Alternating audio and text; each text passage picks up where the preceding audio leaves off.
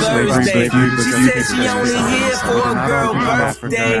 They all the share Aboriginal roots that were stripped away due to reclassification and miseducation. As a native Black American and a member of the Muskogee Creek Nation, I understand the importance of tracing your lineage. If you want to learn how to trace your genealogy and apply for tribal citizenship, go to nativeblack.ancestry.com to schedule a consultation. They don't want you to remember this. You not no slave, you not no slave. Fuck how they painted the Indians. You went to war with the French and the British. Quite frankly, you was kings, Merovingians. They took the women and men, made them prisoners, raised up the children to worship their images, set up a lab to the genes, and they mixed them, and this shit get way deeper than your pigment. All right, ladies and gentlemen, boys and girls, let's get this party started. Let's go ahead and queue up the live stream on TikTok. Give me just a second here. We will title it Native Black Americans Are Winning.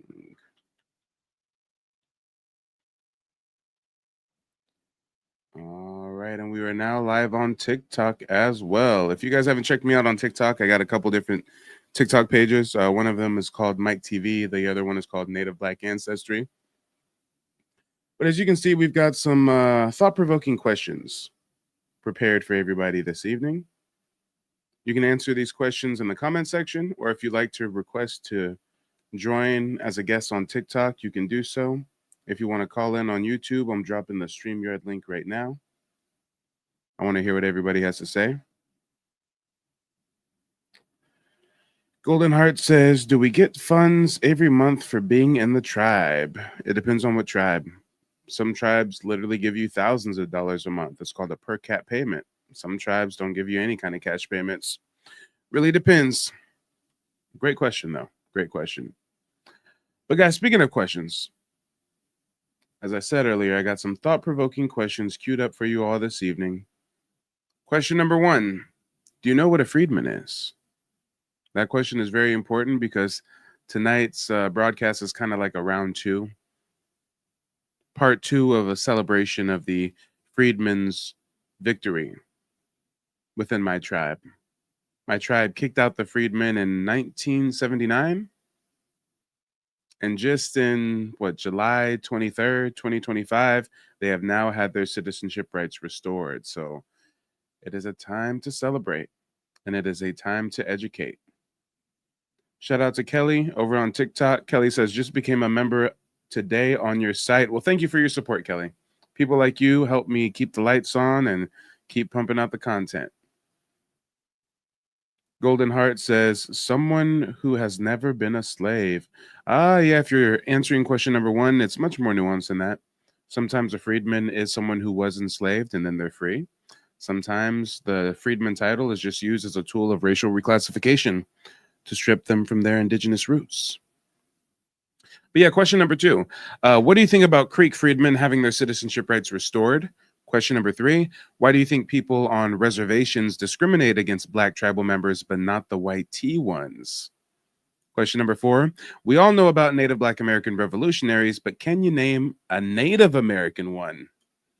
Question number 5, can you name an African revolutionary? Number 6, can you name a Mexican revolutionary? Number 7, why do you think Africans are obsessed with Native Black Americans? Number 8, why do you think Mexicans are obsessed? And number 9, why do you think the people on the res are obsessed? Guys, we're going to not only highlight the anti-Black sentiment on the reservation, but we're really going to highlight the sick obsession that the natives on the res have with us, our people, our culture, our history, our heritage. The sick obsession that Africans have with us, our people, our culture, our heritage. I mean, the sick obsession that these Mexicans, these Latin Americans have with our people, our culture, our heritage, our history. It's weird, y'all. It's really, really weird. But you know what? It looks like we already have someone calling in. Let me see who this is. Someone's calling in on TikTok, y'all. Oh, it's Miss Kelly. We got Kelly coming from the back to the front. Kelly, let the people know where you're calling in from and what's on your mind. Hey, I'm calling in from... Oh, and you know what? Hold on, Kelly. Pause right there. I'm having some audio issues. Let me quickly try to sort them out. Somebody on TikTok says bad audio. Let me get some more feedback from TikTok. Are you guys able to hear my audio okay? or excuse me, on YouTube, somebody says bad audio, but TikTok and YouTube, give me some feedback. Are you guys able to hear me a-okay? Also, Kelly, you were coming out of the wrong speaker. Let me try to change my settings around real quick. Give me just a moment here. This always happens to me at the start of my live stream.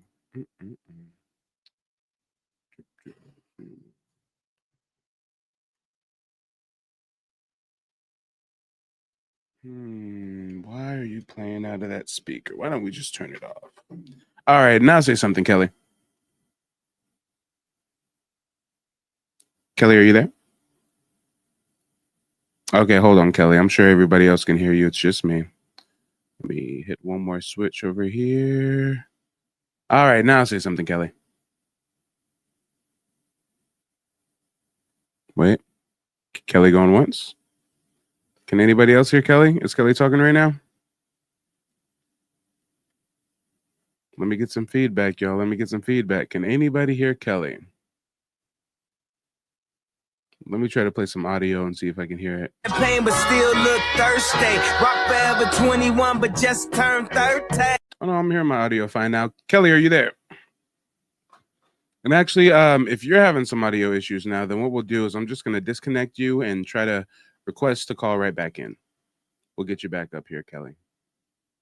And yeah, Golden Pearl, I'm not sure what you're talking about with the audio. Everybody else says that they can hear me a-okay. Let me give Kelly an invite so she knows she can rejoin. Give me a moment here. Here we go. We got Kelly back. All right. Kelly, are you there? Miss Kelly going once. Oh, it's doing the spinny thing, guys. It's doing the spinny thing. It's trying to connect. It's trying. I've got patience. The night is young. Really, we're not even supposed to be getting tonight's show started until we get the likes up, y'all. Everybody on TikTok, let's get to 2,000 likes. As soon as we get to 2,000 likes, we will officially get this party started. Kelly, I'm going to disconnect you and re-invite you again. We'll see if that sorts out the audio issues on your end. First, I was having audio issues. Now she's having audio issues. Come on, guys. We're going to get it together. I promise. And let me know, chat, where are you guys tuning in from? Let me know what city, what state. I always like to know where people are viewing me from. I know some folks tune in from the UK. Some folks are watching from Africa. Lord knows I'd be having some Africans call in. It'd be like 3 a.m. in Nigeria, and them Africans be calling in. Golden Heart on YouTube says, how do I join the Cherokee or Saponi tribe? Well, what you're going to have to do is trace your family's genealogy and find an ancestor that was listed as a member of the tribe on the tribal rolls. And Golden Heart says she's tuning in from Las Vegas. Okay. And yeah, Kelly, it's just still spinning, so I'm not sure if you want to try to call in again or whatnot. But guys, what we're going to do is jam out to some music while we get the likes where they need to be on TikTok. As soon as we get to 2,000 likes on TikTok, we will officially begin tonight's presentation. Until then, let me see. What music do I feel like listening to? Let me see. What do I feel like listening to? I already listened to a lot of Kendrick earlier. Don't want to listen to Kendrick. Who's on the roster? Let's see. This is a classic. Street Science, you're on the air. What do you feel when you hear a record like Tupac's new one? I love Tupac's new record. Right, but don't you feel like that creates tension between East and West? He's talking about killing people. I had sex with your wife, and not in those words. But he's talking about, I want to see you deceased. No doubt. To live and die in L.A., California. What you say about Los Angeles? Still the only place for me. It never rains. Shout out to Miracle on YouTube. Says, I texted you, Mike. Check it out when you can. I got you. It'll probably be like tomorrow morning. I got a lot of unread text messages I got to sort through. Man, I'm behind. To live and die in LA, where every day we try to fatten our pockets. Us niggas hustle for the cash, so it's hard to knock. Everybody got their own thing, currency chasing. Worldwide through the hard times, worrying faces. Shed tears as we bury niggas close to heart. What was a All right, and we got Kelly calling back in again. Let's see if we can get her on the line this time. All right, it's just spinning, Kelly. It's just spinning. The Wi-Fi is not Wi-Fi-ing, Kelly. Oh, no. Oh, no. We want to hear from Kelly, but it's not working. For everybody tuning in on TikTok, you can check out the replays of these live streams on my YouTube channel, Mike TV. Also, make sure to tap the screen, tap the screen, tap the screen. We will officially begin tonight's presentation once we hit 2,000 likes on TikTok. Until then, we're going to jam out to some music. Let the folks gather around. Rodriguez says, Somerville, South Carolina, a.k.a. the Low Country. Okay. South Carolina in the building. friend that was ghost in the dark? Cold part about it, nigga got smoked by a fiend. Trying to floss on him, blind to a broken man's dream. A hard lesson, court cases keep him guessing. Plea bargain ain't an option now, so I'm stressing. Cost me more to be free than a life in the pen. Making money off of cuss words, writing again. Learn how to think ahead, so I fight with my pen. Late night down, sunset, like in the zen. What's the worst they can do to a nigga? Got me lost in hell to live and die in LA. On bail, my ancestry. I swear, I don't know what's going on with TikTok tonight, y'all. Normally, y'all would have been got the likes where they need to be. Normally, we would have been started the show. We 10 minutes in, y'all. Come on, tap the screen, tap the screen, tap the screen. As soon as we hit 2,000 likes on TikTok, we will officially get started. You know, I got to get a little boost, get in the algorithm. TikTok is real finicky. Sorry to YouTube. YouTube, thank you for your patience. We will officially start once the folks on TikTok tap the screen a bit more. But this is a marathon. It's not a sprint. We're going to be live streaming for several hours this evening. We got a lot of information to get through, so buckle up.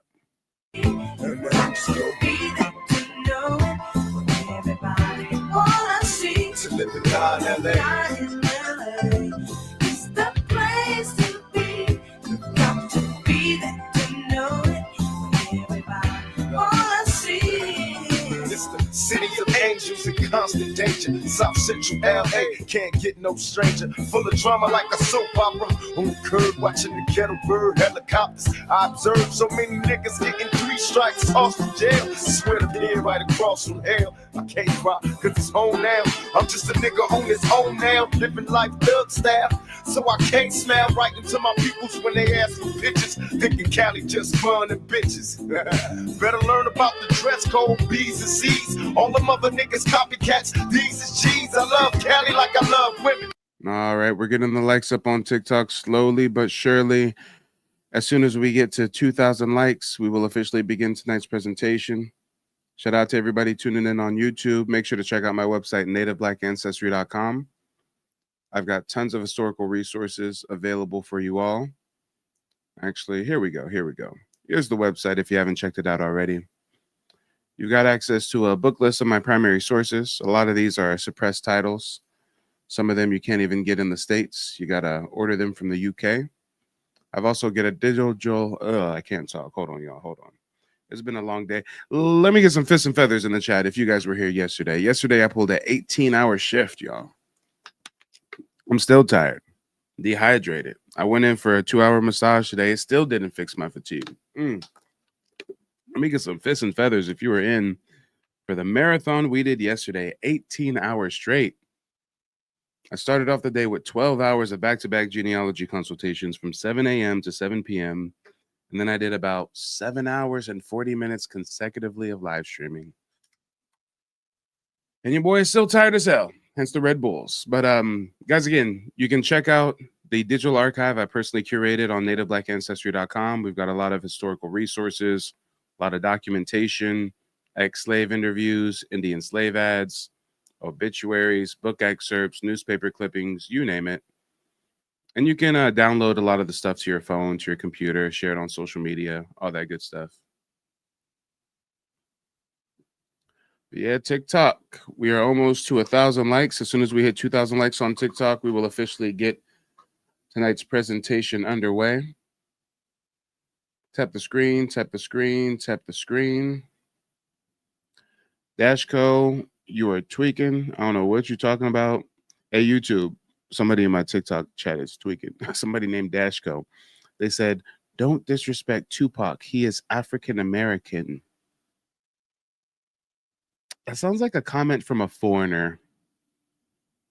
I wonder, are you a Mexican foreigner? Are you an African foreigner? Are you a Siberian Husky?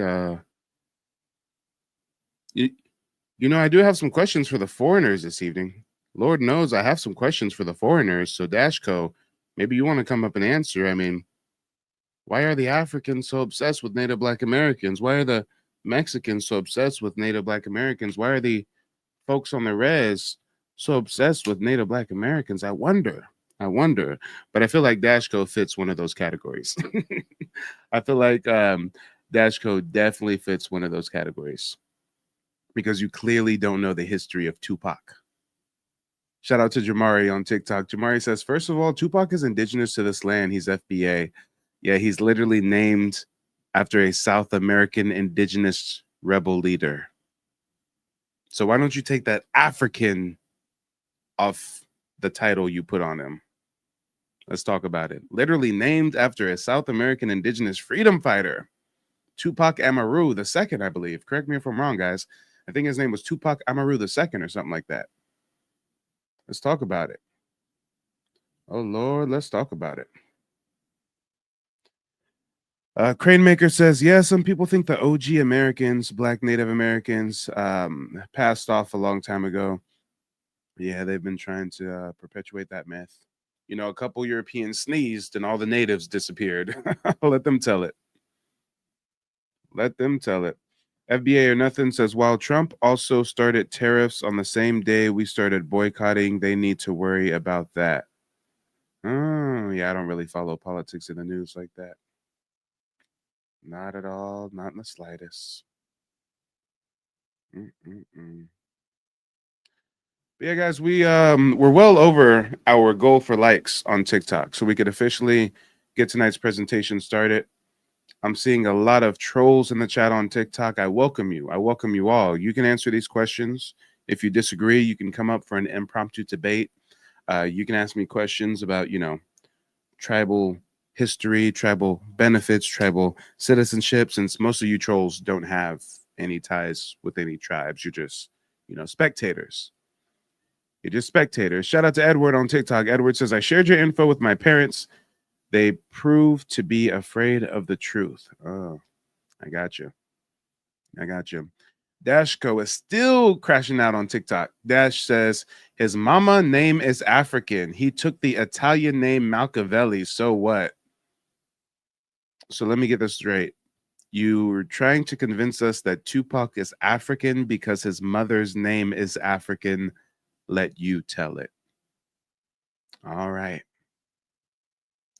Okay, guys, we can't even listen to a Tupac song without these tethers tweaking in my chat. Damn. We can't even enjoy a Tupac Shakur classic without the tethers tweaking and crashing out in my TikTok live stream comment section. This is baffling. This is weird behavior. Guys, now you see why so many questions that we're asking tonight is centered around obsession. Let's talk about it. There's a reason why we're discussing obsession this evening. Lord, oh Lord. Let me cleanse my palate. Let me just play a little more Tupac to shake off the bad mojo from the tether in the chat. Lord. Cause every nigga in LA got a little bit of thug in him. We might fight amongst each other, but I promise you this, we'll burn this bitch down, get us pissed to live and die in LA. It's the place to be. Let my angel sing. Everybody wanna see to live and die in LA. It's the place to be. To live and die in LA.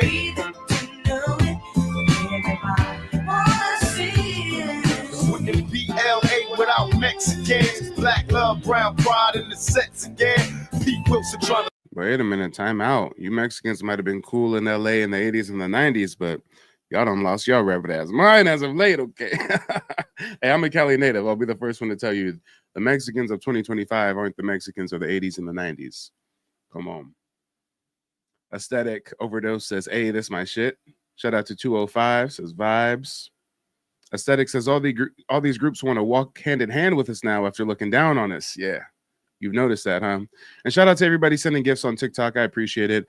We are now going to officially open up the panel on YouTube and TikTok. If there's anybody who would like to answer tonight's questions, you can see them on the screen. If there's anyone who's at work or unable to join the panel for any reason, you can always answer these questions in the comment section.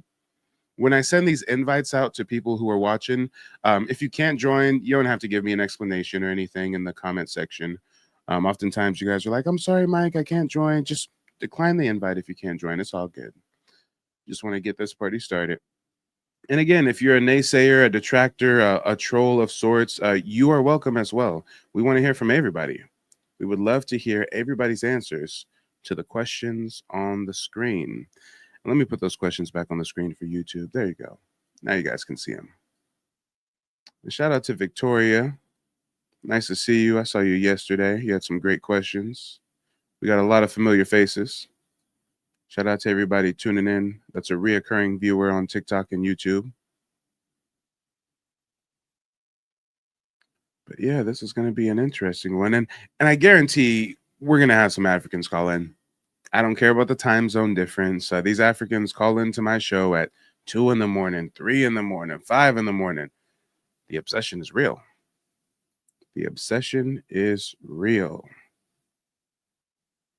Oh, and I'm sorry, guys. I forgot to give you a little bit more context on the questions about the revolutionaries, because Raglan says native revolutionaries, Geronimo, Crazy Horse, Sitting Bull. No. When I'm asking about revolutionaries, I'm talking like 1990s to present. Maybe we can go 1980s to present, but I'm talking modern times. I'm not talking about going back into antiquity to find some African revolutionary. I'm not talking about going back hundreds of years to find some Mexican revolutionary. I'm not talking about going back hundreds of years to find some legend of some native plains revolutionary. I'm talking modern history, modern day. We can name Native Black American revolutionaries from the 1990s, the early 2000s, 2010s, 2020s. But I can't think of a single modern African revolutionary. And y'all better not say, oh boy, in Burkina Faso, Trudeau, whatever the fuck his name, who be wearing the the shiesty all the time. Y'all better not say, whatever his name is, Ibrahim Trudeau, whatever. Y'all better not get up here and try to claim he's an African revolutionary. Man just literally did a coup. Since when did hey, I'm gonna save that for later. I'm not gonna be too petty right now, but man's literally overthrew the government and did a coup. And some of you Africans, it's like, yeah, Ibrahim Traore, he's a revolutionary. Like, Native Black Americans have rebels and revolutionaries that don't have to do a governmental coup to get put on. But I digress. We'll see what the people have to say. Let me get caught up with the comment section. Art Mancy says, you not sleepy. No, I am sleepy. I'm so sleepy, I'm delirious. Okay. I got the energy, but I'm delirious. Legacy says, you mean Dr. Umar? No, what are you talking about? Mr. Doctor, the school's never coming Umar? No, he's definitely not a revolutionary. Definitely not a revolutionary. Aesthetic Overdose says, in real Black history, we have so many revolutionaries. LOL, shoot. I was one in high school. Heavy. Dang. We got revolutionaries in our family. Talk about it. But yeah, guys, let's see who the first person is to come up on the panel and answer these questions. I know we tried to have Kelly call in earlier. Kelly was having a little technical difficulties. We'll see if anybody else wants to come up. The night is young. A lot of you guys have a lot to say in the comments section, but come up on the panel, okay? I don't buy it, I promise. I will check you if you come incorrect, though. Lord knows, I always end up having to check a couple people. As the night goes on, there's always like at least 2 to 5 people that have to get checked one way or another. But hey, somebody got to stand on lineage. And what is up with everybody trying to join tonight? You guys have the jankiest Wi-Fi. I'm just kidding, but I'm not. I got two people on the panel right now, and both of their Wi-Fi's aren't connecting. It's just spinning. It's just spinning. Light Brew on TikTok says, what do you mean by obsessed? Light Brew, respectfully, if you don't know the definition of obsessed, just go ahead and Google that, brother or sister. Not sure which agenda is, but just go ahead and Google what the definition of obsessed is and come back to us. Damn, now we got 3 people on the TikTok panel and all of them are spinning. No one's able to connect. Hold on, y'all. We got to figure this out. I've had several people trying to call in on TikTok and no one's getting pushed through. I know all of you guys aren't calling in from McDonald's Wi-Fi. What's going on? Light Brew says obsessed over what? Light Brew, if you don't understand that question, I don't know what to say. Question is kind of straightforward, It's pretty straightforward.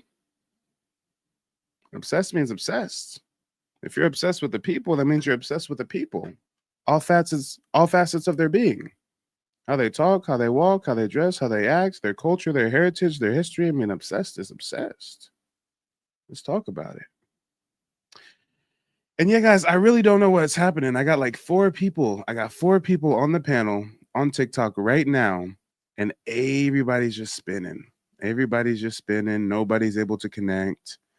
I'm thinking this has to actually be like an issue with my live stream. I doubt like all these 7 or 8 people that have tried to call in are all having technical difficulties. So guys, what we're going to do for the people on TikTok, I'm going to end the TikTok live stream and I'm going to restart it immediately. So for all the 40 plus people watching on TikTok, just refresh your screen, go right back to my profile, Native Black Ancestry, and the new live stream will have already begun. All right, now that I ended the TikTok live stream, I can speak freely. TikTok on some bullshit, y'all. TikTok be glitching all the damn time.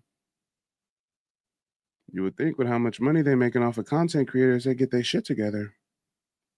And then don't even get me started on the censorship. Your boy can't even say white people. The Mayo folks got it so down pack on TikTok, you can't even say white people. We got to say white tea people and shit. It's sad. It's sad. But what do you expect? The app's ran by the commies. All right, now I got to watch my speech. I'm live again on TikTok. Here we go. Let's redo that TikTok live stream. We're back on TikTok now. You know, it looks like we got somebody on YouTube calling in. Ren, go ahead and unmute yourself. Let us know where you're calling in from and what's on your mind. I'm from New Orleans, Mike. Over here in Texas, though. All right, well, New Orleans, let us know what's on your mind. I was just going to answer your questions right quick up here. Go for it. Do you know what freedman is? Well, I know that there are 2 types. So they tell us. They're the ones that were supposedly freed enslaved people, or formerly enslaved. And then you have the ones who were just melanated people, who were actually more than likely the true Indians of the land, who they decided didn't need to be called full Indian because they were too dark. So let's just call them something else and take them away from their heritage. Right? Let's see. What about them getting their citizenship rights restored? I think it's ridiculous that they were able to be, kind of knocked out of their square in a way in the first place. Because how can you say that first you don't have a blood quantum, but if that blood gets a little bit too dark, then we don't want you anymore. Right? That's how I feel about that one. Why do they discriminate on the reservations against the black ones? I guess when you're piling on people, if the people who've come in that were extra violent and just savage, because that's what I feel like on TikTok, right? So I have to say YT. I don't know nothing about that TikTok. Oh, yeah. We on TikTok, so I appreciate you policing your speech. Okay. I'm going to try, but I'm old. Let's see. Why would they discriminate against the black ones but not the white ones? Well, the white ones bought their way in. And if you have a bunch of, I don't necessarily want to call them half breeds because the Indians didn't necessarily see people like that. Not the true Indians. If you were blood, you were blood. They weren't looking at you as, oh, you only have 50%, all of that kind of stuff. That's some YT man stuff. And if those are the most savage people and they're going to be the most violent, I'm gonna assume sometimes I'll give them a little leeway. Maybe you would try to protect your people, so you went ahead and went with the people who are most likely to, what is the term, unalive. I'm still this TikTok stuff. Yep, unalive would be the term you're looking for. Yep, right on. If they're more likely to unalive your people, maybe that's why you align with them. I don't know. And maybe you keep the black ones out because maybe that gave them some sort of safety. I don't want to give them an out, but I kind of understand a little bit why somebody would. It's the same reason that so many black people left the South to migrate north. They thought it was under the guise of safety, but we know they were never really safe in the first place. You just left one form of like slavery in a sense for another one. So now you're stuck on a reservation and that's your place. It's nothing but another ghetto. I don't even know why we call them reservations. It's a ghetto. You put one type of people in the exact same place. You put drugs into their area. You know what they did. I don't even have to see. I think you're bringing up a very valid point. I'm going to make the conscious effort to stop referring to it as a reservation because you're right. It's a ghetto. When a community degrades to that degree, it's a ghetto. When our communities get that bad, it's a ghetto. So, yeah, these folks on the reservation are just living in a government-sanctioned ghetto. That's it. But the sad part is, it's a ghetto by their own design. When it comes to us, the CIA had to pump stuff in our communities. They had to separate the nuclear family. They had to assassinate our leaders. But with these folks on the reservation, they're just crashing out all by their lonely. Which is what I see a lot of immigrant populations do. You know, I see them kind of, let me get on the side of the YT man and let me show them how much more I can be of service to them if I denounce their enemy. You know, that's what I feel about all of the rest of the people that kind of come to the United States and they can see all of the influence that we have had on this culture while being denigrated.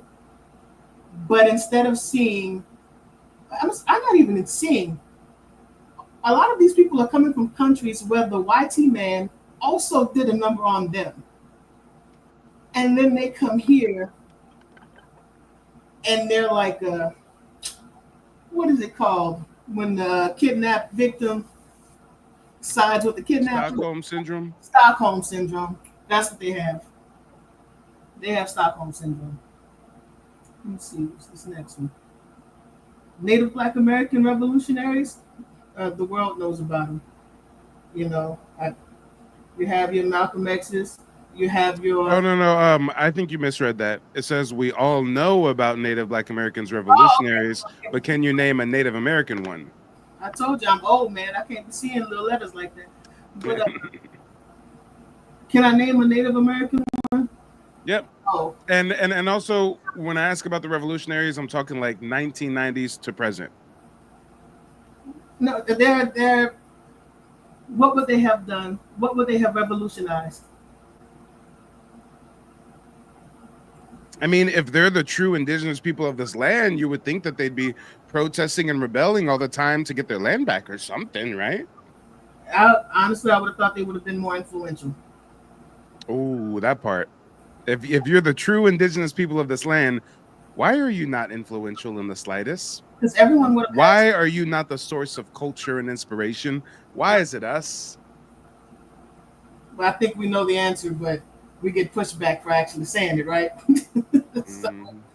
But that's my first thing. I know that who's the one that they said was Nope, you said the 90s. So whoever that guy was during either World War One or two, who was supposedly sending messages, I don't even remember his name, but no. Can I name an African one? That's before the 90s, but I think I know what you're talking about. There was supposed to be like a Native American code breaker or something, Yes. right? Yes. Cannot think of whoever this person is, but it was probably another one of the Italians, like in the Western movies. But again, that was before the 1990s, so it sounds like you can't name a single Native American revolutionary in modern times. I told you I couldn't, man. I don't blame you. I don't blame you. Can I name an African one? I think the only African one that I can name would be the African one that all of them stand behind is Nelson Mandela. Is that 1990s or? Yeah, that's 1990. Present? Is well, it? He's a little before that, but a lot. No, that's it. It's a lot before that. Well, the man was 105. Okay, so he had a long list of. Let's keep it a buck. Nelson Mandela didn't really do shit. He got imprisoned in his own country for like 20-something years. You asked me to give you a name, man. Okay, I didn't tell you I know what he did. And you know what? You did that. You at least gave me a name. And technically speaking, he got released from prison in like 1990. But still, I mean, since he got released from prison, I can't think of Nelson Mandela doing a damn thing. He may mean more to South Africans than he does to us over here, and rightfully so. I would never take away their like how they feel about him, and I honestly don't know how they feel about him. I gotta look it up. Hold on. I'm asking ChatGPT. What revolutionary act did Nelson Mandela do after his prison release in 1990? Because I can't think of nothing. And I'm not saying he has to do a revolutionary act that benefits Black Americans or something. Like, of course, it's supposed to benefit his own people, his own country. But I just can't really. I mean, he got released and he started doing some press tours. He started doing like that presidential shaking hands, kissing babies. I mean, word on the street, his wife did way more than him. His wife was supposed to be the real writer. But hold on, I'm going to ask ChatGPT. Let's see if there was any revolutionary acts. It says, after his release from prison in 1990, Nelson Mandela's most revolutionary act wasn't one of violence or vengeance. It was choosing reconciliation over revenge, which shocked the world and defied expectations. Oh, hell no. Oh, hell. So his revolutionary act is forgiving the British that imprisoned it? What? What? The revolutionary act is turning the other. The revolutionary act is tucking your tail between your legs. This is crazy. Hold on, y'all. Y'all would not believe me if I just told you it. So hold on, TikTok. I'm gonna bring my screen share over so y'all can read exactly what ChatGPT just told me. YouTube, I'm gonna bring the screen share over so y'all can read exactly what. I'm not making this shit up. Look at this, y'all. The revolutionary acts that he did after being released was not fighting, was not being a rebel, was not being a revolutionary. What world do we live in, y'all? His revolutionary acts was deciding not to be a revolutionary. You cannot make this shit up. Let's do a little reading. Again, it says, after his release from prison in 1990, Nelson Mandela's most revolutionary act wasn't one of violence or vengeance. It was choosing reconciliation over revenge, which shocked the world and defied expectations. Here are key revolutionary actions he took. One, he called for peace instead of civil war. Despite 27 years of imprisonment, Mandela refused to call for violence against the apartheid government. Many expected him to seek revenge, but he immediately advocated for national unity and peace, even with his former oppressors. Hey, maybe that meant something to them. You know what I'm saying? That's on their side of the world. Because I'm like, wait, guys, I'm sorry. You're getting my live candid reaction. This is my first time researching this. Hold on. Here's a quote from Mandela in 1990. Quote, "Let bygones be bygones. Let what has passed pass. We must pledge ourselves to liberate all our people from the continuing bondage of poverty, deprivation, suffering, gender, and other. Look, what kind of P. Diddy games did they do to that boy when he was in prison for 27 years? How many bottles of baby oil did they use on Nelson Mandela for him to come out of prison and be that buck broke? You might not have to even do that if you take away somebody's freedom. For real, 27 years. I mean, solitary confinement, 27 years. He comes out and he's programmed by the British Crown to do their bidding.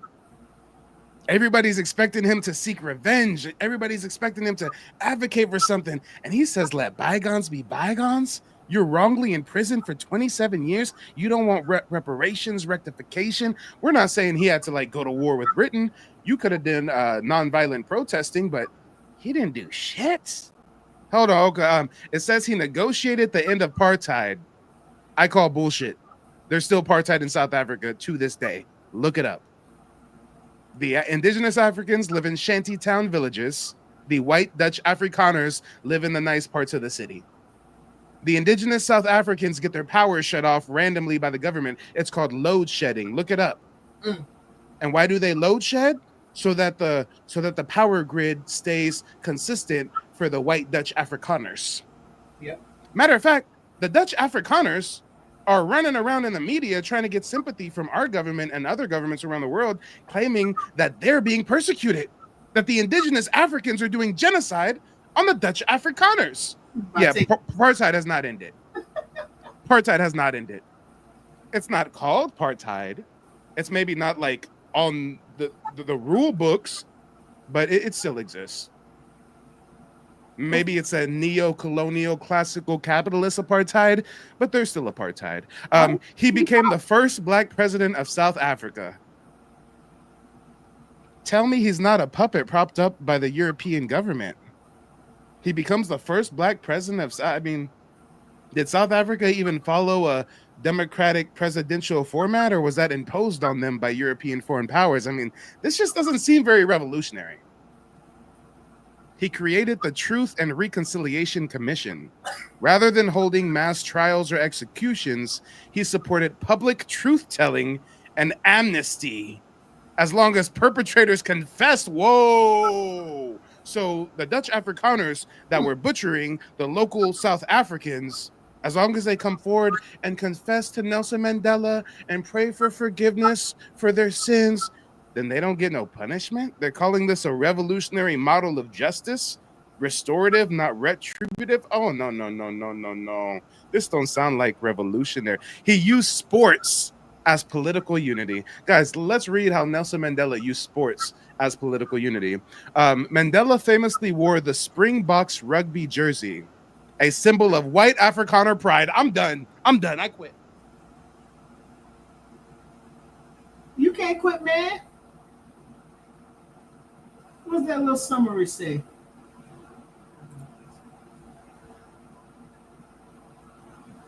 Nelson Mandela's revolutionary act after his release was an armed conflict. It was the radical decision to forgive, to rebuild, and to lead a peaceful transition to democracy. In a world that expected bloodshed, he delivered healing.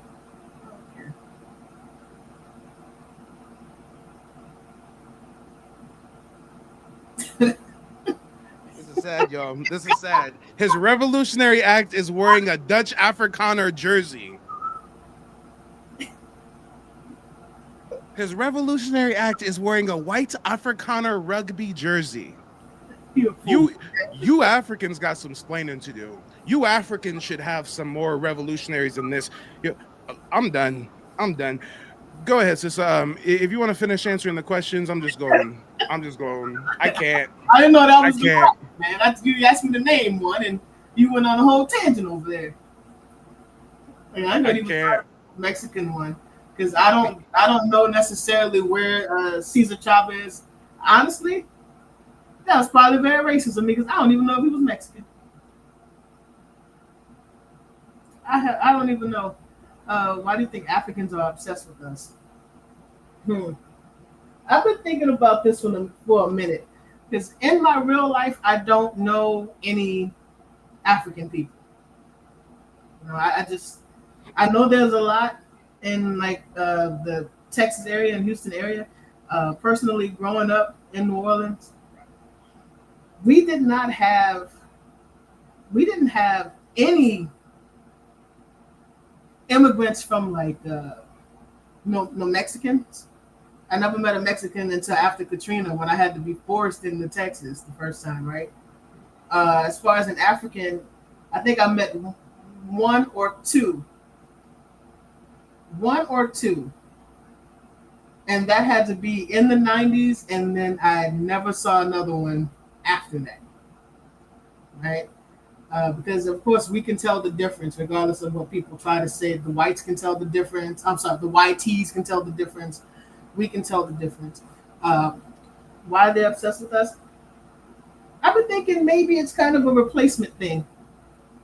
I've seen in some of your videos where they're literally teaching each other how to speak like us.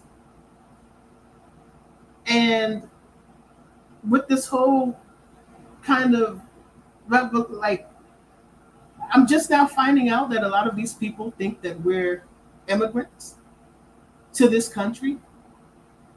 And that's just automatically weird. So with that, from that standpoint, sometimes I feel as though they're maybe thinking that we're just complaining about the conditions of this country that we're from, and we're not grateful to the YT man for what we have because of what they don't have. So if they can just ingratiate themselves into our culture enough, and then kind of pull a situation where they can be like, well, look, we're kind of like them, but we're not the bad parts of them. Y'all can have us prop us up, and y'all can send those people somewhere else because they're not grateful for this country. And it's like, it should be, in my humblest of opinions, it should definitely be a requirement for anybody who decides to visit I didn't even say immigrate to. If you're going to visit the United States of America, you better learn the history of the United States of America. Okay? You cannot believe that an entire people only started to exist in 1619. That is the most ridiculous thing that I've ever heard in my life. Oh, real quick, I'm sorry. I don't mean to cut you short. I got a few more people waiting backstage. Let's the last two questions, or the last three questions, are kind of all the same, just different ethnic groups. So same answer for all of them. Gotcha. So as far as the Mexicans and the people on the res, why would you say that they're so obsessed with us? It's the same thing. There's imagine a group of people that someone has tried to beat down. You tried to beat the life out of us. Even after, and I'm just going to call them all of the wars that you had with our people on this land, like during colonial times. You make laws to try to edge us out of society, and all we do is continually rise above it like Phoenix. That's all we ever do. From all of that comes all of the greatness that we've given the world. From the food to the music, just our culture. Our culture in the world is so damn dominant that they think we don't have one. Because our culture has been adopted by so many other cultures. So many. The amount of Japanese getting perms to get froze is crazy to me. Okay, K-pop is nothing. Teddy Riley is one of the people behind K-pop. So they still need us to do this. K-pop is literally them just finally discovering 90s and early 2000s R&B and pop. Yeah. And I always say that if we're not the curators of culture, then why is it that nowhere else on this earth could what we birth have happened? If y'all were better than us, if y'all were as creative as us, from your countries, where is that R&B that took over the world? Where's R&B? You can't do it in Spanish. The words don't rhyme the same. You can't do it in all of the other African languages. It has to be this amalgamation of things that happen here to get that emotion that gives you everything that we've given to the world. Actually, hold on. I see some people in the TikTok comment section cutting up. They were talking about how there's so many Africans in the DMV. Yeah, I saw a documentary in Maryland. There's a lot of Africans out there. They actually have the largest African braid shop in Maryland. They braid like 160 African chicks at a time or something crazy. Tearing up everybody's scalp. I don't know when they started invading Maryland, but I should look into that. I should definitely look into that. And yeah, Aesthetic and Kelly are talking about how there's no such thing as a light skinned African. I mean, if you ever see a light skinned African, they've got a European parent, right? Whereas we can be in many different shades of brown without having European admixture. Fun fact, I've got some German admixture. Guess what? I'm the same exact complexion as my father, who has pure native Black American heritage. So, some of us are light skinned with some Euro admixture, but a lot of us are light skinned without any European admixture at all.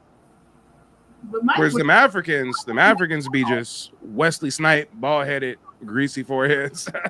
But I digress. Rin, let me go ahead and segue to a couple of our TikTok guests real quick, and I'll circle back around to you.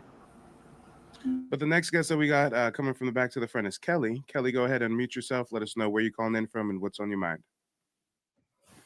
Hey, Mike. I'm calling in from Clinton, Maryland, which it is in a DMV, and I know exactly the braiding shop you're talking about is Nadine's. It's in Bowie, Maryland. I never been there, but I know exactly what you're talking about. And I it would never is let no Africans give me a hair. I mean, I don't got hair now, but back when I was getting my fade and my lineup, I would never let no African motherfucker cut my hair. But I guess some of our sisters be letting them bush babies braid their hair, I guess. I don't know. it's a long, like you said, it's 100 chairs. I read online people was driving hours away. I'm like, why are you driving hours away just to get braids? Just go to somebody where you live. Like, I don't get it. No, I wouldn't go to that. I wouldn't go to that place. From what I saw, the reviews, one woman, you making a joke about the woman's scalp, that really was on the reviews, because I'd be nosy. I'd be looking in the reviews. She had, like, I think her hair had gotten broken off in the back. I braid my own hair, so I don't need to go to the braiding shop. But yeah, I know exactly what you're talking about. But I'll get into your questions. I'm not going to hold up the panel too long. But freedmen, and this is a term, I'm not going to lie, I recently heard. I heard the term freedman. I'm actually a graduate from Howard University, so I was familiar with some of the buildings were named Freedmen. So my understanding was always like literally freed Black people, like Black people that were free, that were not enslaved. So that was the term. And I believe that's our legal status as far as if bureaus or registries, things like that. I believe. I'm not 100%. Well, you know what? Yeah, freedmen, like we say FBA or Black Americans. Freedmen, I believe, is the official term for Black Americans. And then I see your question about Creek freedmen having their citizenship. But do you see how Oh, go that can ahead. be? Do you see how that can be problematic, having freedmen be a catch-all term for all of us when not all of us descend from people who were enslaved? Oh, absolutely. Yeah. Yeah. Because that you may not have anything to do with, like you said, being enslaved at all, for sure. But keep on going. You got it. Oh, okay.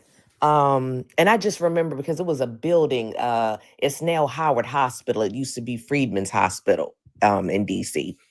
But anywho, oh, the question about the Creek freedmen having citizen rights restored. So I'm not really familiar with all that encompasses having your native status. That is something that I want to look into. So I really don't know the significance of that. I'm gonna assume that you are recognized by the tribe and maybe benefits that come with being affiliated with the tribe. I have a friend that is I know some of her tuition was paid because she was quarter Blackfoot, something. I can't remember the tribe. But she's not Black American. That much I know. She's one of them white Indians. Yeah. I don't know what you call them. She's one of those Plains natives. Okay. Okay, yeah, Or we can that's call them what it. Siberian Huskies or Mongolians or whatever makes you smile. I just them I don't know what yeah, I guess the other ones, the lighter one, I don't know. She don't look like one of them Indians, like not them Eskimos. You know what I mean? Like not the Asian looking Indians, because it's like the Eskimos were indigenous, but they kind of look Asian. She not one of them. She one of the ones like, I don't know. Well, You hold know on, what I'm hold trying on. to say. Slight correction. Eskimos are native. They're not indigenous. They're indigenous to Asia. They migrated over here across the Bering Strait land That's what bridge. I mean. Yes, excuse me. Because that's why they look Asian, right? Because they from Asia. They crossed the Bering Strait or something. Yep. Is that it? Bering Strait land bridge. Okay. At least that's the prevailing theory that mainstream academia has been going with for the last, however many hundreds of years. Yeah, I don't know nothing about that. I know they look Asian to me. So that's and I know that there are Asians on TikTok and other social media platforms trying to tell these Plains natives, like, hey, you come from us. Look, you guys do this in your culture. We do this in our culture. There's a lot of overlap, a lot of similarities, but they don't really want to honor their Asiatic heritage for whatever reason. Yet they're trying to tell us to honor our imaginary African heritage. So yes, which annoys me, and I'm gonna get to that question. Why are they so obsessed with us? Now, I don't think I'm not one of the people that believe all Black immigrants are tethers. I think there are some, they mind their business, they leave us alone. I don't have no quarrel with them. You're a tether by your actions, not by your immigration status. Exactly. Then you have the ones that are super obsessed, and they're the ones that say, well, we're the same. We come from you, blah, blah, blah, blah, blah.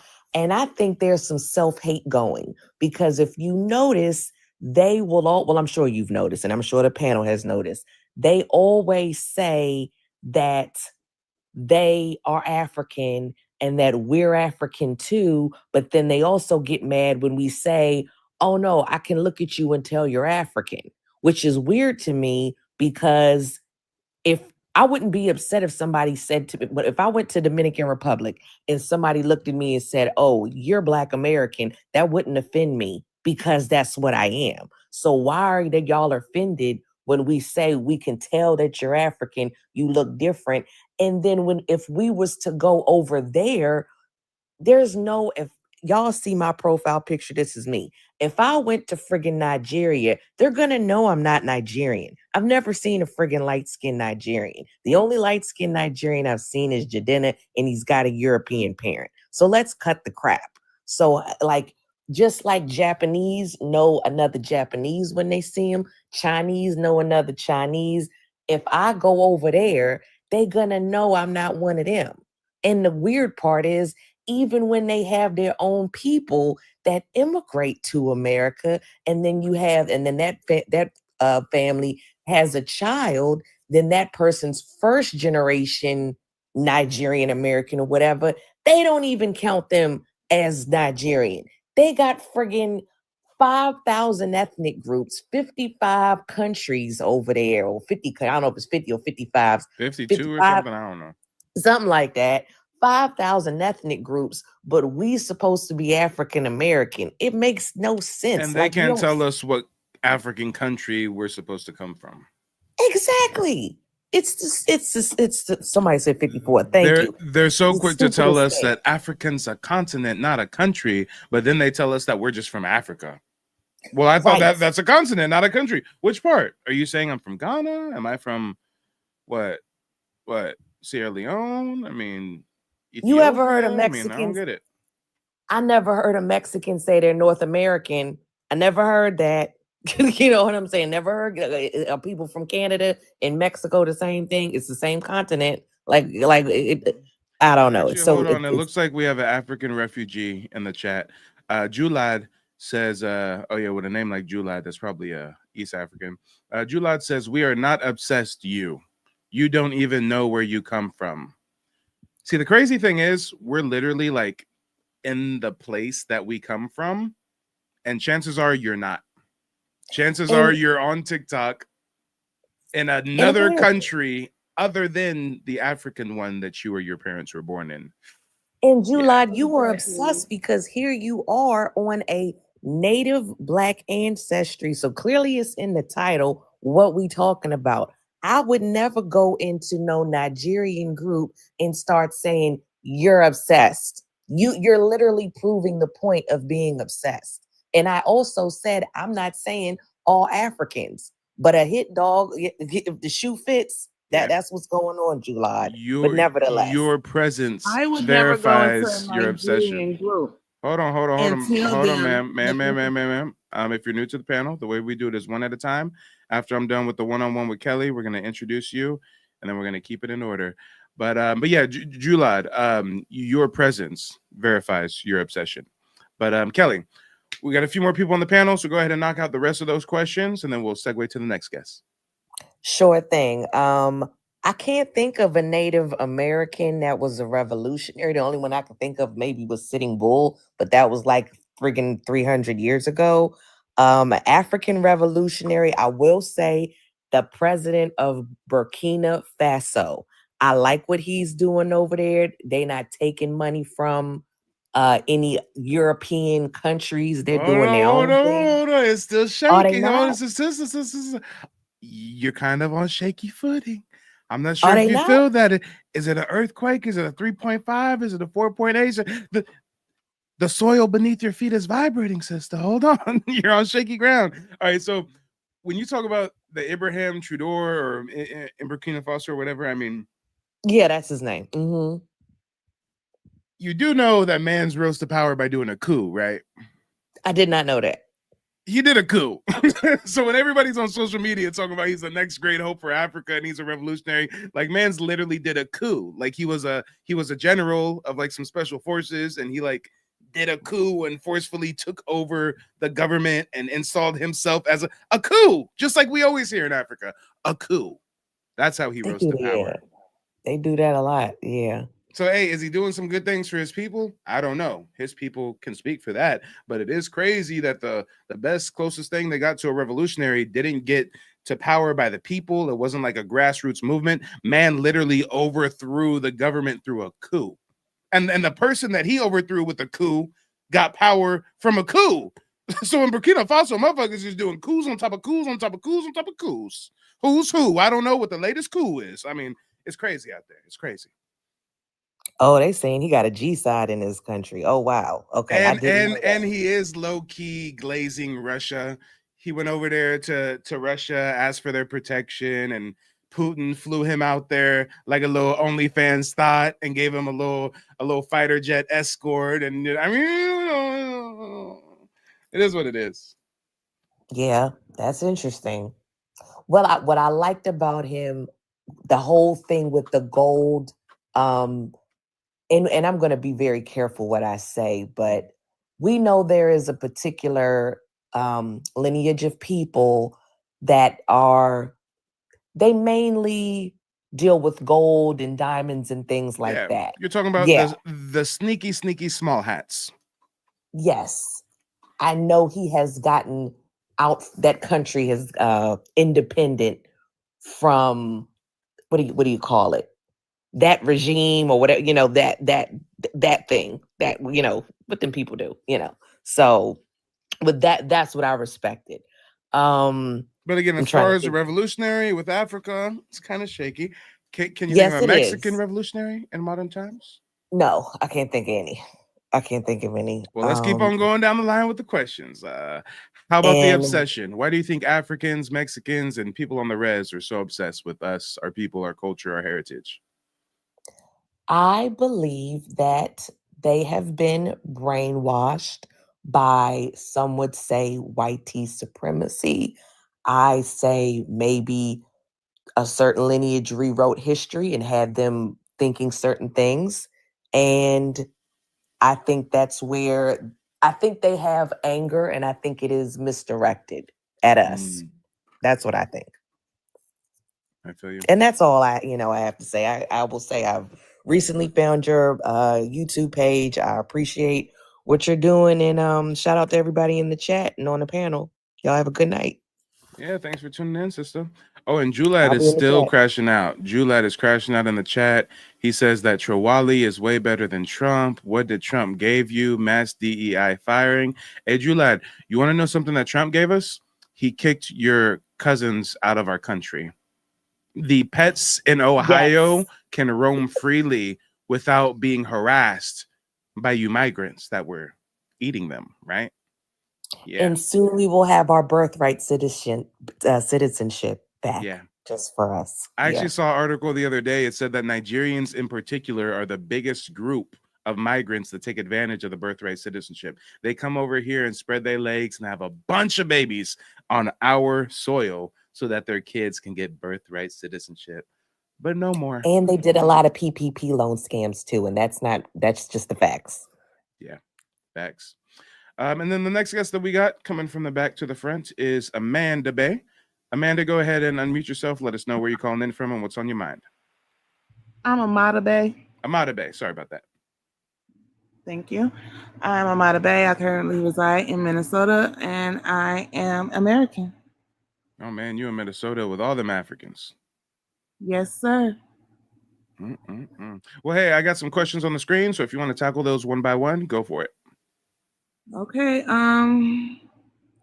I know what a freeman is? From what I know about freemen is they were either free or they were pushed.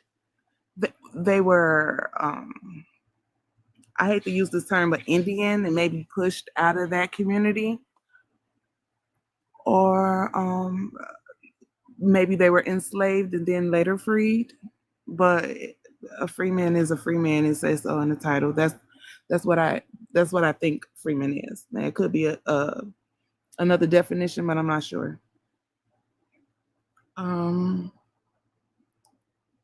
What do I think about the Creek freemen having their citizenship rights restored?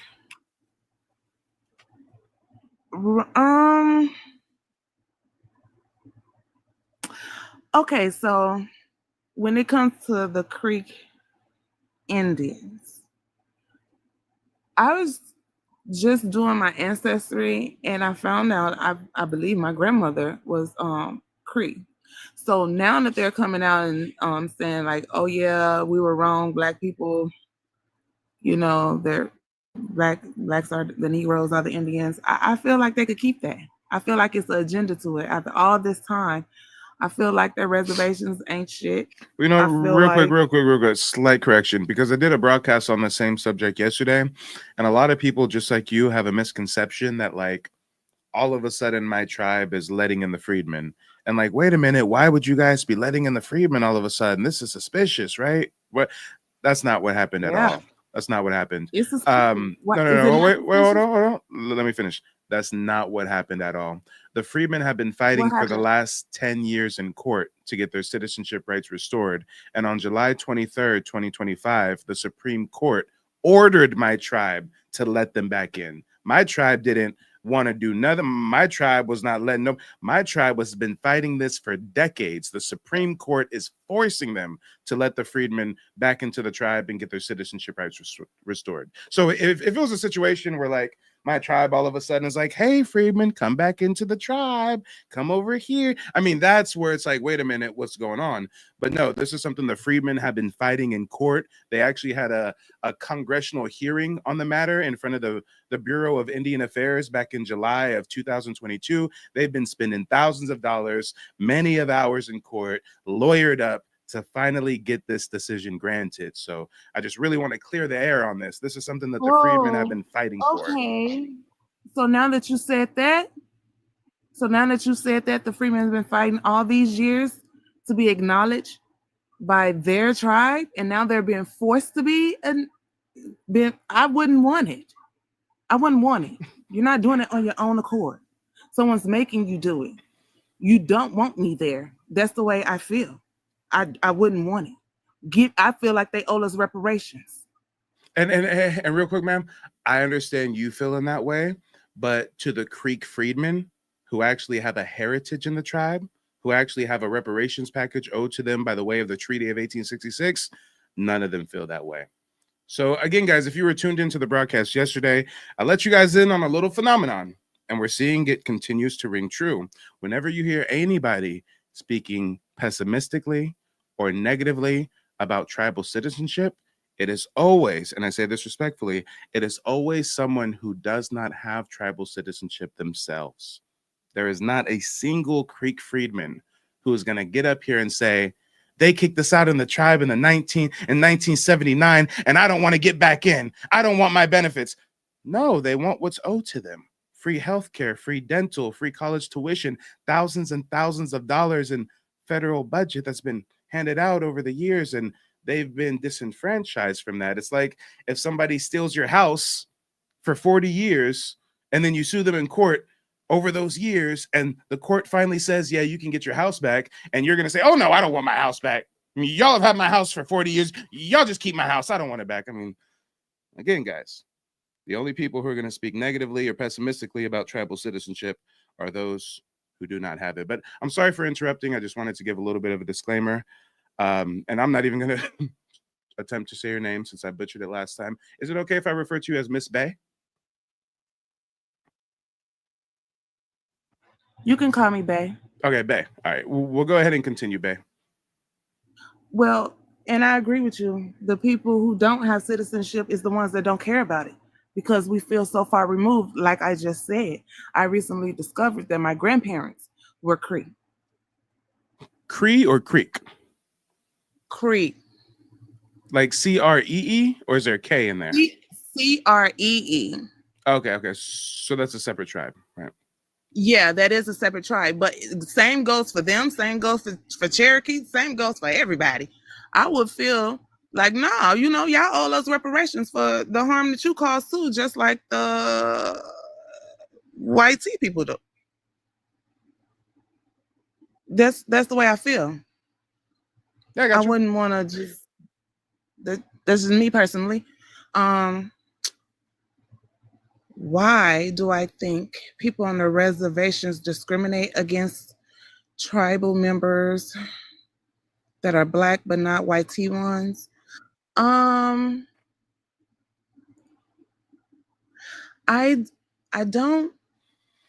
don't know, but if I had to guess, I would think the times, definitely the time that everything was going on, maybe they felt it was better to align themselves with the white tea people because they felt like they were in power. I mean, people were dying. People were being eliminated. You know what I mean?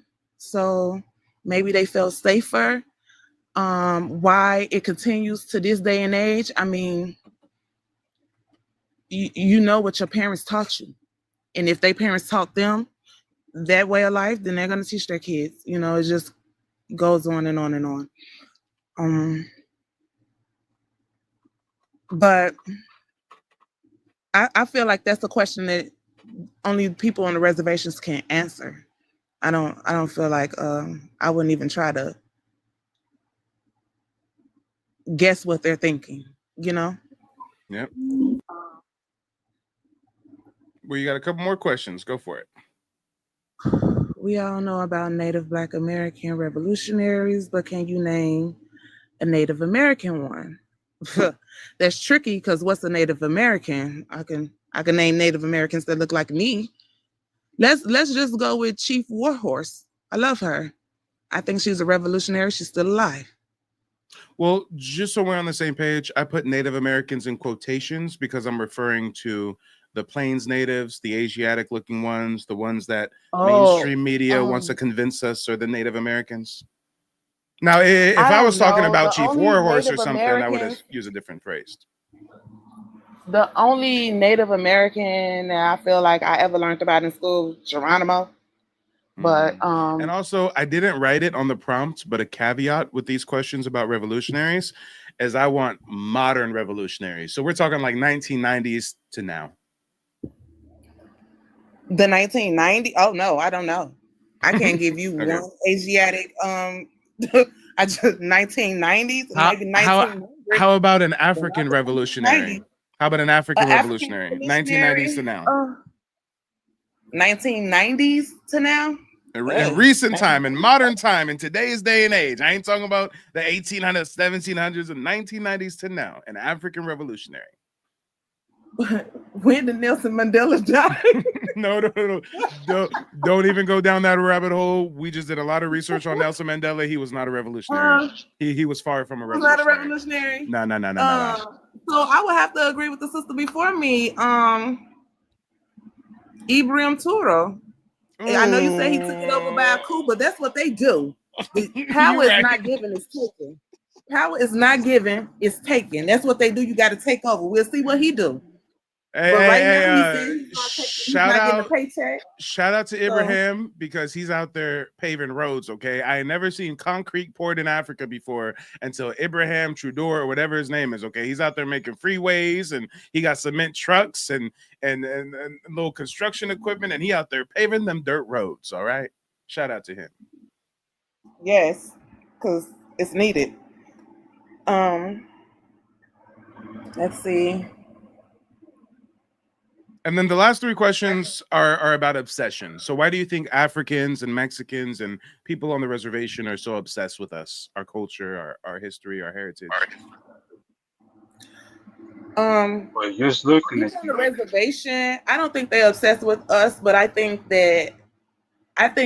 some of them know the history. I think they may be ashamed of their history and our history, how it intertwines.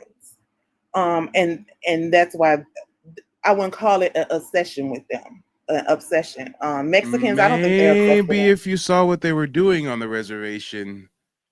I don't, because they on the reservation and I'm in the world. I don't know what they doing on their land. How about this? I want to play a couple examples of how people on the reservation are cosplaying our culture. But the thing is, if I play these videos, nobody on the panel is going to be able to hear them because TikTok is weird like that. Like if I play a video and you're on the panel, you can't hear it. But if you're in the audience, you can hear it. So what I'm going to do is I'm going to close out the panel. I'm going to get rid of everybody on the panel just so I can play a couple clips that everyone can hear. And then everybody can request to come back up and I'll bring everybody up in the same order. you are a traitor to your own kind. Is that right, Tonto? Did you come here for some flour and water to make fry bread? Because I ain't got nothing for you. And next time, try to troll better than that. Calling in from a trailer park, buddy. It's not a good look. All right, we got everybody off the panel now. Let me go ahead and play these videos. Tonto started tweaking because he knew that I was about to show what be going on their reservation, and he don't want me to show this. He don't want people to see this. Check this out, y'all. They're literally cosplaying our culture on the res. This shit is ridiculous. Watch this. Sweat dripping down the face from the stove top. Greasy fried bread, greasy fried bread. Slap it go, you watch the grease. Hey, you're not listening to 3-6 Mafia. I know it sounds kind of chopped and screwed, but no, they hijacked our genre. They hijacked our culture to rap about fry bread. Greasy fried bread, greasy fried bread. Sweat dripping down the face from the stove top. Greasy fried bread, greasy fried bread. Slap it go, you watch the grease pop. Now watch that grease pop. Were those lowriders in the background? I didn't know that lowrider. I didn't know hitting the switches was a part of reservation culture. I know that's part of our culture, especially in California, where I'm from, especially in Southern California. I know the Mexicans also partake in that culture. The Mexicans can share that lowrider culture with us. We cool with that. But you guys on the reservation, hold on. Did he really have some Johns in the back with some switches sideways? What? I mean, where are the teepees? Where are the horses? Where are your indigenous spiritual? I mean, hey, and we don't even have to take it back to like ancestral indigenous culture. Why don't you create your own modern culture? Why are you just cosplaying ours? Now watch that grease pop. You watch her waist drop. She got that bluebird bag in the tank top. She got that white powder all over everything. Yeah, that's Exhibit A. Let's go to Exhibit B. They actually have a TV show on Fox called Reservation Dogs. Let's look it up. This is a TV show. blasting. For real. Sound like Mars attacks. What the fuck was that? Are y'all more spirits? No, man. It's Mozambico. We got the same. I mean, y'all can already tell they trying to speak like us. I think they call it Black American vernacular or something. I mean, homies pulled up on the bike cosplaying. Am I right? Am I right? Hey, man, what's up, man? Hey, dude. All right. Are y'all more spirits? No, man. It's Mozambico. We got the same uncle. I'm gonna go get those dickheads back. What kind of gang was both? Maybe they're just channeling the spirit of Bone Thugs and Harmony. Maybe that's what it is. American Niji says they sound goofy. I agree. Red and blue. Indian Mafia couldn't make up their mind. The Indian Mafia. Check this out, y'all. He says the Indian Mafia, they couldn't make up their minds If they want to be Bloods or Crips more. if they wanted to be Bloods and Crips more. Did you know that on the reservation, they're coming up with Indian Mafias because they couldn't decide if they wanted to be Bloods or Crips more? So yeah, I think there's an obsession with our culture. I think this is strange, to say the least. And again, you guys wouldn't know about this unless I brought it to the forefront. What kind of gang was both red and blue? Indian Mafia couldn't make up their minds if they want to be Bloods or Crips more. Maybe they're Blips. Or maybe they're Cruds. Hey! Why not just wear purple? Who are they? Why are they in the village? Oh, they're new. The founder's auntie just moved over there by Key's house, and she fine, too. Yeah. Dang, auntie just moved over there by Key's house and she fine, too. Are they obsessed with our culture or are they obsessed with our culture? This is strange. This is strange. Yeah, and they all cousins. I guess some chick named Jackie with blonde hair was the leader of a gang in the city. I heard about a bitch thing. A leader of a gang in the city. Oh, do tell more. Jackie is cool. And when she moved here, they initiated her cousin. They probably killed some people. And they've been looking for y'all. Why are they looking for us? Because they heard y'all were the reservation bandits. Who told them that? The reservation bandits. Yeah, I'm done, y'all. I'm done. But you know what? I got one more. I wonder if I can even find the video. Oh, girl, straight up jacked our flow to do some kind of Siberian husky rap. Hold on. Rap radar. Let me see if I can find her. This was so strange. Oh, yeah, him too. Check this shit out. The next stop is On the Radar Radio. Stand clear of the closing doors, please. Building powered by Sound Raw. There's too many people uneducated about my people. Damn, are they hijacking the culture, y'all? I mean, if they want to advocate about their people or their history, why don't they do it with their own genre of music? Don't Native Americans have their own genre of music? Don't they go like, hey, yeah, hey, yeah. Oh, I guess that's not cool no more. I guess no one's really jacking that. So you got to bite our swag? I like how he got the Black Indian on his sweater, though. That's cute. Like, how the fuck you don't know what a Native American is? How the fuck you don't know what a Native is? That's just crazy. And you live in America? I mean, I see Mongolians, Siberians, and Russians in this frame. I mean, I don't really see native. All right. Hey, guys, native just means born here. So, you know, word on the street, they came across the Bering Strait like 7,000, 10,000 years ago. So I guess they can call themselves native. But don't you fix your lips to call yourself indigenous. Fuck you on this stolen land, but don't know what a native is. Go there, we gonna teach their ass a lesson. Oh no, what's up with the offbeat bobbin by Auntie on the left? Where's that? What's up with the offbeat bobbin? So they know this shit. Stella going crazy and she finally got them noticing. Native pride until the day we die, let's make a toast with you know. Hold on, y'all. I got you. I got a blanket somewhere. Hold on. I got a blanket somewhere. I promise. I got you. Hold up. If they want to bite our swag, I'm going to bite theirs, okay? I'm going to bite theirs. Fire against fire. Hold on, I got a blanket. Here we go. I got a blanket. All right. About the 59 million killed. What you know about the boarding schools in the Black Hills? They really took our sacred land and turned it into dead presidents. They was snatching native kids just to teach them white etiquette. Imagine this. They come and take your kids and you can't do nothing. I can't. And then on the right, old girl with some feathers, offbeat. Hold on, I don't got no feathers. I got some sage somewhere. Hold on. Homegirl offbeat on the right. If Just they speak their native language, trying to prove something, cutting off their braids and sent to school to learn to be a slave. The native education system only led to mass grave. Crazy. Guys, and the sad part is what he's saying is true. There's nothing wrong with him advocating for his people, but it's odd that they don't have their own culture to advocate with. It's odd they don't have their own genre of music to use as a voice of their advocacy. I mean, he got grandma, mama, and sister in there in the back, offbeat. Yes, Stormy. That they only cut that shit out 50 years ago. Within your And homegirl in the middle is just square dancing. She's just line dancing. She got her hands on the hips just.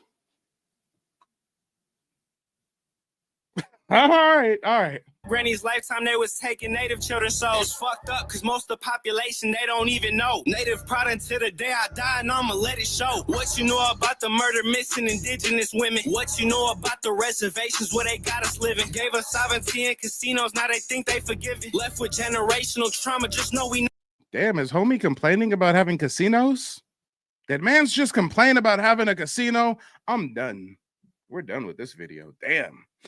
I didn't know. Oh my, woe is me. We've got a casino. We making billions. Oh no.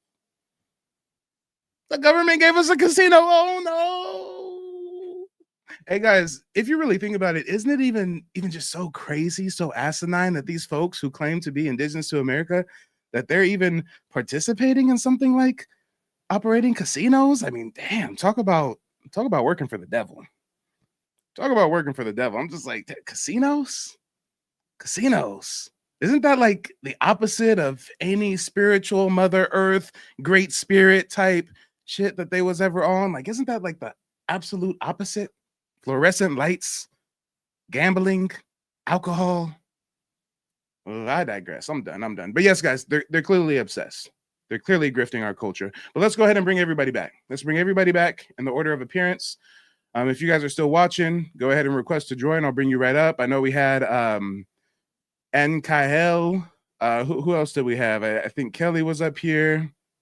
I think we had Gina, maybe.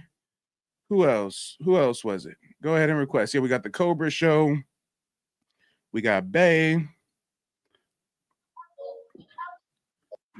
All right. So, Bay, you were able to see the examples I provided. What do you think about that? Yes.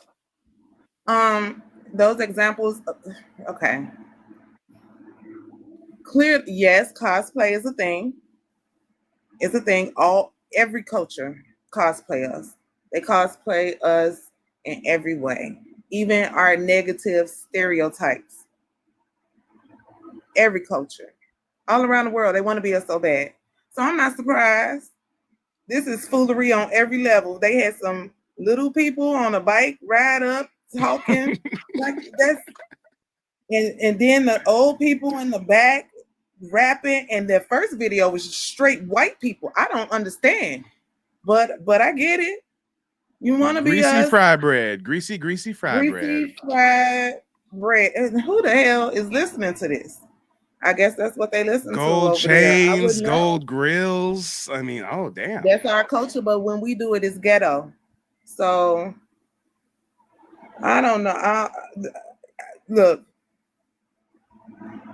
I've never met an Indian. Oh, whoa. Auntie just broke it down. Hold on. I gotta put this in slow motion.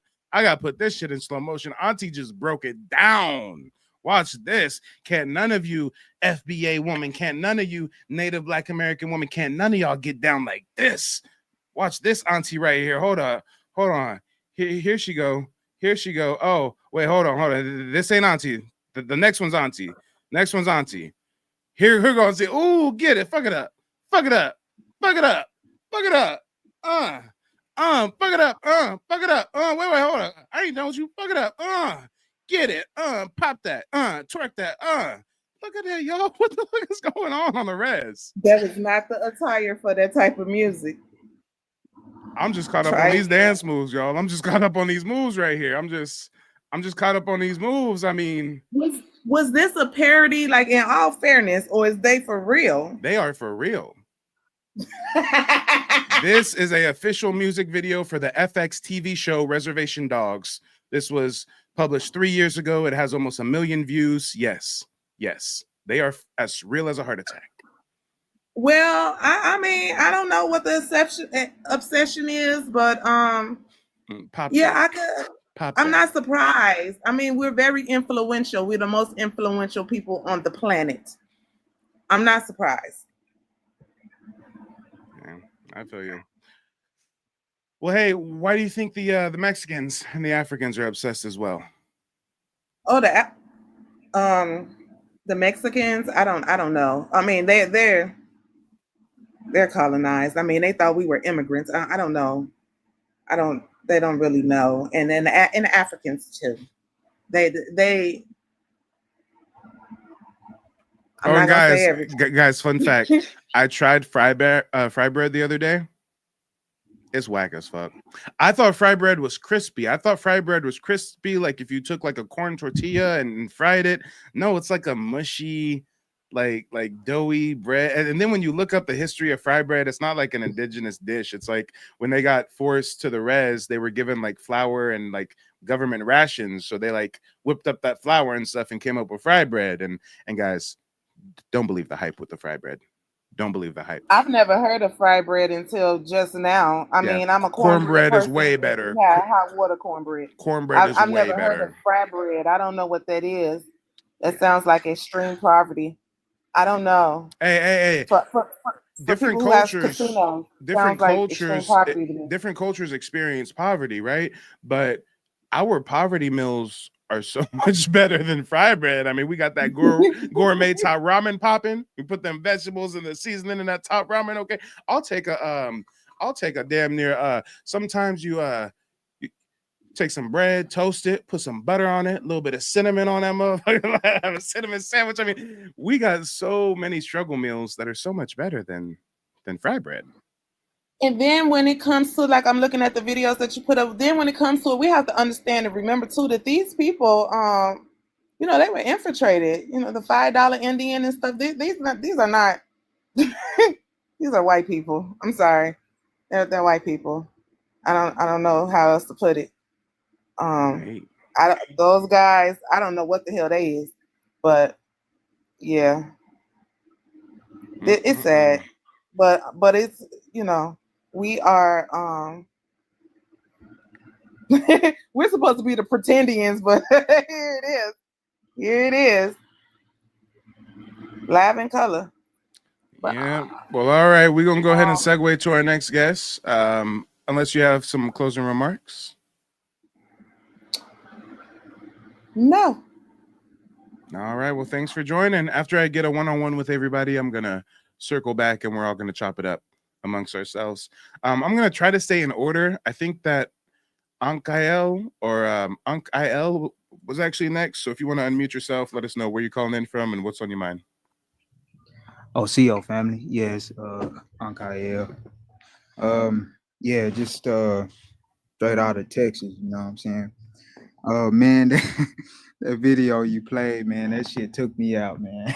I ain't gonna even, that shit took me out, man. Like, yo, man. Oh man. All right, let's get to the questions. Let's see here. Do you know what a freedman is? Yeah, a freedman is pretty much an indigenous American. That's as plain and simple as I can put it. You know.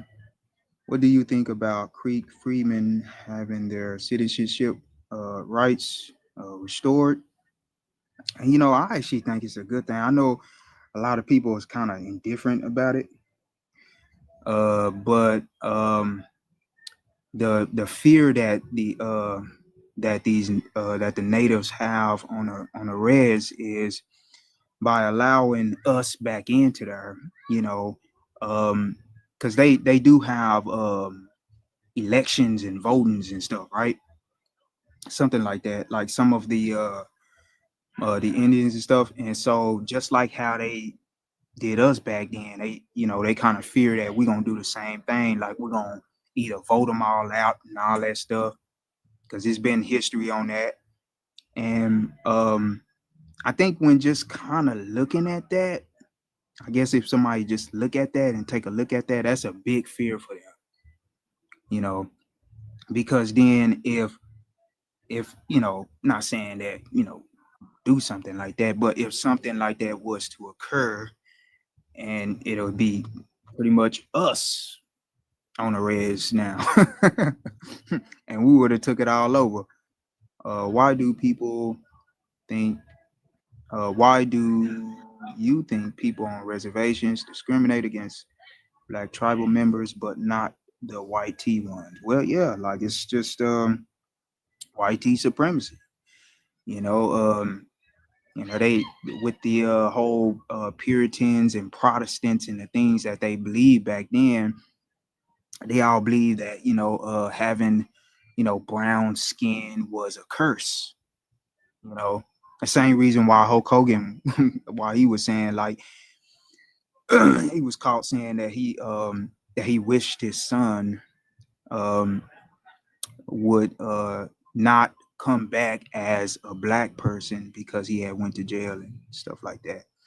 So it's a lot of things that they believe. We all know about Native Black American revolutionaries, but can you name a Native American one? No, I really can't name a Native American revolution. I mean, the indigenous people had one like us, but I can't really think of one for them. It says, can you name a African revolutionary? And we're Not talking really. modern revolutionary, 1990s to present. Maybe as far as African, nah, I really can't. To be honest, I really don't know about the African one. Can you name a Mexican revolutionary? I don't know. Not really directly Mexican. I mean, I can kind of call on how we went down there and helped them, like, John Horse and all that stuff. But, other than that, I mean, that was us. I was pretty much doing that. Why do you think Africans are obsessed with Native Black Americans? Oh, well, that's just plain and obvious. I mean, they have been tethering on to us since the 1900s, and the fear is that by us just kind of delineating from that false identity, it sort of kind of puts them in a sensitive spot. It makes them naked, pretty much, and they won't be able to assimilate into our, into a similar identity with us, and then gain, governmental, benefits and stuff like that, handouts, things of that nature. Let's see here. Why do you think Mexicans are obsessed? Well, I would say it's kind of almost similar to the Africans, right? But sort of kind of in a vice versa way. Like with the Mexicans, by them kind of trying to claim native in some kind of way, like some of them be trying to claim that they native too, it can kind of get a little bit etchy a little bit. So they kind of feel as if we then come back into our true identity and stuff like that, then they would then sort of kind of lose that footing like the Africans. Why do you think people on the res are obsessed? Well, same like the Mexicans. They fear that if we join the res, okay, and like all reses have elections and all that stuff like this government, okay, we'll probably begin to get in there and change things and stuff like that, and then it won't be so it won't be the way it looks now, the way they look now. We will pretty much have them res fly. Pretty much. I think that was all the questions, right? Am I All right. Yeah, why are Africans obsessed with Native Black Americans? Why are Mexicans obsessed? Why do you think people on the res are obsessed? I don't think you answered those last three. I think you answered the questions about the revolutionaries. Or maybe I'm wrong. I don't know. I've had The a long day. res, that would be the natives, right? Yeah, the folks who live on the res. They insecurity will be kind of similar to the Mexicans, but more of a direct insecurity, because then if we are on the reses, then we could begin to change like laws and and all of that, so that's the biggest fear, is that if we are allowed back into the reses, we can start being elected as whatever kind of officials that they have on the reses and stuff. Yeah, I feel you. And as far as I want to say this: there is a lot of people indifferent, especially with the Creeks and all of them getting their identity back. But you guys have to sort of kind of look at it at another angle, because if they are able to get their recognition back, then being a part of the tribe and all that stuff could be benefits to the tribe. Not per se the natives that's on the tribe or whatever, but a lot of things will start to change within the reservations, because we won't be strung out and all that stuff like how they is on the reses and stuff like that. So it'll just be a kind of whole revamping of something. Now, another thing about the indifferentness is that since there is a lot of people saying, "Oh, you shouldn't accept nothing from the government," and and blip, blip, blip, blip, blip. We all are still subject in some kind of way to this government. You can't really bypass that, at this point. But what the Creeks can do is be able to have the ability to change a lot of things that's on the reses and what's going on, So that's pretty much what I wanted to say.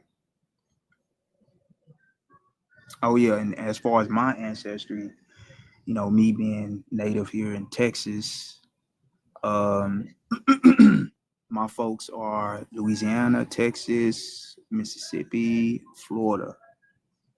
And then I think I got some relatives in California. I do believe I have Spanish in my lineage as well. Gotcha. And real quick, thanks for answering the questions. I got several more people on the panel that I got to segue to. But no, thanks for calling in. You don't have to go anywhere. After I give everybody a one-on-one, I'm going to circle back around. But the next person we got is the Cobra Show. Go ahead and mute yourself. Let us know where you're calling in from and what's on your mind. What up, though, Mike from Detroit? Okay, so do you know what a freedman is? Yes, melanated indigenous. What do you think about the Creek Freedmen's having Cherokee rights restored? No, did I say Cherokee? Nope. No, what did it say? Citizenship rights restored. Oh, I feel like it's mixed feelings about that.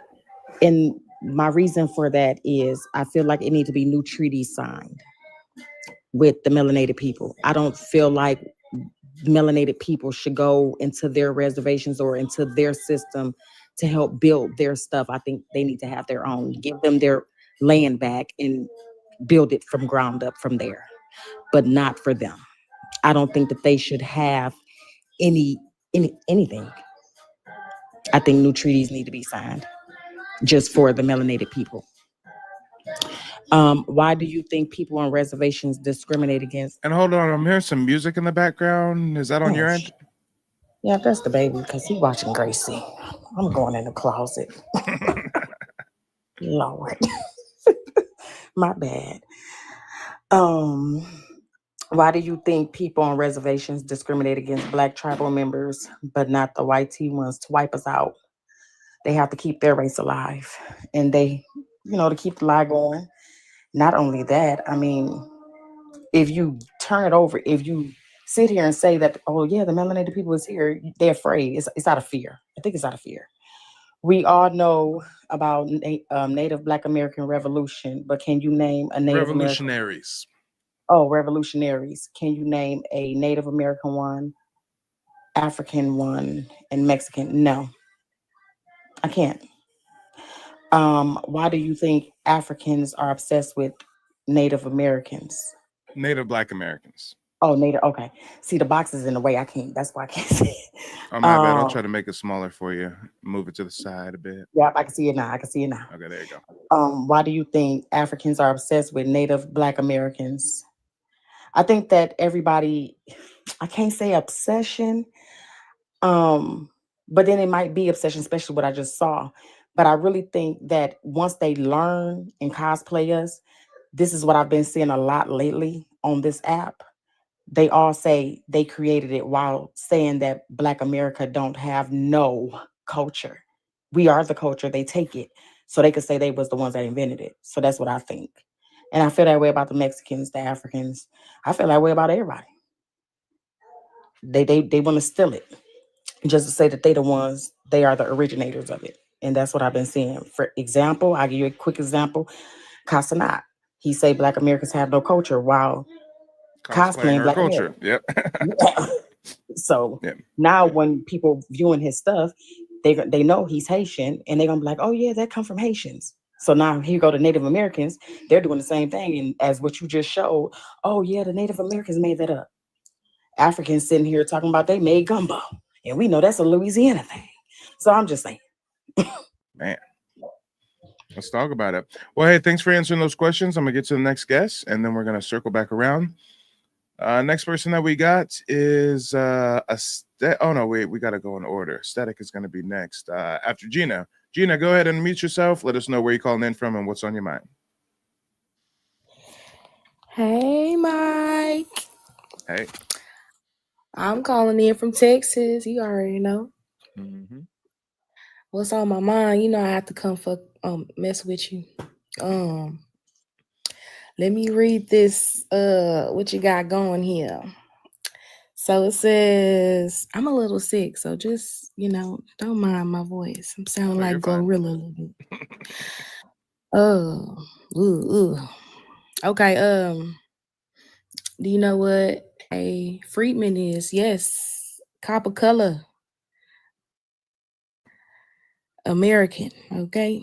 That's us. I think it was I want to say off the top of my head, maybe 1790, a census record that came out that was listing, I guess, free people, copper colored as free people or Indian, but overall, us. What do I think about the Creek freedmen having their citizenship rights restored? Honestly, it's making it known that what y'all sitting up here trying to say, pretendians and all this here, all that, y'all could go ahead and shut the hell up about it. Shut it up. Because it's obvious. It's clear as day. Now I ain't got nothing to say. And they shouldn't have anything have to be said that came out them little huskies' lips any damn way about anything. They should never open up their mouth about nothing. But, they very much opinionated and they got their own little, whatever they was taught, and whatever they learned on them little reservations. But I think it's a good thing because it's bringing awareness that we've been here. We've been here, we've been saying it, but it takes this to, I guess, open up people's minds. And, and there's going to be more of that coming. Okay. Now, do I feel like we should intermingle? Should we go, to the Reds and let's just all kumbaya it out? Hell no. No. I agree with That's also a common misconception a lot of people have. A lot of people hit me up and they're like, "Hey, Mike, I would get tribal citizenship, but I don't want to like have to deal with these people or interact with these people." I mean, I tell people all the time, I got tribal citizenship with the Muskogee Creek Nation in 2021. I've been a member for years now. I actually moved to Oklahoma January, and I've still never been to the reservation. Why do I need to visit a big old ghetto trailer park for? Filled with pretendians and descendants of $5 Indians who worked to kick out the darker skinned members of the tribe. So, hey, I get my full benefits. I get my status corrected. I get everything that we can reap as far as what federal tribal citizenship has to offer. And guess what? I interact with them on a case by case basis. I take a weekly Zoom language class with some members of my tribe. That's it. I ain't going to no powwows. I ain't got to go to no meetings. I ain't got to ever go anywhere near the reservation. But my benefit's still clear. But go away. Or excuse me, not go away. Go ahead, sister. Go ahead. It's been a long day. I said, go away. Get your ass up out of here, girl. Texas, shoot. Look, you talking about them. That's how you felt about them. Like, For real, subconsciously, right? I'm like, y'all need to go away. But go ahead, sister. You have the got floor. me choking over here. Mike, come on now. I told you I'm a little sick. Hell, you about to have me die. No, don't do that. Now, I feel you. I feel you. Like, hey, you got what was rightfully yours. Okay. So, I mean, to each his own, it's going to be discrimination on them res. You know what I'm saying? Because of whatever they was taught, like I said. And it is, hey, to each his own. If that's what they want to do, that's, hey, do you. But me, I'm gonna be like Mike. Okay, here we go. I don't think any Black American getting tribal citizenship is planning on visiting the res or moving to the res. Or we doing way better than anybody on the res. We good. We good. Okay. Where we at? We are. Why do you think people on the reservations discriminate against Black tribal members, but not the white T ones? Because the white T ones taught them how to be discriminatory. They are the white T ones. Hell, it's in their blood. It's just a natural thing that came natural to them. So hell, it's just in them, not on them. Unfortunately, but so you're saying they don't discriminate against the white T ones because the white T ones is part of their family. It's like uncles and aunties in them. Yep. We all know about the Native Black, or what? We all know about Native Black American revolutionaries. Absolutely. But can we name nope, not a one, not a nope. No, I don't know none of them. I ain't never heard of nothing. African modern time, revolutionary, 1990s to now. Okay, yeah, no, I'm not even gonna try to think, cause nope. And no, I ain't even going. No, and no. That answers those three. Okay. Why do you think Africans Baby, let me tell you something. These Africans are obsessed with us because we're T. Without us, there would be no them. Okay.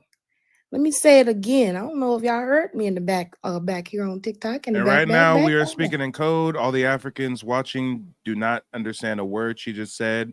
And we want it to remain that way. We are T. Okay. And for the rest of the night, you will be desperately searching through Urban Dictionary forums trying to figure out what that means. Period. We're going to leave it like that. That's why. Why do you think Mexicans, like I said, and this is going to go to the rest of the last three of them. We just have the sauce. We created the sauce. We sprinkled the sauce and we the boss. Now, if I had to rhyme it, it just came out like that, but it just is what it is. We're the ones. Everything that we do, everything that we touch, everything that we walk on, we turn it into something. It was nothing before we had it. And when we got it, bam, there it is. baby. Okay, all across Korea, you got the Asians, you got everybody cosplaying our music, the food. I mean, we just one of them ones. It's just in us. That's who we are. We are the light. No Stephen King, but we are it. We are it. Exactly. I love you, Mike. I'm gonna hang out for a little bit. I'm gonna just land my plane right there. Okay. All right. Well, thanks for tapping in. The next person, staying in order, is going to be Aesthetic. Aesthetic, go ahead and mute yourself. Let us know where you're calling in from and what's on your mind. Oh, and actually, real quick, Cobra Show. I got somebody else trying to call in, but I got maximum capacity on the panel. Go ahead, I can drop. Do you mind if I drop? Okay, cool. Yeah, I go ahead. appreciate it. But yeah, Aesthetic, go ahead. You have the floor. Okay. Hey, everybody. I'm calling from Maryland, specifically Baltimore. So do you know what a freedman is? So yeah, like everybody said, American Indian, but Google will say an enslaved person.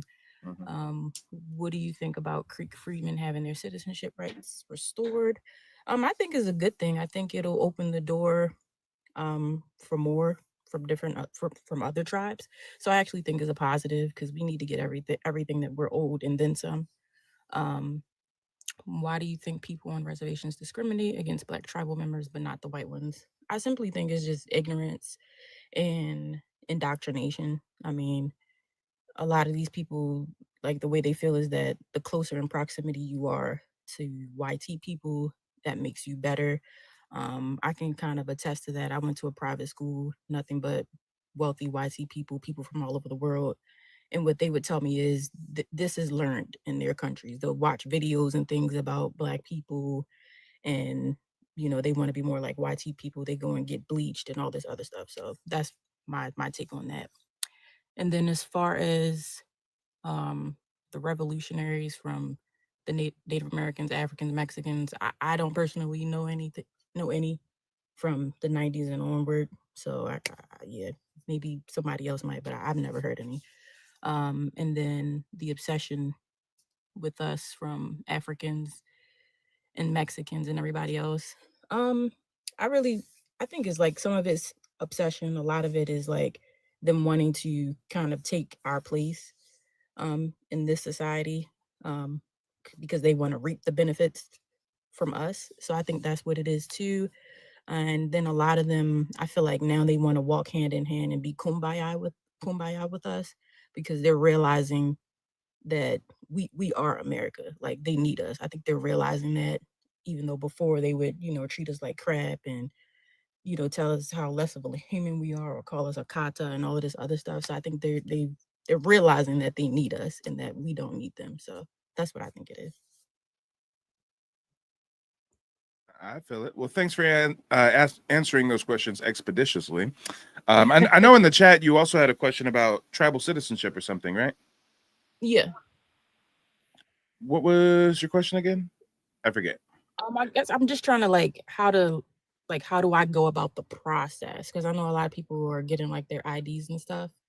So I'm just trying to figure out how to do that because I'm pretty knowledgeable in my own background with my family, like my grandmother and all of them. They have all that information, but just knowing how to do it is where I'm stuck at. Yeah, so the first step is definitely going to be tracing your genealogy to at least the early 1800s. There's several different digital platforms that you can utilize to do that.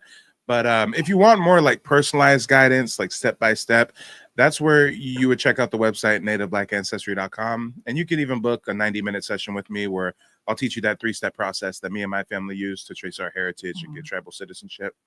So yeah, definitely check out the website if you need more personal guidance, or just, you know, stick around on the live streams or check out my YouTube channel, Mike TV. And I got a lot of free videos over there that walk you through some of that.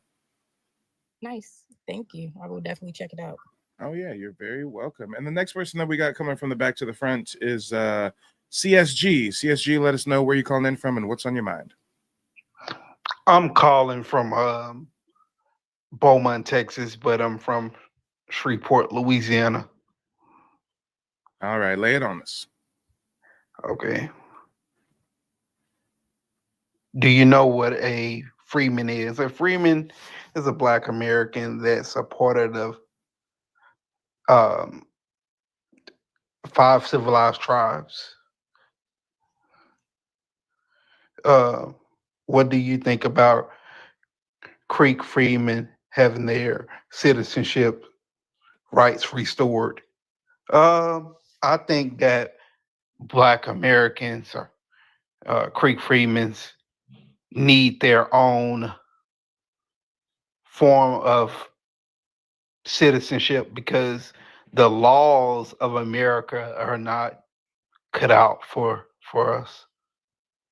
Why do you think people on a reservation discriminate against Black tribal members, but not the YT ones? I think because you can't spell Caucasian without Asian, and obviously these people are Asian and they have kinship with each other. So why discriminate against your own people? Damn, I'm gonna have to use that one. He said you can't have Caucasian without Asian. Man, that's Yeah. a bar. That's a bar. We know about the Native Black American revolutionaries, but can you name a Native American one? And in modern times, don't tell me no Geronimo. Don't tell me no Sitting Bull. I want to hear that shit. Okay. I'm talking 1990s to now. Okay. Hey, and the reason why I'm being so stringent with it, the reason why I'm talking modern 1990s to now, is because guess what? If somebody asked us, can you name a Native Black American revolutionary from the 1990s to now, we can name a dozen of them. You know what I'm thinking about. You remember that time they went to South Dakota and the government said, Don't build the pipeline. Oh, you guys are gonna build that pipeline and kick us out? Oh, okay. Never mind. Yeah. man, they got the backhoes out there. They got the backhoes out there so quick, man. Y'all better get y'all ass out the way. Where we at? And actually, shout out to that protest, because although that isn't, a quote unquote Native American revolutionary, hold on a second. Let me mute brother man. Brother man got a lot of noise going on over there. My bad. Yeah, even though that's not like a Native American revolutionary, that was a revolutionary act. So shout out to them for at least trying to put up a fight for that pipeline and whatnot. There's not really anything negative that we can say about it per se. I don't really think it lasted that long. I mean, I know they did face a lot of opposition. I think they called in like some mercenaries low key on him and all kinds of crazy shit. But yeah, shout out to them for advocating for something. Yeah. At least we can Yeah, show respect to that. Other than that Dakota pipeline thing, I think in like the 70s or something, some of them like occupied Alcatraz Island and they were trying to like do a sit-in or something. I mean, it wasn't really successful. I don't really know like what they were trying to do with it, but hey, at least some of you guys were advocating for some things, I guess. But yeah, and you would think the people who claim to be the true Native Americans of this land, you would think they would be the most rowdy, the most rebellious. You would think they'd be in the streets every day. Hey, we want our land back. Hey, this is wrong. Hey, but no, they're on the reservation just go. Yeah. But this the thing. I think this what I think. The American government had a point on that though. They had a point because they was like, hey man, you're gonna make money off this. So, you're not doing nothing with the land. So let me, just go ahead. We've been waiting for years. And you still haven't developed the land. Wait, what are you referring to exactly? I'm sorry, I was reading when they was wanted to do the pipeline. Yeah, the pipelines. Oh, okay, I got you. The American government had a point, low key, but can you name an African revolutionary? No. People keep saying Ibrahim Traore. No, you can't be a revolutionary that fast. It's been like 4 months. Hey, a motherfucker can't do a coup, and then 4 months later, he's a revolutionary. He's a historic revolutionary figure. 4 months Yeah, into a you coup. building roads, bro. Come on, you supposed to been had roads, man. We Black Americans build roads every day. Like, look, if most of your city workers are Black Americans, we build roads every single day. It's low key, high key, very, very sad. Because on the one hand, I'm like, damn, that's cool. Like someone's building some roads in Africa finally. But then on the other hand, it's like, damn, for us to say the biggest revolutionary act is a motherfucker pouring and mixing some cement. That's crazy. That's crazy that they're so like infantile in their stage of revolution. Like, yeah, we built the White House through slavery and shit. Like, what's he talking about? Like, bro, y'all just now building roads. All right. Can you name a Mexican revolution? No, I don't even. El Chapo. I mean, you know, you got that work to you for the low. I guess that's revolutionary. Yeah. Why do you think Africans are obsessed with Native Black Americans? I think they're obsessed because we look like them, and we gave Black people a identity globally. So we gave Black people a legitimate image globally, and they look like us. So they're going to be obsessed, but they're also going to be upset. And again, it's not so much that they look like us. It's just like we got same skin color. To a foreigner, to a foreigner, to an outsider looking in, you can't tell the difference between a Chinese person, a Korean, and a Japanese. But those within that culture know that there's a big difference between a North Korean and a South Korean and a Japanese and the Chinese and the Taiwanese, right? Yeah. So from a European perspective, Africans and us American Indians, I mean, we look so similar because they're on the outside looking in. But when we're inside of our culture, we see, I mean, some of them are a similar shade, but most of them no. You never see an African with our kind of light brown, copper color, reddish complexion unless they have a European parent, unless they're literally mixed. Africans don't come in these kind of light skin, light brown mahogany colors that we naturally come in. Yeah, and we more genetically diverse than the average Black person. We have a lot of different genotypes and shit. Why do you think Mexicans are obsessed? Mexican men look at Black American men as a sign of masculinity, and Mexican women look at Black American women as a sign of femininity, and style and fashion. So their measurement of femininity and masculinity is through the Black American. Why do you think people on the res are obsessed? The people on the res are obsessed with us because they claim that they're from here, but we have more history. Let's say if we came from Africa, let's say just take them for face value.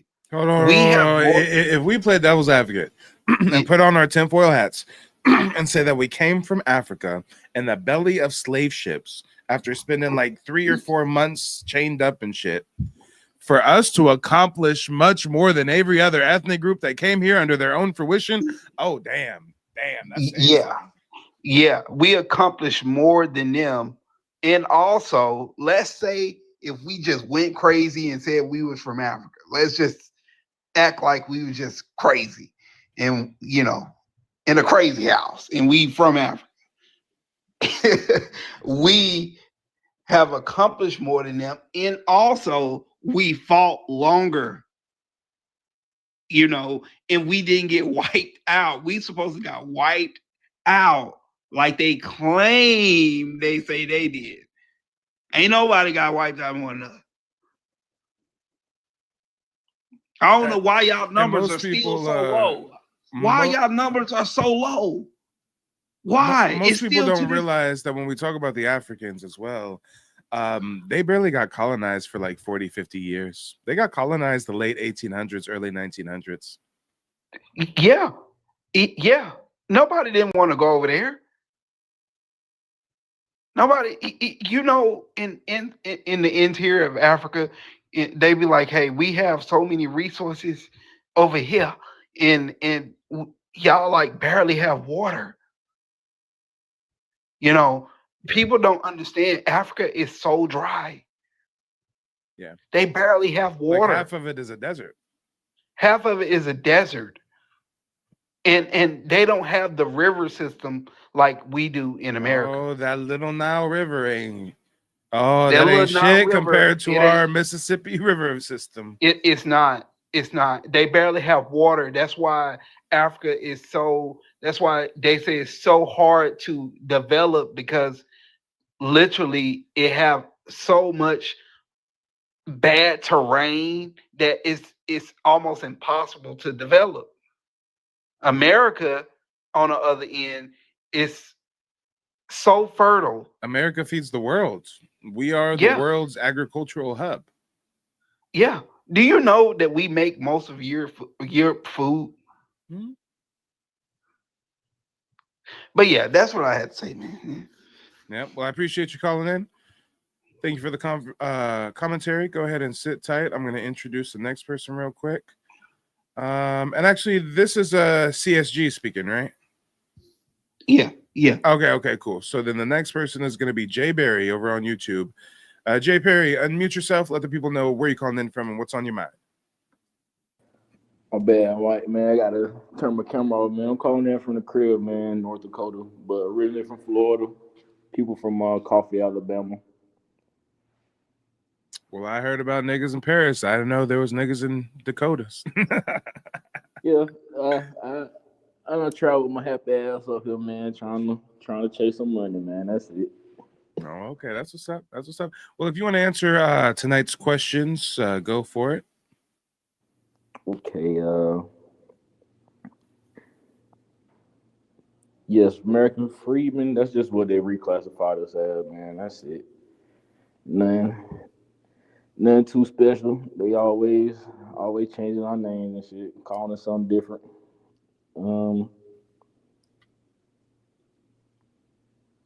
I'm happy about it, man. Like I said last night, man, it's long overdue. Finally getting acknowledged. I'm happy about it. I answered most of these last night, didn't I? Nah, I do new questions every stream. Okay, for sure. Let me see. The only questions that are the same as last night are the first two. First two, okay, for sure. Yeah. No, that's a good question, man. I don't know specifically. I mean, I know why, but I guess it's just to keep the lie alive, man. I don't know, man. It's kind of crazy now, especially with all the evidence people finding, and I mean, damn, you just found your family last night on here, man. It's crazy. Like in real time, like you really somebody called up and said, "Hey, that picture that you got in your thumbnail is," yeah, you know what I'm saying? So it's just like, come on, man. Like it's it's starting to unravel. So hopefully they'll start to realize. But I mean, I doubt it. But it is what it is, man. The truth starting to come to the light. It's all good. I know I've never heard of one. I've never heard of one. I've never heard of an African, Mexican, or Native American revolutionary. That he with the quote you say you got up on your wall. Oh yeah. Am I a Negro? Am I a slave? My skin is dark but not black. I am an Indian, a Seminole. Crazy. Yeah. You know what I'm saying? So it's just like, all right, well, I guess they lied about that too. So it's just, I don't know, man. Yeah. The last three, next two. Last three, yeah. Why are the Africans, Mexicans, and people on the res obsessed with us? I mean, I feel like the whole world is obsessed about us. I don't know who the lady that called in earlier. Probably maybe like an hour ago, maybe 30 minutes ago, but she said it, man. She said everybody does absorb our culture so much that they think we don't got one. Yeah, facts. She spit a gem right there, and it's just like, yeah, like I don't know why these people think like I mean like y'all like I said last night they playing in our face. Like I'll be like, bro, you think you don't got a culture? You sit here looking, you looking at each other, and then they think that we don't know where we come from because we're the only demographic in America that aren't migrants. Crazy work, man. It should be funny, man. But at the end of the day, we know who we are. We know who our ancestors are. We starting to unravel the lies they've been telling us. And I'm proud of us, man. Just keep it up, man. Like I say last night, man, if y'all out there, do y'all due diligence, man. Start somewhere. Start somewhere. Start to unravel it before they start hiding more shit. And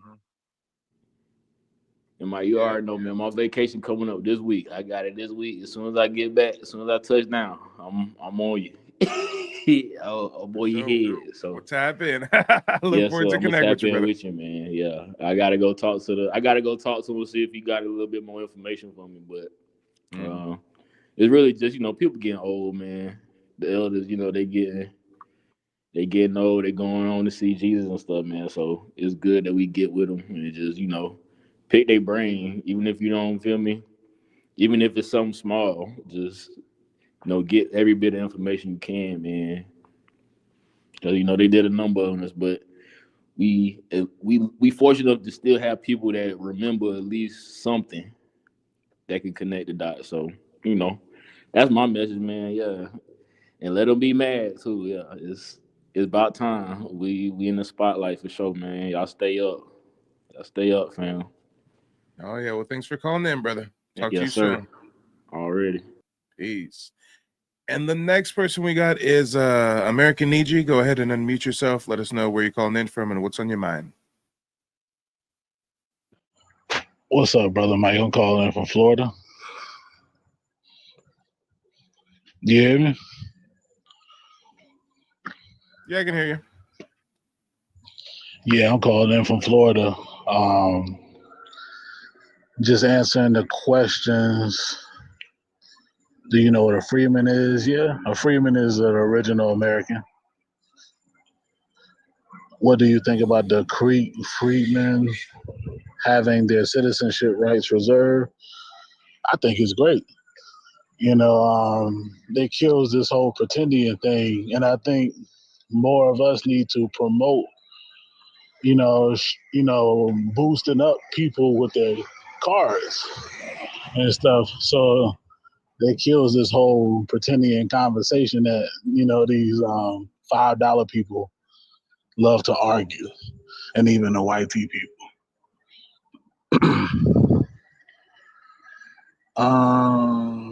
What do you think about people on the reservations discriminate against black tribal members, but not the white T ones? I mean, I think it's natural. They're a different group of people, obviously, and they fear being replaced. They fear being replaced or kicked off, or or they get kicked out and have to migrate again. We all know about Native Black American revolutionaries. No, I don't know any revolutionary from those folks. African revolutionary, no. Mexican, no. What do you think? Africans are obsessed with Native Black Americans? I think it's jealousy, because a lot of us actually have more documents and connections to these particular lands, but they're not even trying to connect to the lands of Mexico. They want to connect to the lands here in North America. I find that strange. It's like, if you're indigenous, why are you not pushing for those lands in Mexico? I don't understand that. No, facts. That's like us saying, hey, we're indigenous to North America, but we're trying to invade South America. We're trying to invade Brazil and live in Brazil, but we don't have indigenous ties to Brazil. And again, that's just an example, because believe it or not, a lot of the indigenous tribes in the Southeast do have ties to Central and South America. Right. Yeah, I always found that's very strange. What do you think, the Africans are obsessed with the native black man? I think the Africans are jealous, and a lot of them want to But swap what do they have to be with us. jealous about? We're just some cotton picking Akatas, right? According to them, but you got to look at the reality of this. And I said this before, so-called Black Americans are one of the biggest ethnic groups in this land that has, we're number 8 when it comes to resources in the world. $2 trillion of buying power. I mean, why wouldn't they be jealous? Like, none of their wealth in all those countries doesn't even equate to none of that. And it's 1.4 billion of them. It's only about 50 million of us over here, so they have a lot to be jealous about. I think they want to swap with us. They want a destiny swap with us. They want to tether onto us and pretend that we're the same. So they can, get some of our benefits and get some type of blood tie into the land by laying down with us. I mean, these people, most of them that I see, they're opportunists, in my opinion. What do you think? Mexicans are obsessed. Jealousy. It goes back to what I just said. The Mexicans are just jealous. They don't have no ties to this land, and they get treated like immigrants, because they are, and they got an issue with that. Well, and let's talk about their identity crisis. They verbally tell us that they're Aztec warriors and descendants of Maya princesses, but genetically they're descendants of conquistadors mixed with African slaves. Exactly. And it's funny, like you said, they're not fighting to get those lands over there in Mexico where the Aztec ruins are and where the Mayan ruins are. They're not fighting for none of that. They fighting to get over here. Those people are crazy. That's what I remember. Like you said, confused. But, what do you think, people on the res?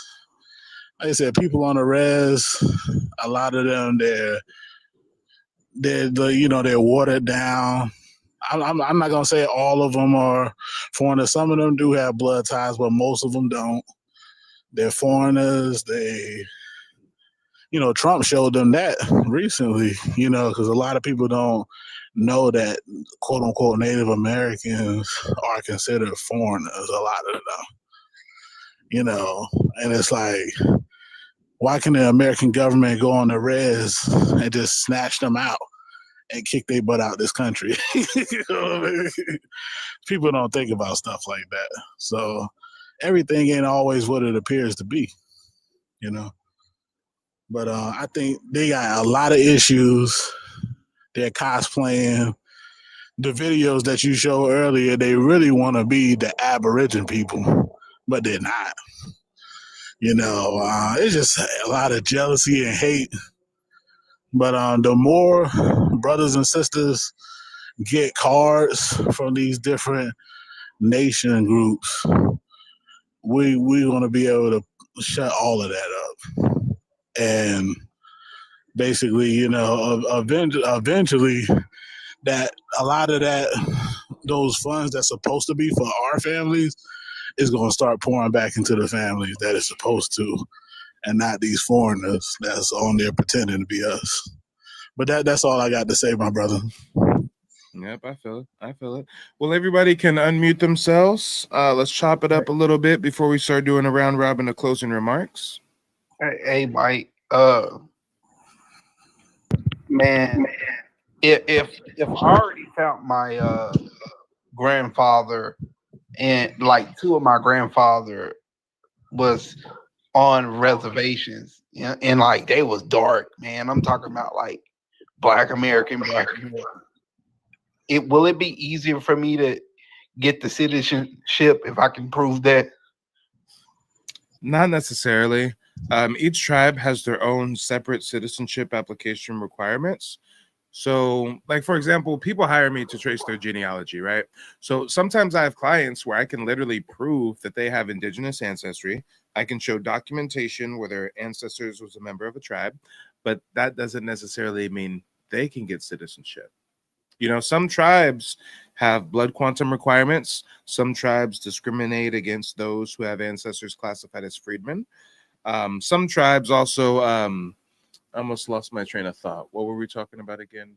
We're talking about whether it'd be easy since you already have folks on the reservation. Yeah, so some tribes actually, especially the tribes with the casinos, they not only want you to have an ancestor listed as part of the tribe, but they want you to have a certain amount of blood quantum to be affiliated with the tribe. So it gets really, really complex. And just because you have indigenous ancestry, it doesn't necessarily mean that you're going to have a clear pathway to citizenship. But but it really all starts with tracing your heritage. Now, when you say that you have ancestors who were on the reservation, did you find them on any tribal rolls? Yeah, I found that literally like papers like of them being sold out, like granted permission to go out the no to get into the tribe. And my other granddad, he went to Oklahoma. He was born in Oklahoma. I have his documentation as well that he was a part of. He was born on the reservation. And which tribe are we talking about?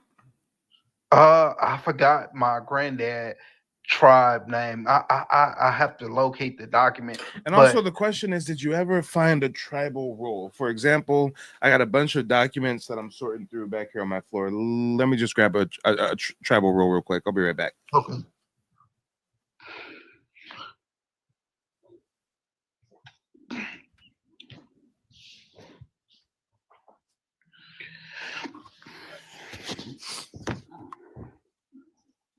All right, so here's a couple examples of some tribal rolls. So like this right here is like a Creek Nation Freedman roll.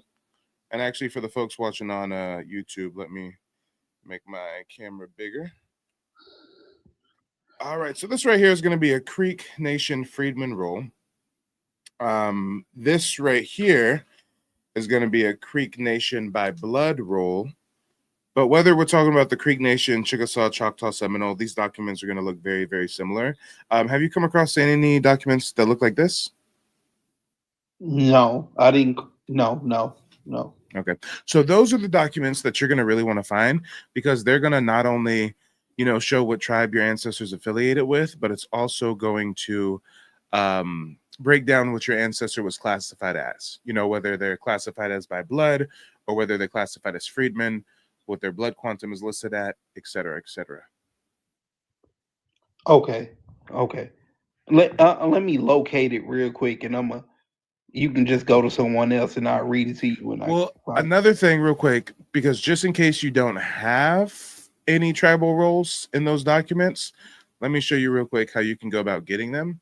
I actually just got a whole packet ordered for one of my genealogy clients. Here, watch, I'll go grab it real quick.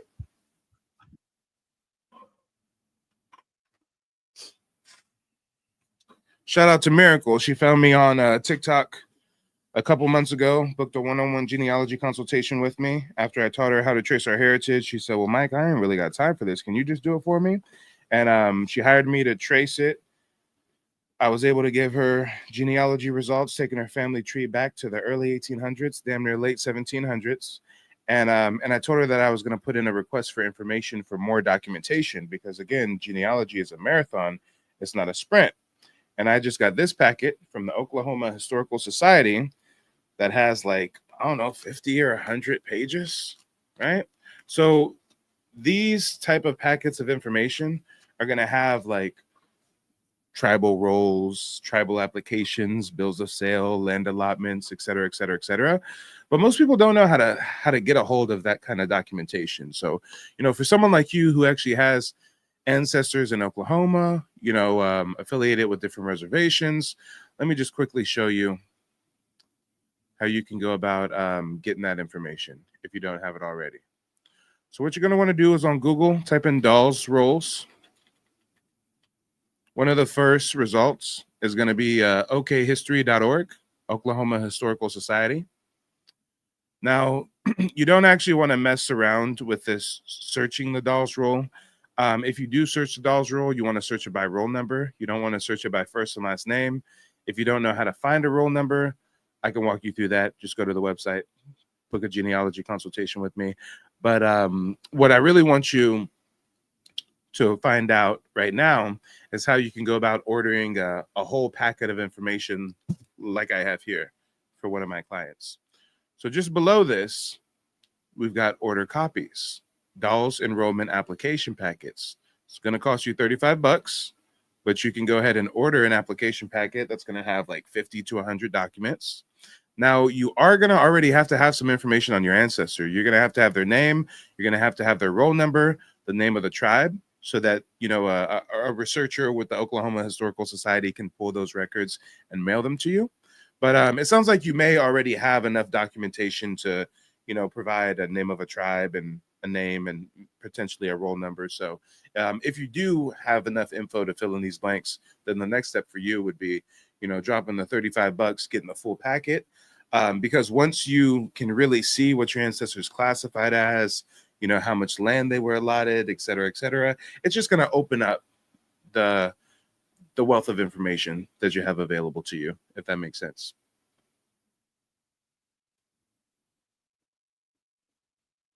Nope. Are you still with us? You can hear me? No, the I can, document that I have is a enrollment. It's an enrollment document. It's saying the Cherokee Nation enrollment application. It'll say my grandmother name is, her name was Hattie Markham, enrolled into. Is there a roll number?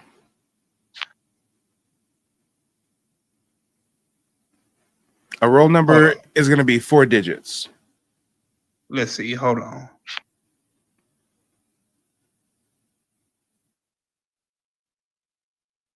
And guys, make sure to tap the screen, tap the screen, tap the screen. Check out the website, nativeblackancestry.com. I built it out with tons of historical references. I got a digital archive with over 600 documents, book list, blog, tribal surname tab, where you can see if your last name aligns with any of the 5 civilized tribes. So definitely make sure to check out nativeblackancestry.com. I don't have the it didn't show me the roll, the number. It showed What's the me the first application. and last name, if you don't mind me doing a quick public search here? And this is in South Carolina. Okay. How about the one who's in Oklahoma? Let me hold on. Let me get it.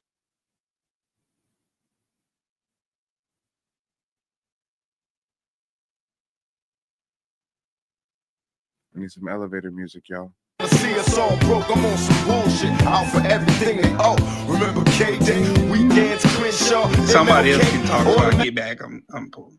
All right, for sure. Okay, well, let me say something because I've been waiting, Mike. Go ahead. I found out, I read something today.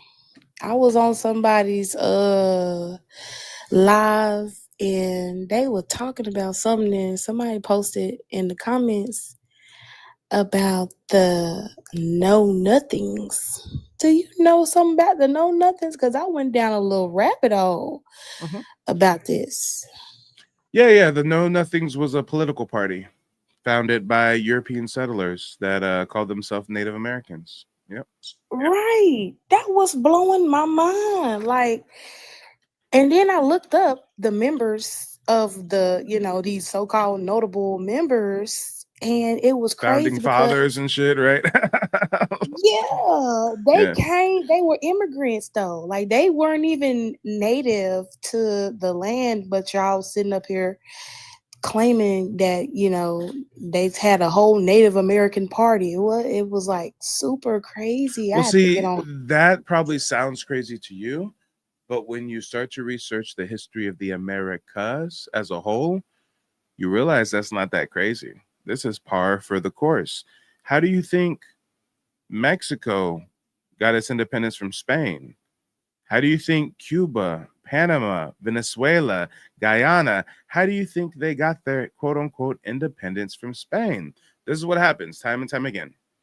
The European crown sends European settlers to settle the land, form colonies, right?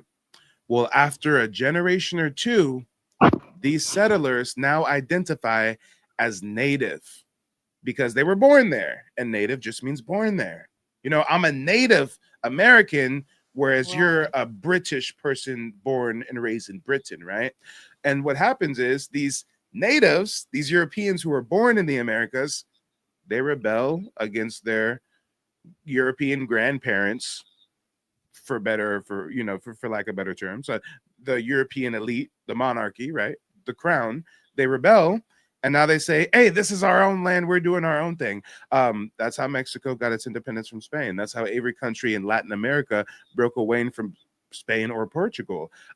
Literally, Spanish descendants of conquistadors who are born and raised in Central and South America now identify as different from the mainland ones who live in Spain, and they break away, they rebel, they do their own thing.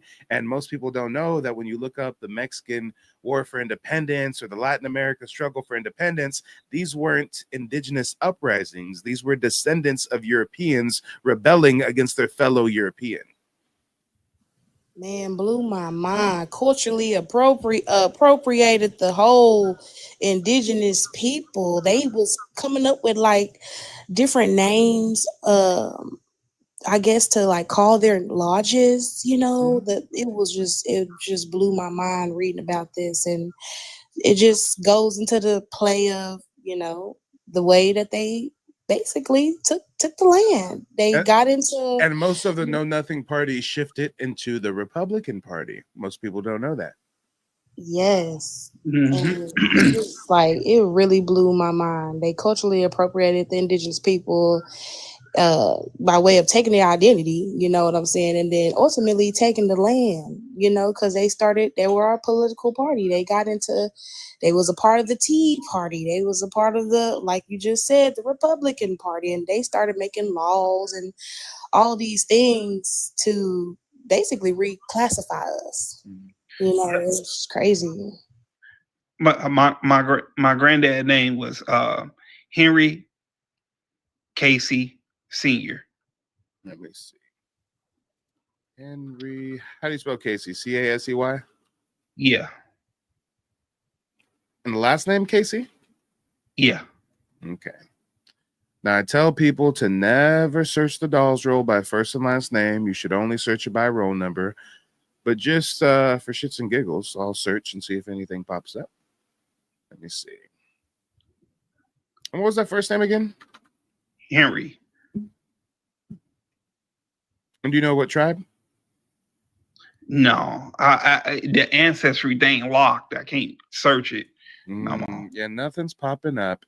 And see, this is why I tell people not to search by first and last name, because our ancestors had multiple names they went by, multiple spellings of their names. So the only way you really want to search the Dolls roll is by the roll number, but it is a process to actually find the roll number. And that's the type of stuff that I teach people during those one-on-one consultations. Yeah, it's funny you say that, brother. I found 2 links to 2 different tribes in my lineage, but that's why I said I'm gonna go ahead and just pay you so you can go ahead and finish that off, because it's not as easy as it looks in a lot of ways. You do have to have a certain knowledge with genealogy, and I realize I'm still learning. There's still a lot to learn on that end. So I'm just going ahead and get that consultation and just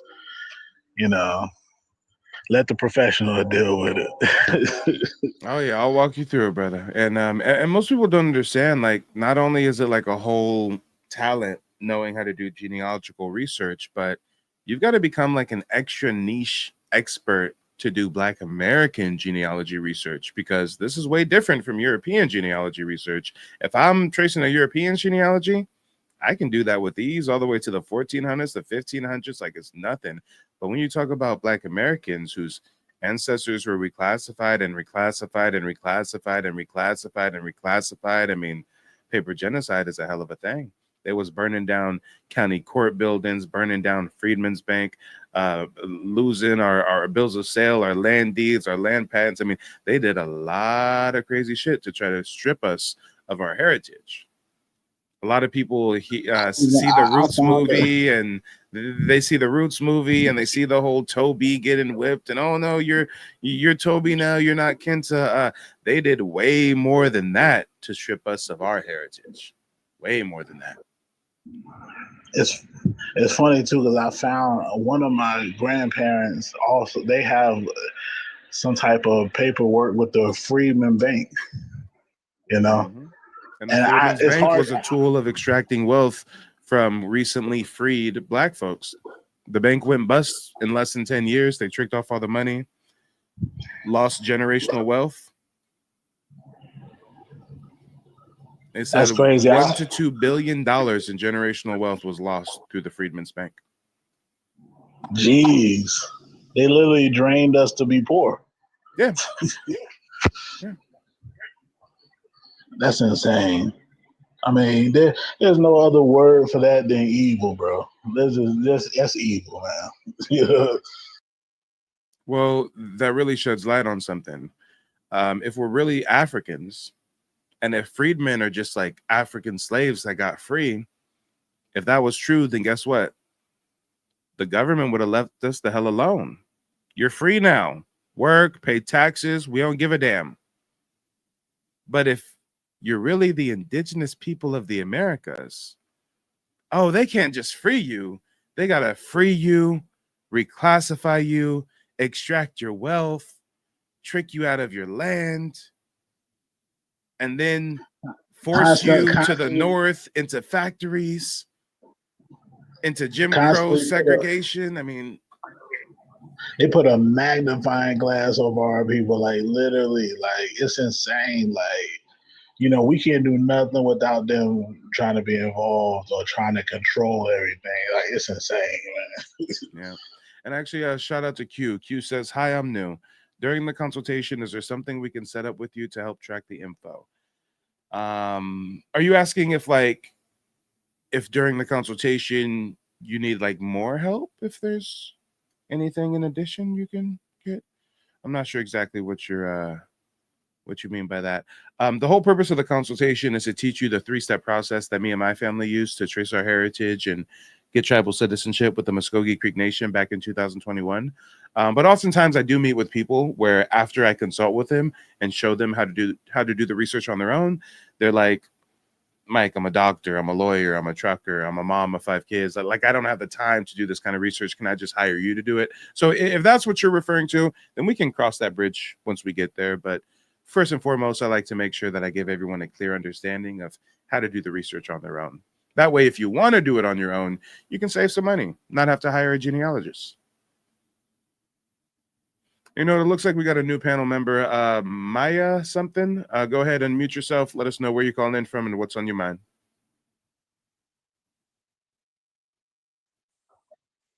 Yeah, I'm just listening. It's Maya Lyran, basically the Inca Mayan connection. I'm calling out of Georgia. I'm just sitting back listening, and I'm agreeing with everything. It sounds good. I have no rebuttal. Everything is smooth. Nice. Well, if you want to answer the questions on the screen, go for it. Hold on, let me see what you got.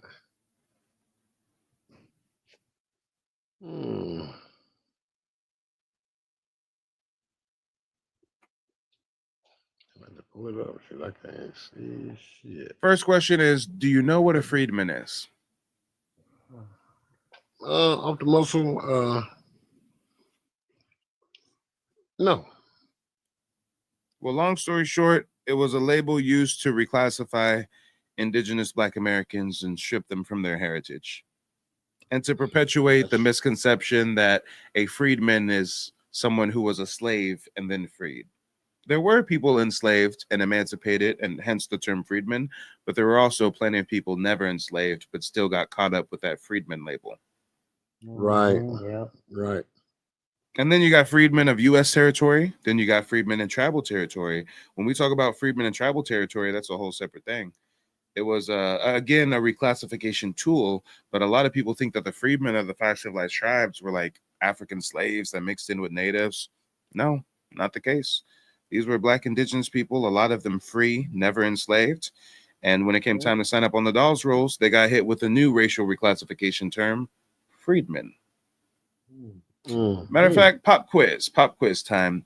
Does anybody know how the how can I put? Does anyone know the namesake of the Dawes rolls? Does anyone know where that term, where that name Dawes rolls comes from? And I mean, we've all heard the term, right? Dawes rolls, but let me get a 0 in the chat on TikTok and YouTube if you guys don't know like the origin of the naming of the Dawes rolls, and put a 1 in the chat if you guys do know the history of the naming of the Dawes rolls.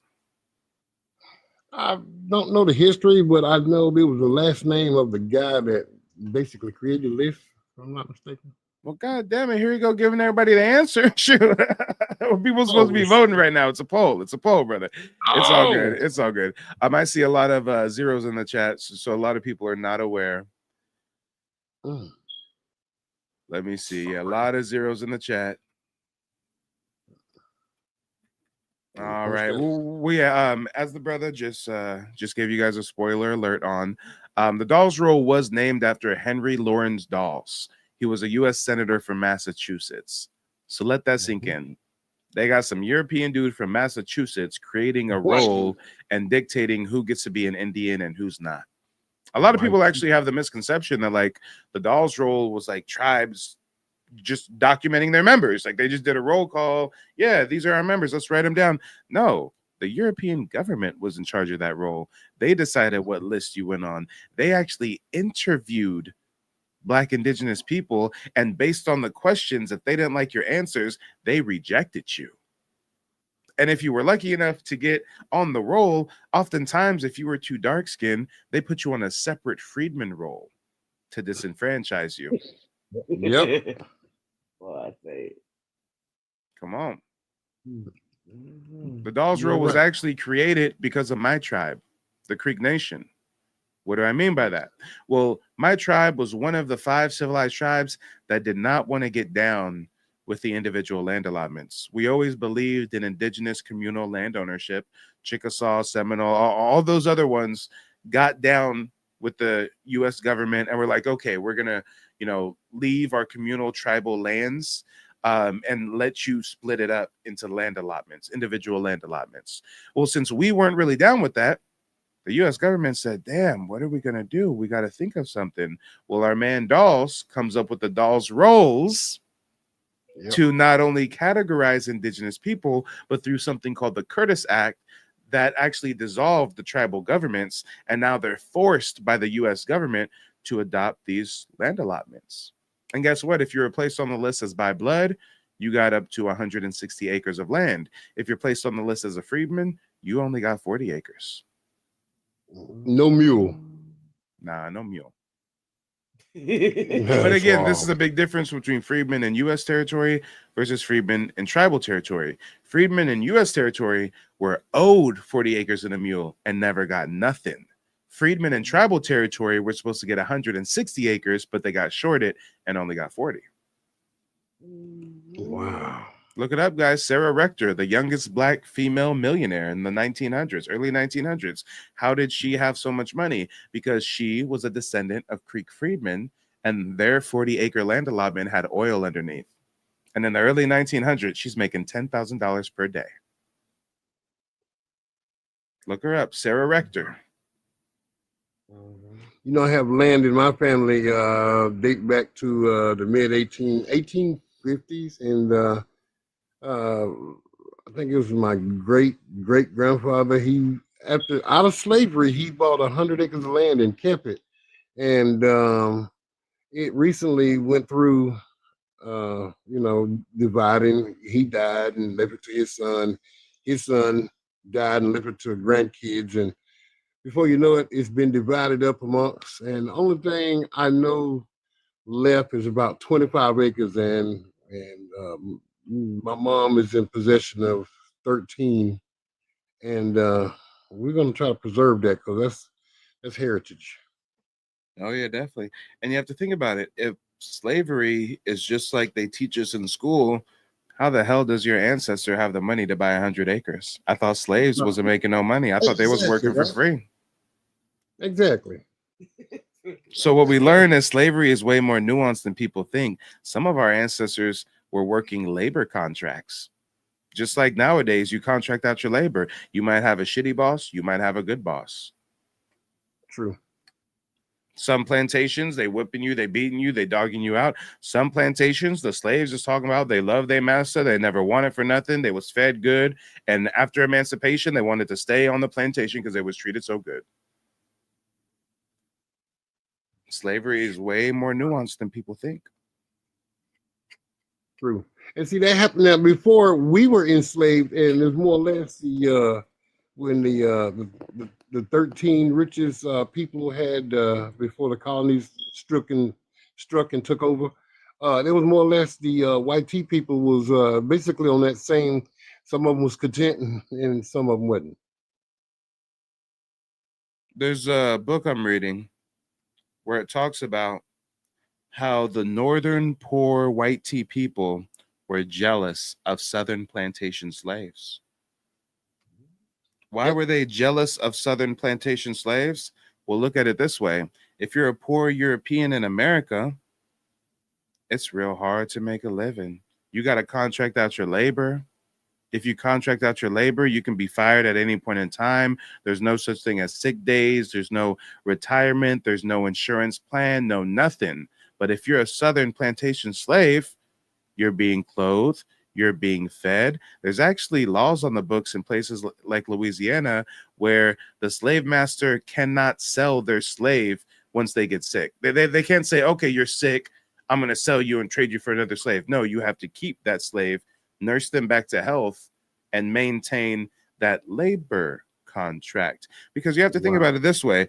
In times where it really was slavery, and there really was an indigenous skirmish, and the prisoners of war were forced onto plantations and stuff, guess what? That didn't last very long before you have a slave revolt. There was way more slave revolts than just Nat Turner's. They just don't tell you about it. That's right. So what do they do so that they don't have to worry about getting unalived in the middle of the night? They treat their slaves with some common decency. And again, I know that we've all been programmed with the roots and the colors purples, and we just think slave is someone who's getting whipped and shackled and beat and da da da da. And that did happen from time to time, but it wasn't happening like you think. Slaves wasn't getting lynched like that. Lynchings happened after emancipation. Black massacres happened after emancipation. I even read where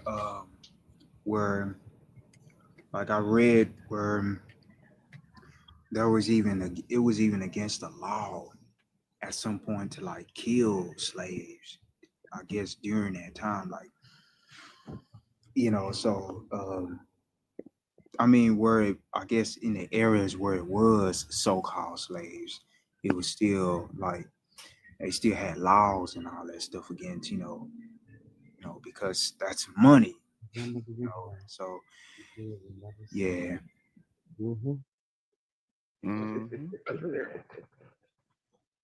mean, if you think about it, the slave master, the plantation owner, he's taking out a loan for those slaves. So if I'm paying a mortgage on those slaves and I'm paying that mortgage from the profits of the produce that the slaves are cultivating, then why do I want to whip and chain and beat this slave and do them all kinds of dirty like that? Why? Hey, yo, Mike, have you seen that movie Antebellum of America? No, I Where haven't. like I think it was like an Italian film or something like that, like on slavery or whatever like that. I think I seen it on Dane's channel or whatever.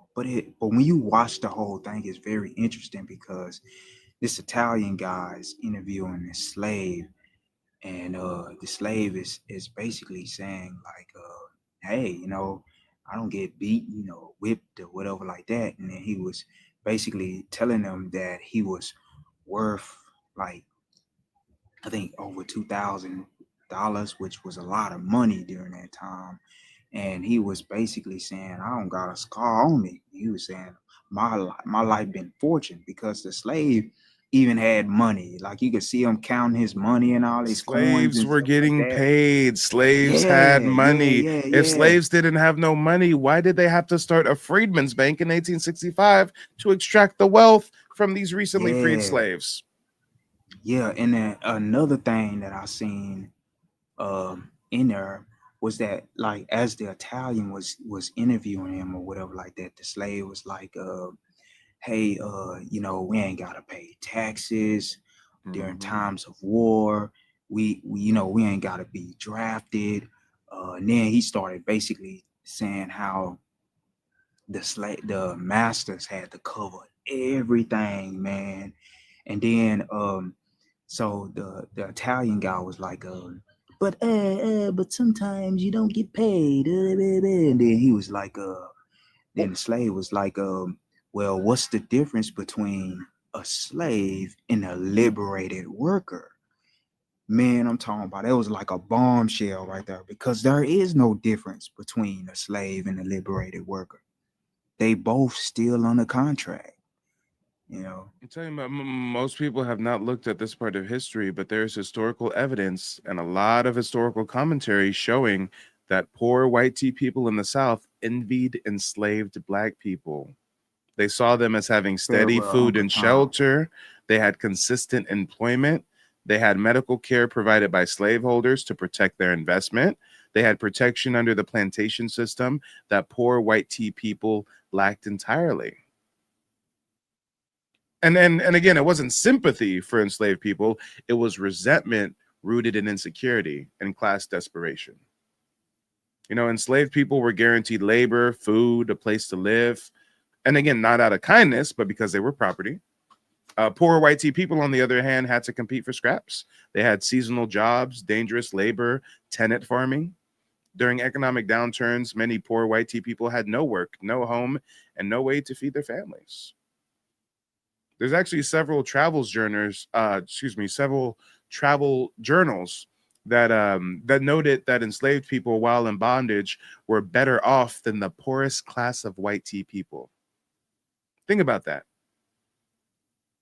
Enslaved people, while being plantation crazy. slaves, are still better off than the poorest class of white tea people. Because guess what? The poorest class of white tea people are working those plantations with those slaves, but they don't get a house on the plantation. They don't get medical care. They don't get clothing. Look, think about it. Think about it. That's diabolical there. And you saw a little bit of that in that. I think she said it was called Farewell, Uncle Tom. Yeah, the name of the movie. Mm-hmm. They even showed, there was even one part of the movie where they actually showed Africans and the Indians all together, and they all look the same. So It's I like want you could people see to that. watch out about that movie, though. Somebody in my chat last night recommended that movie. I started to watch it today. I seen some fuckery, so I looked up who made the movie and the history behind the movie. This is a It's not. It doesn't have. it's a PORNO graphic mockumentary. Those things that are in Yeah. that film are not historically accurate. You remember in the beginning how they had that weird scene where they like got Africans sliding down a slide into a pool and getting scrubbed, and they're zooming in on their balls and their ass cheeks and Yeah. all this kind of stuff and stuff. Yeah. That never happened. There was never a fort in New Orleans where Africans were imported in mass and then washed with acid mixed with ashes and all this kind of shit. This is literally it's called a mockumentary. Now, on the one hand, it's kind of interesting in the opening scene how they have the dialogue at the table and they're talking about the different types of mindsets of European settlers, but is low-key a disingenuous snuff film. I 100% agree with you on that. Like, I wouldn't say like the whole thing is accurate. I'm just saying like made by Italians, by the way. Gems. Yeah, it was a couple of gems in there. Like it's a like, for an example, the depiction of the Indians. They had that right at one point in the movie. and then a little bit accuracy on like the slave condition or whatever like that. But other than that, it wasn't a lot of it was, in my opinion, was trash. You know, like, Sensationalized. Yeah, it was. It was kind of akin to Roots or The Color Purple, where they're like putting these crazy graphic images out there, so you think because you're seeing it in front of you that this is like realistic and it's something that actually happened. No, wasn't happening like that. even Roots had like it's crappy too, but even Roots got like a teeny bit of some gems in her. Like for an example, the Free Blacks. You know, I remember what's his name? That main Fiddler. I think that Slade, the main. I've never seen Roots, so I can't Fiddler, tell you. he was like they was I've seen some all clips. like on a they was all like on a plantation or something, right? And then they had just brought I guess Kuta Kente or whatever like that. And then Fiddler was like he looked at all of the free black people. They were all looking at Kuta Kente, and he was like, now none of you never seen, he said, now this is an African Negro. He said, now none of you never seen an African Negro before. They went and got him from Africa. So the interesting thing about it was like, if we all came from Africa, then shouldn't have they identified with Kuta Kente? That I just kind of found that weird, you know. Yeah. Why are they treating him like an That was outsider? fake, though. That was a whole fake like Well, thing. yeah, we know it's fictional, you know, we know it's fictional. But he's or still whatever. trying I'm to find I'm the gems in the yeah. fiction. Yeah. Yeah. And I'm just saying, like, hold going back and looking real at the quick. movie. I got a couple more people on the panel. I got to get you real quick. Kevin Hill, go ahead and unmute yourself. Let us know where you're calling in from and what's on your mind. Kevin Hill going once. Kevin Hill going twice. All right, Kevin Hill, gotta unmute yourself. Whiskey, go ahead and unmute yourself. Let us know where you're calling in from and what's on your mind.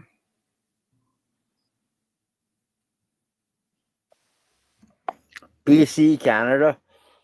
You guys are crazy. You don't have any reservations.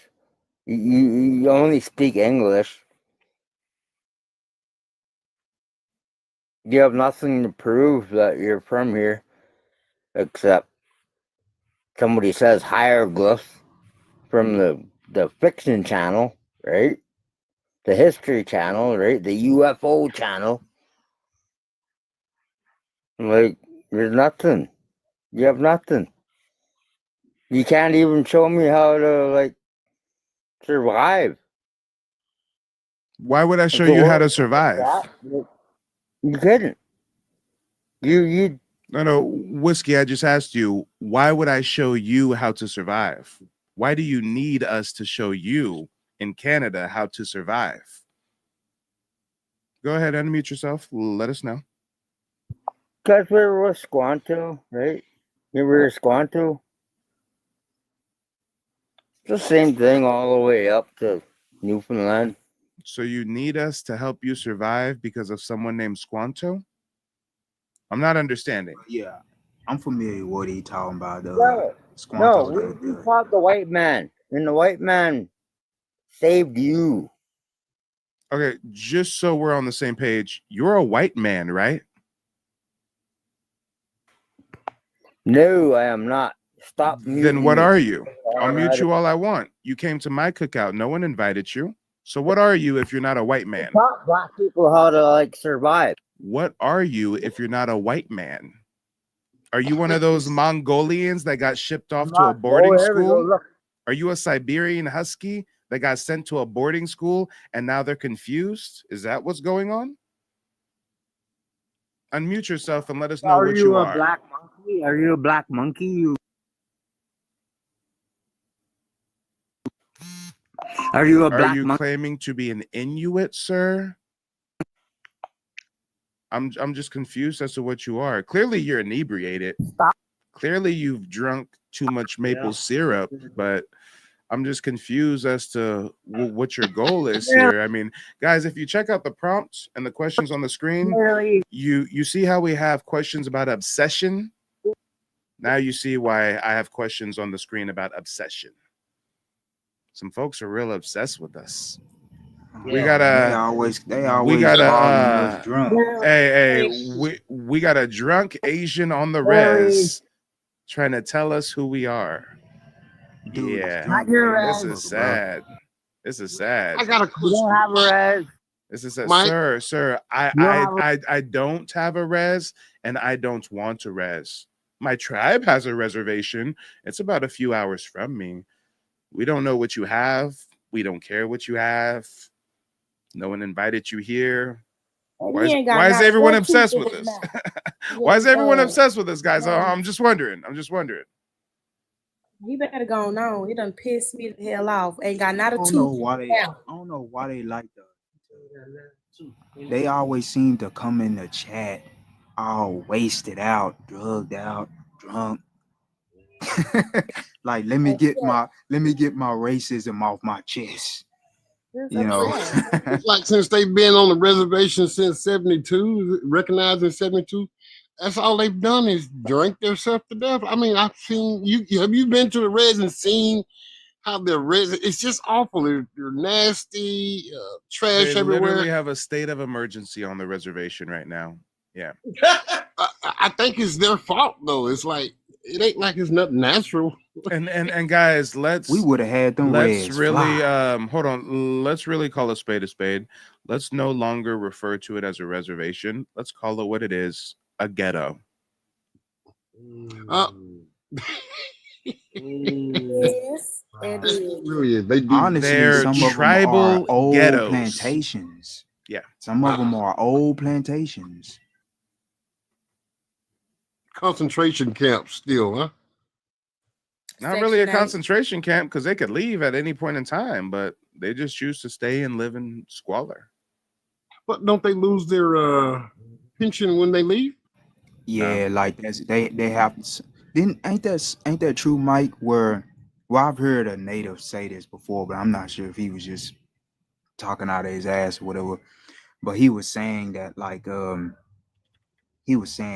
for some benefits, not all, but some benefits, you have to be living on the the so-called res or whatever like that. But I'm not sure how true that is. Yeah, there's some benefits that you have to live. live on the res or near the res, and then there's benefits where you can still have access to no matter what place in the country that you live. True, like Section 8. That's because they got comfortable. That's all it is. They comfortable there. They family there. They been there, and they just squatting there. They love it there. If they wanted something better, they will go and have better. They'll go and do better. They'll stop drinking like that man came up here drunk as hell with not a tooth in his mouth. That's why his teeth done rotted out his mouth, because he sat up and drunk all his life. You know what I'm saying? And hey, that's just, baby, don't get me started. He better take his ass on somewhere, Mike. It's really just the obsession for barely could me. talk. I mean, Oh. guys, if we really just take a moment to think about the obsession, like, would any of us at 1 or 2 in the morning be calling in to speak to a fucking Canadian? Nope. Not drunk. Not at all. At all. I don't care if you're drunk. I don't care if you're so. Do any of us give a damn about a Canadian? But Canadians are worried about us, apparently. His concerns need to be with Trump. He's the one deporting them. Hey. Wow. And he claimed he wasn't a European, but I think he's definitely a Mayo man. That was Mayo drunk babble. Yeah. And it's funny how folks call in and say things like, you have nothing but the hieroglyphs or History Channel, ancient aliens. Sir, my tribal citizenship card is literally on the screen. At least for the folks on TikTok. For the folks on YouTube, here it is. But it's like, damn, I literally have my citizenship card displayed and people still like, oh, I don't know. I don't get it, guys. I don't get it. Let's talk about it. Oh, but guys, it looks like shout out to YouTube. They just cut off my TikTok live stream. We got false flagged for hate speech. I told you guys TikTok is oh so sensitive. I'll probably have my TikTok restored in 5 to 10 minutes. Whenever they shut me down for hate speech, I gotta appeal the decision, and then they review it, and then they're like, "Oh yeah, those folks on the res were just mass reporting you. Let's go ahead and restore your live stream." So give me a moment while I submit that appeal. Shoot, I was getting ready to wrap up the broadcast in a minute, anyways. Lord knows, Lord knows. Let me see here. Here we go.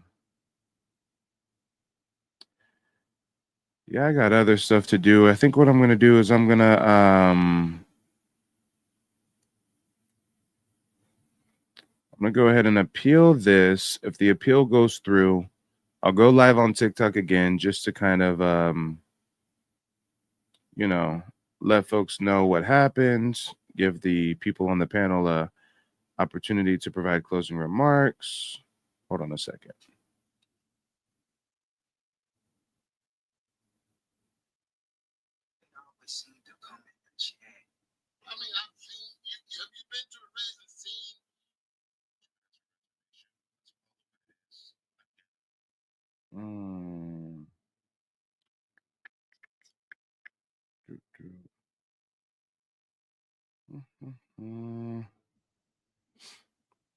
Let me get some feathers if you guys were tuned into last night's live stream. Shit, last night we were live for like 7, damn near 8 hours. Man, oh man, we did a marathon last night.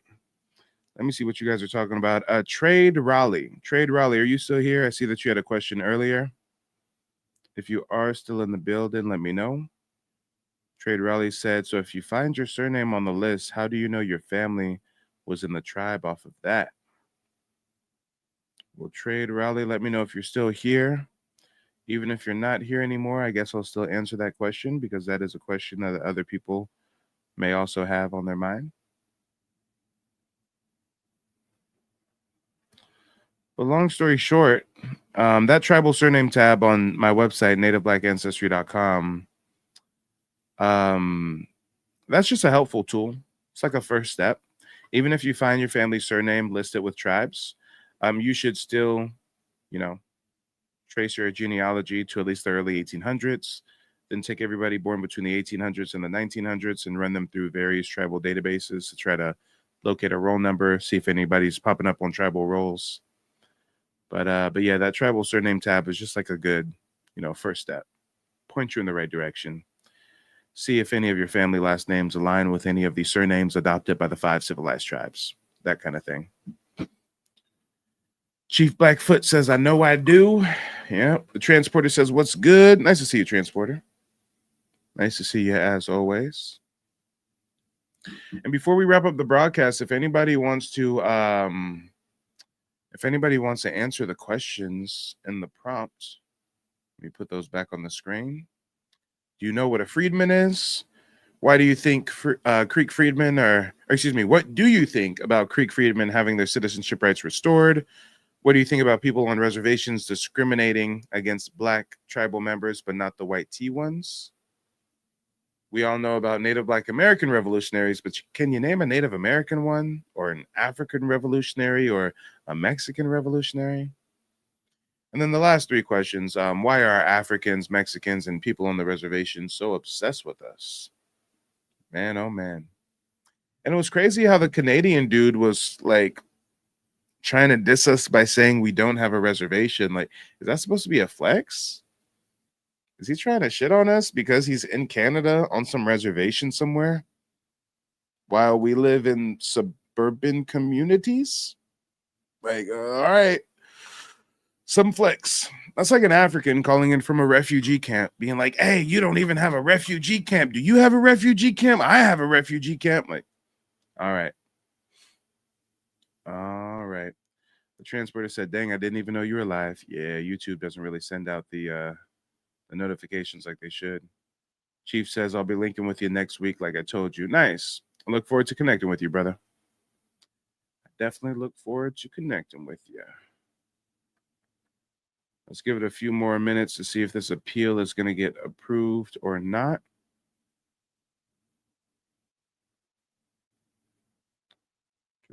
And of course, this is kind of a celebratory stream. You know, we're celebrating the freedmen of my tribe getting their citizenship rights restored. Shout out to the Supreme Court. And actually, I've got a video on it. Hold on a minute, guys. Hold on. Big story out of Oklahoma, where the Muscogee Nation, they now have to abide by a landmark ruling that recognizes African Americans and the descendants who are part of this nation. Attorney Damaro Solomon Simmons has been leading this effort. We, of course, have talked about it several times as well. He joins us right now.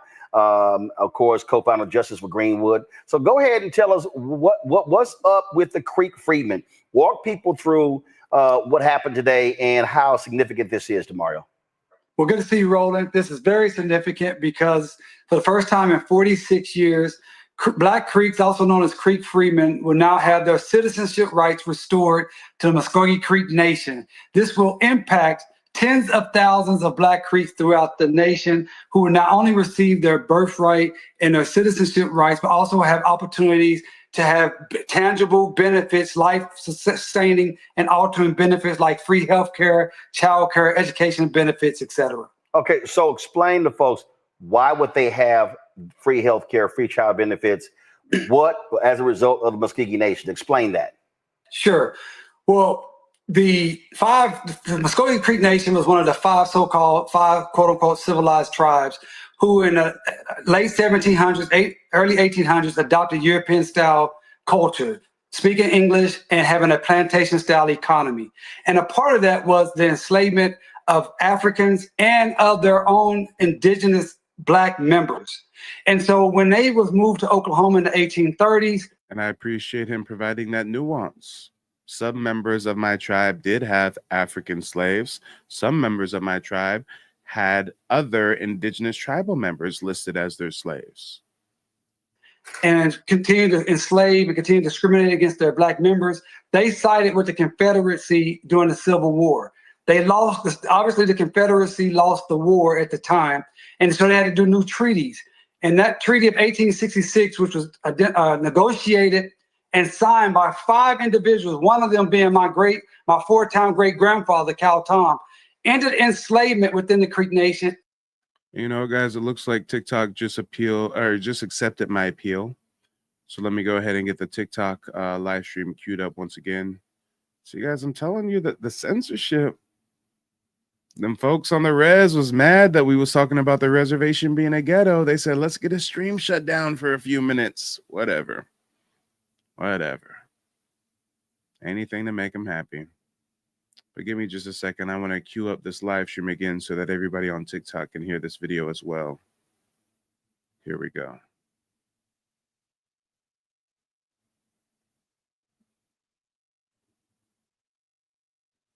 And it also granted citizenship to all Creeks of African descent. But in 1979, the Creek Nation decided they did not want the Creeks of African descent anymore, and they illegally excluded us through their new constitution. And so we've been fighting that battle ever since.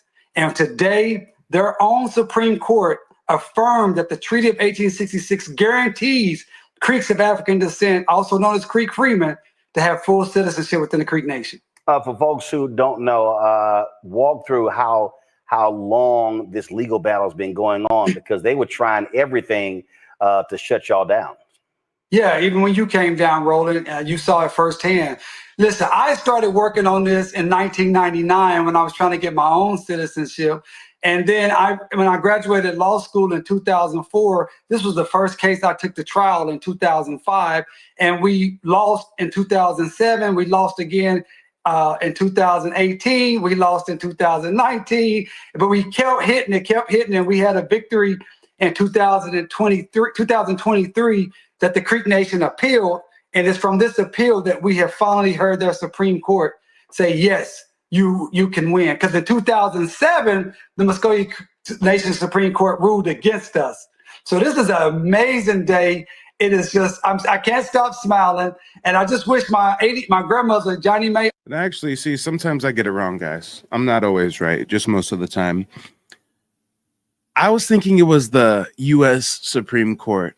It's the tribal Supreme Court. So when I had some people on the panel earlier that were looking at this a little bit suspiciously, like, hey, why would the tribe all of a sudden accept the freedmen back when they were discriminated against them? And I was like, no, it's not that the tribe is accepting them back, like the Supreme Court is making them. Well, that is true to an extent. There are some white supremacist members of my tribe that don't want the freedmen to have their citizenship rights restored.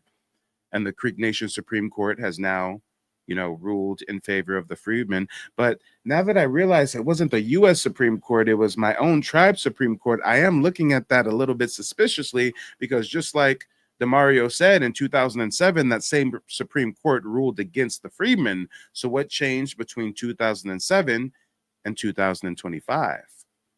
Well, I know in 2022, they did have a congressional hearing on it.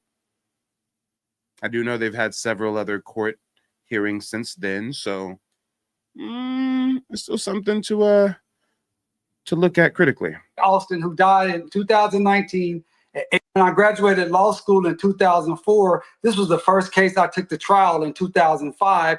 And we lost in 2007. We lost again in 2018. We lost in 2019. But we kept hitting, and we had a victory in 2023 that the Creek Nation appealed. And it's from this appeal that we have finally heard their Supreme Court say, yes, you can win. Because in 2007, the Muscogee Nation Supreme Court ruled against us. So this is an amazing day. It is just, I can't stop smiling. And I just wish my grandmother, Johnny Mae Austin, who died in 2019 at 89 years old, who was a named plaintiff in our case in 2018. She spoke Creek. She grew up on our Creek allotment. I just wish she was here to witness this. Explain when you said their Supreme Court. People may not realize that these Native American tribes, they have a separate system than the United States Supreme Court. Absolutely. Thank you, Roland, for that question. So the Creek Nation is the fourth largest Native American tribe in the nation. It has over 100,000 members or citizens. And so it has a fully functioning government with a principal chief, an executive office. It has a legislative office, which they call the National Council. And then they have a judiciary where they have a district court, just like in the United States. And then they have a Supreme Court. And the Supreme Court in the Muscogee Creek Nation has 7 members. 2 of those members had to recuse for our case. And so 5 members decided it. And I'm happy to report that it was a unanimous decision. Okay, so they had to recuse themselves. Were they 2 of the ones who were previously involved in the case? So what happened there? Yeah, the 2 that had to recuse themselves were previously involved in the drafting of the 1979 Constitution that excluded Black Creeks. And so I'm very happy that they did the right thing and recused from this particular case, because this case was about what is supreme. Is the Constitution of the Creek Nation, or is it the supreme law of the land because of the Treaty of 1866? So just for the listeners to understand, under the law, treaties of the United States is second only to the United States Constitution. So that's why we were saying no matter what their Constitution, the Creek Nation's Constitution stated from 1979, the Treaty of 1866 has never been abrogated or made invalid. And that is what covers and controls in this situation. Obviously, a huge issue. I want to bring in my panel right now. Joining us right now on our panel is, of course, Rebecca Carruthers, presidency. And Chief says, surprised that Roland is talking about this since he thinks that we're all from Africa. Yeah. Early on, he was like the Creeks of African descent. Like, yeah, Roland's a staunch Pan-African. Fair Election Center. Glad to have her on the show. Also, A. Scott Bolden, attorney here in Washington, D.C. Joe Richardson, civil rights attorney out of Los Angeles. Glad to have 3 of you here. So I guess I'll have a lawyer start. Joe, you start your question for DeMario. First of all, DeMario, congratulations. This is an incredible accomplishment, and it is obviously very personal for you for some obvious reasons because of your own history. But tell me this, do you see any possibility with this potentially being precedential in terms of setting a precedent that other folks that believe they belong to tribes, because the point is made that tribes, one of the things that the tribes did a pretty good job of is getting, self-determination, funding, setting up casinos and things like that, where the people that are members do quite well. Have there been any discussions that you had? Naturally, Pisces says the Creek Nation has not publicly addressed the Supreme Court ruling. They are cooking up something. Yeah, I wouldn't be surprised if they're going to try to contest it or appeal it or something. Over the years that leads you to believe that perhaps in some other areas where we have brothers and sisters who are descendants of tribes, that this could possibly be a route that they may try to take as well? Yeah, thank you for the question. I mean, right, definitely. I mean, you had the Cherokee Nation, which is the largest Native American nation, almost 500,000 members. They had a similar issue that I worked on. That was resolved in 2017. The Creeks are now. You also have the same issue with the Choctaw. You remember the movie Sinners. We all love the movie Sinners. And in the very beginning of the movie, they had the Choctaw Indians that were actually chasing the vampire. Well, the Choctaw Nation was one of those nations that enslaved Black folks and one of those nations that discriminated against Black folks. And right now, they are doing the same thing that the Creeks have been doing. And so that's the issue that we're looking at. Also within the Seminole Nation. You have Black Seminoles who have been a part of the nation for hundreds and hundreds of years, who are also getting discriminated against. So we're looking at all of those issues, and there may be other nations around the country, and we're happy to talk to people and see if it's something we can help with. It's very specific based upon your lineage. A lot of people say, hey, I got some Indian in me, but you have to be able to document it. And that's the thing about the Black Indians of Oklahoma. We are the most documented Black people in the nation. That's right. That's right. And if any of you guys need personalized guidance with learning how to sort through the documentation, how to trace your genealogy, then that's why I built out the website, nativeblackancestry.com. If you need personalized guidance, you can even book a one-on-one consultation with me where I teach you the 3-step process that me and my family used to trace our heritage and get tribal citizenship with the Muskogee Creek Nation back in 2021. And here's some brief testimonials from some recent clients. Hi, my name is Frances Tuck, and I contacted Mike from Mike TV on YouTube because I wanted to find out about my family's Native American history that I believed existed. Through the research that I was able to do through Mike TV, I was able to find out that our name is indeed on the registry. I had a consultation with Mike today, and because of his advice and the research that he has done, I am now confident that I'm able to find my family's roots in the Native American History database. Thank you, Mike. Come on, y'all. What are you waiting for? Go to nativeblackancestry.com. Real people, real results. Just finished my consultation with Mike. A lot of information in a short period of time, but it was very valuable information. I'm definitely excited to get started searching up my genealogy.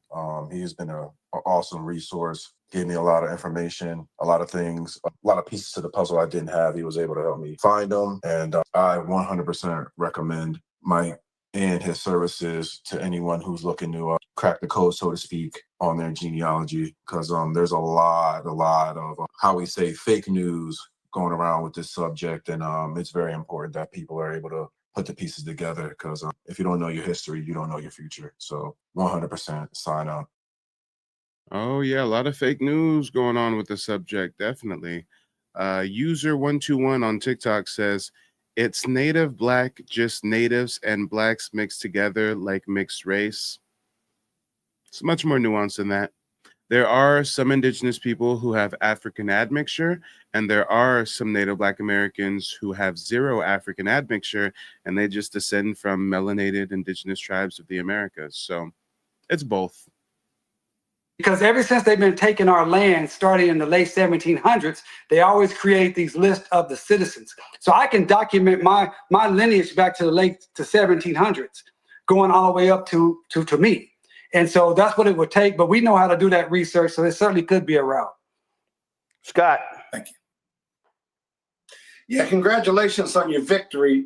Although, are you really saying that Indians, the Native Americans, discriminated against black people, just like white people discriminated against black people in this country? No, he didn't say discriminated. He said enslaved. Enslaved. Yeah, absolutely. Well, the black man can't catch a break.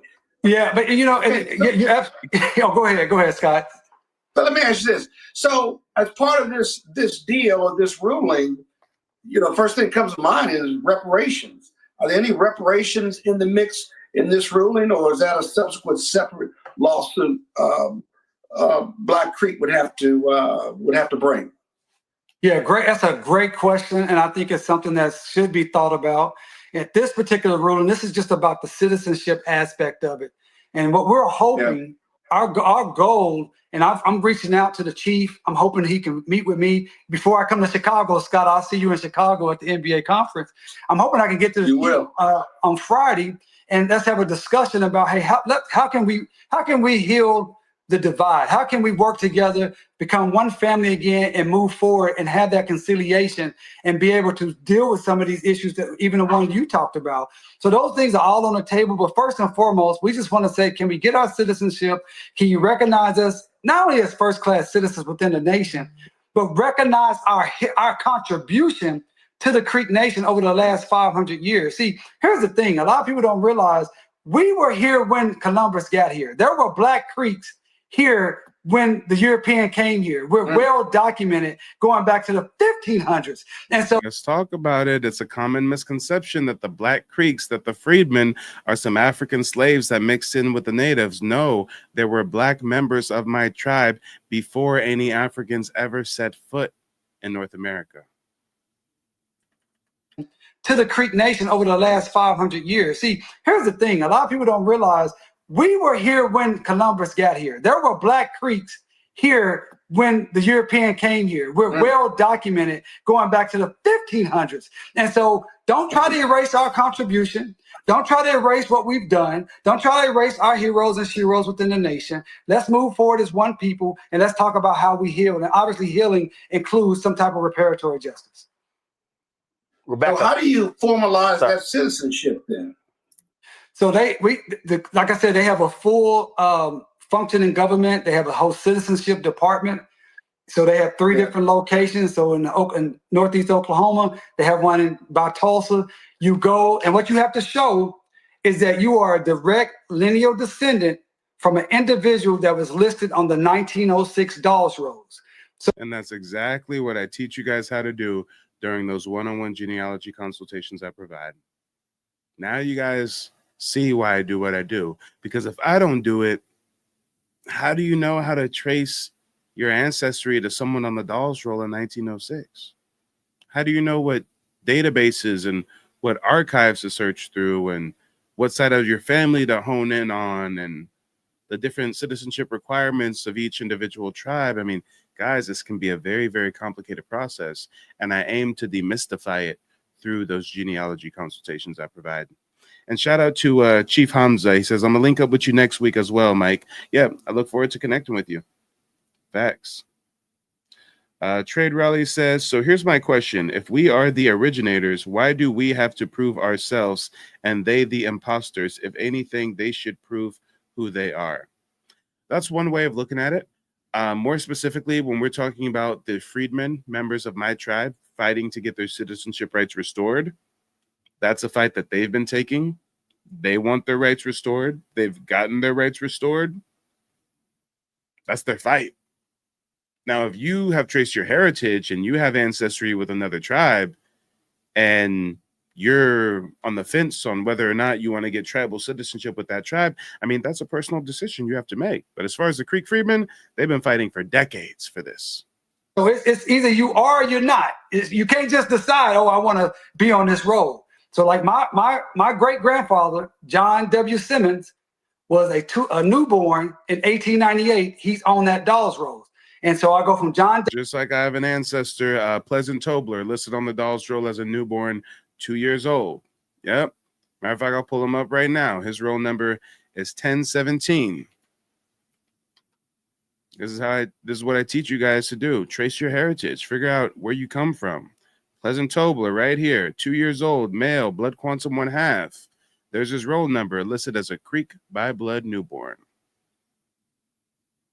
W. Simmons, to my grandmother, Johnny Mae Simmons, to my dad, Ahmad Shadi, to me. That's my lineage. That's how I can show that I am actually one that should be getting citizenship. Now, I could go all the way back to Cal Tom, who was born in 1810, or I could go all the way back to Moses Perryman, who was born in 1780. So I could do that too. Wow. Congratulations. Rebecca. Thank you. Hey, Demar. And the transporter on YouTube says, bruh, will I be able to change my date to the 4th instead of the 2nd? So if you're talking about a genealogy consultation that you already booked with me, yeah, that's not a problem. We can definitely get that changed. Just send me an email. My email is mike@nativebblackancestry.com. Just shoot me an email, be like, yo, this is the transporter. I'm booked for this date. I want to switch it to this date, that time, whatever. And we'll see if we can make it work. Right now, I only make myself available for genealogy consultations on Tuesday, Thursday, and Sunday. So as long as the day you want to switch it to is a Tuesday, Thursday, or Sunday, we can make it happen. Mario, it's good seeing you tonight. What's up, Rebecca? I'm listening to your story. So I spent some summers in the 80s in Muskogee Nation visiting my great grandmother on my dad's side in the township of Summit, Oklahoma. Yes, Summit, Oklahoma. She had, when she passed away, she lived in a 2-room shack, she had an outhouse, didn't have indoor plumbing yet. So there was a pump in her kitchen area, but she finally got electricity. So now I got lots of questions. I'm going to have to call my daddy after the show tonight. How do you go about doing the research proving lineage? Well, listen. And that's exactly what I show you guys how to do. You got to start by tracing your ancestry to the early 1800s or late 1700s if you can. Then you want to take everybody born between the 1800s and the 1900s, run them through dozens of tribal data collections to locate a roll number, cross-reference that to the Dawes rolls, then figure out what your ancestor was classified as, which tribe, and then you navigate the complexities of the tribal citizenship application process. I'm gonna help you out. All you have to do, and anyone that's listening that think they may have a connection, the way Rebecca just talked about, you can contact Justice for Greenwood. Go to justiceforgreenwood.org. We have a whole We Are Greenwood program. We have a little form there, and you can say, hey, I think I may be connected to the Black Indians of Oklahoma, and we'll do a little research and see if you pass the prerequisites. And if you do, then we can get you one of our genealogists. We have 5 genealogists within Justice for Greenwood that does this work, and then we have our sister coalition organization, the Muskogee Creek Indian Freedmen Band, and they also do this lineage work for you. So and this is why I provide the genealogy consultations I provide, because when you talk about hiring a genealogist, that costs thousands and thousands of dollars. Thousands and thousands of dollars. Matter of fact, here, I'll show you. Everybody knows about Ancestry.com, right? If you want to hire a genealogist with Ancestry.com, prices start as low as $3,700. Damn.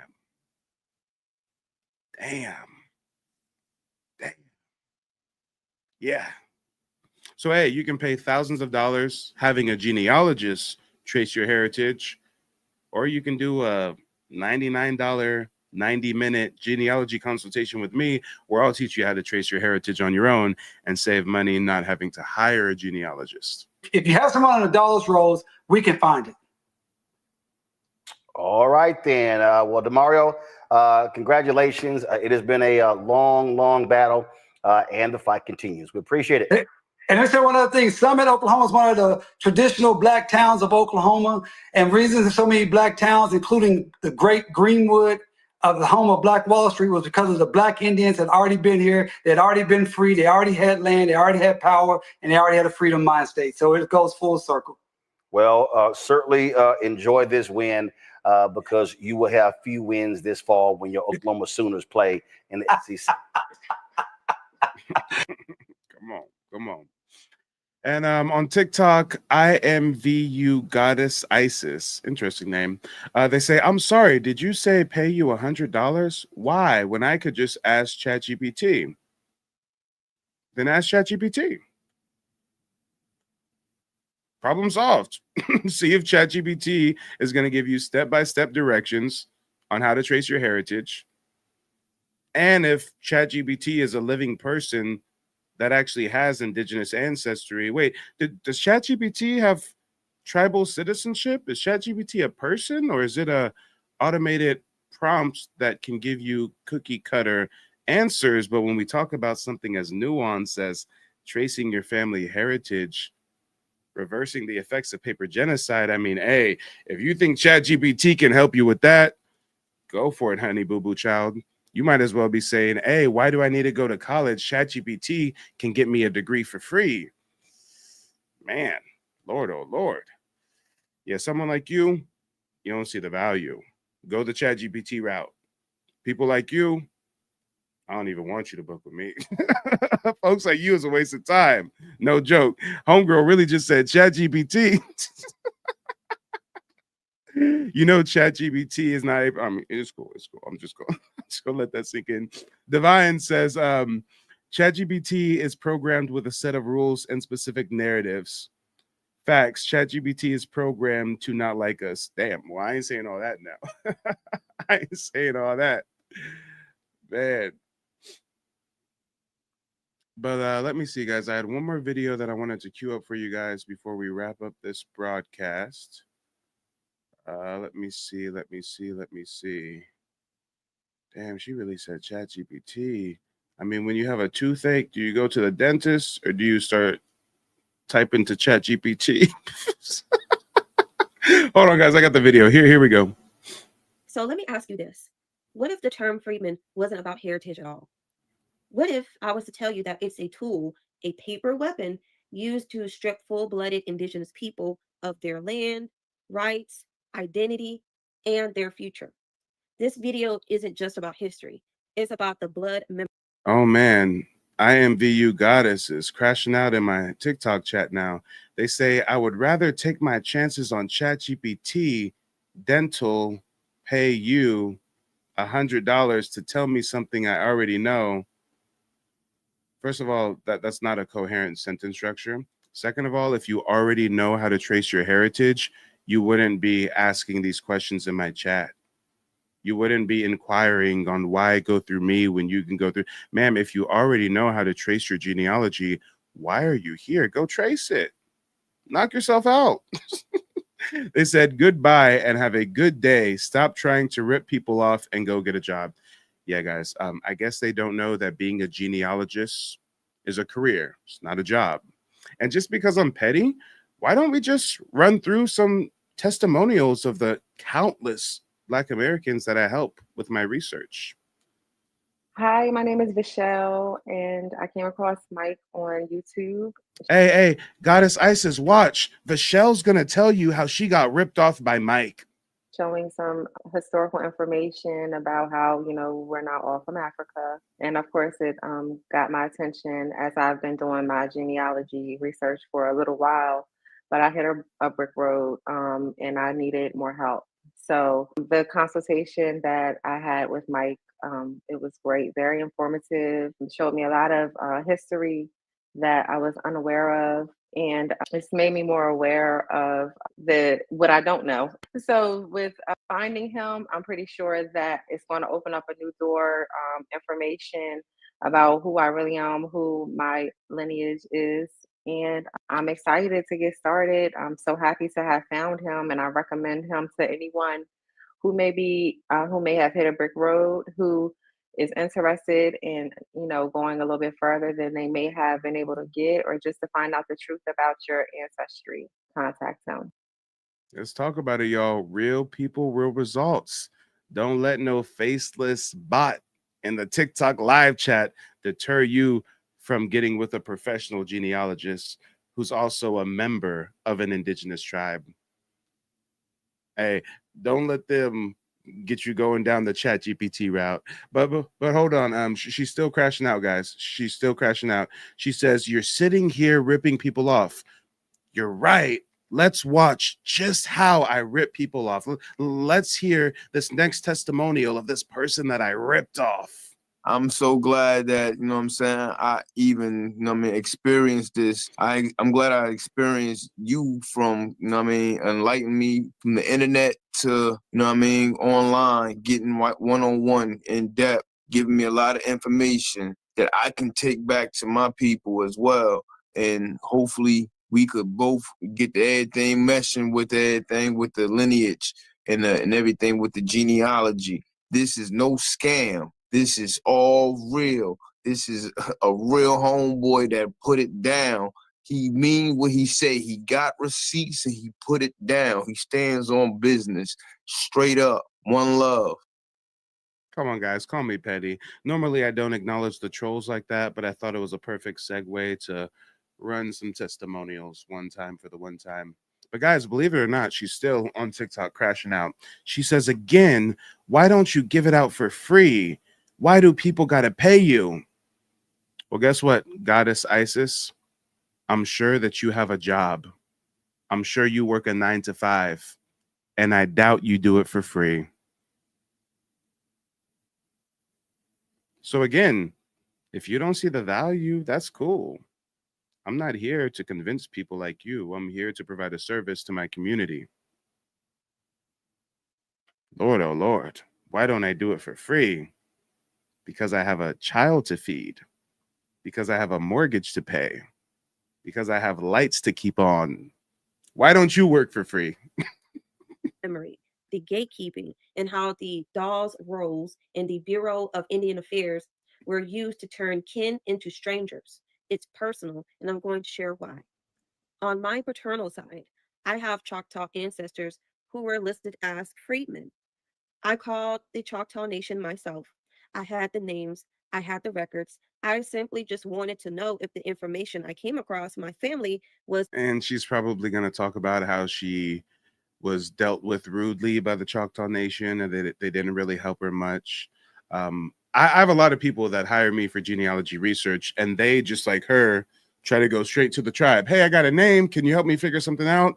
These tribes will lie to you. These tribes will steer you the wrong direction. They don't want you to get citizenship. They just see you as another person getting a slice of the pie. So I bet you $20. I bet you $50. I bet you $100. I never watched this video before. Scouts on her. I bet you $100. She's about to say something negative about her interaction when she reached out to the Choctaw tribe for assistance. Side, I have Choctaw ancestors who were listed as freedmen. I called the Choctaw. And real quick, Chief Hamza says, can me and my wife do the consultation together, or will we have to do it separately? Oh, no, you guys can definitely do it together. Oftentimes I'll have like a father, son, or, you know, a mother and a son and an auntie on the call. I mean, definitely bring 2-3 people if you want to. No extra charge or anything, Chief. We can make it a family affair. And also, there is an option where you can book me for a recorded consultation. That way you don't have to worry about taking notes during our meeting. You'll actually get a recording sent to you after the meeting's over. So definitely check that out. Choctaw Nation myself.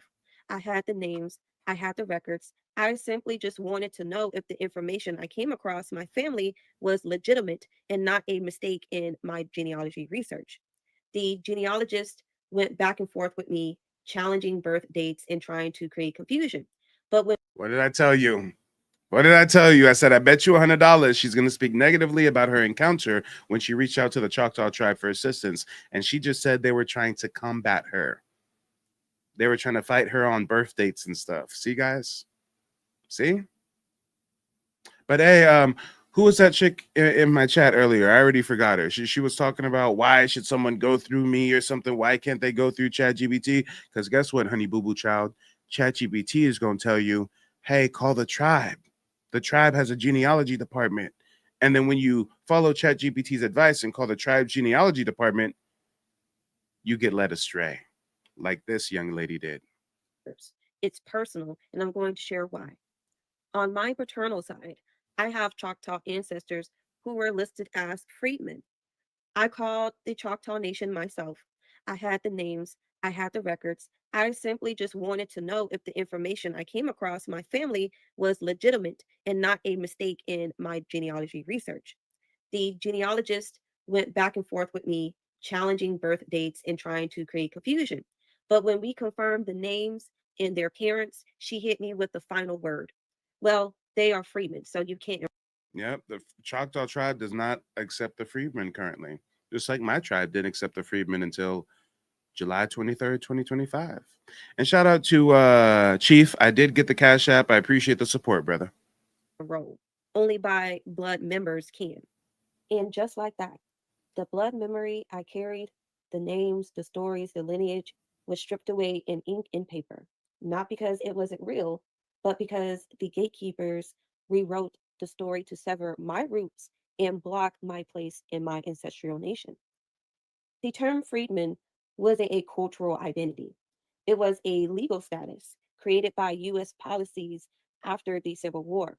It was meant to define people who have been enslaved by tribal nations, particularly the five civilized tribes. But over time, it became a racialized label used to exclude. And here's what they don't tell you: many people listed as freedmen had full indigenous ancestry.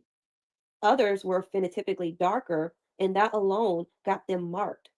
Some were kin to those classified as Black, and their proximity led to paper reclassification.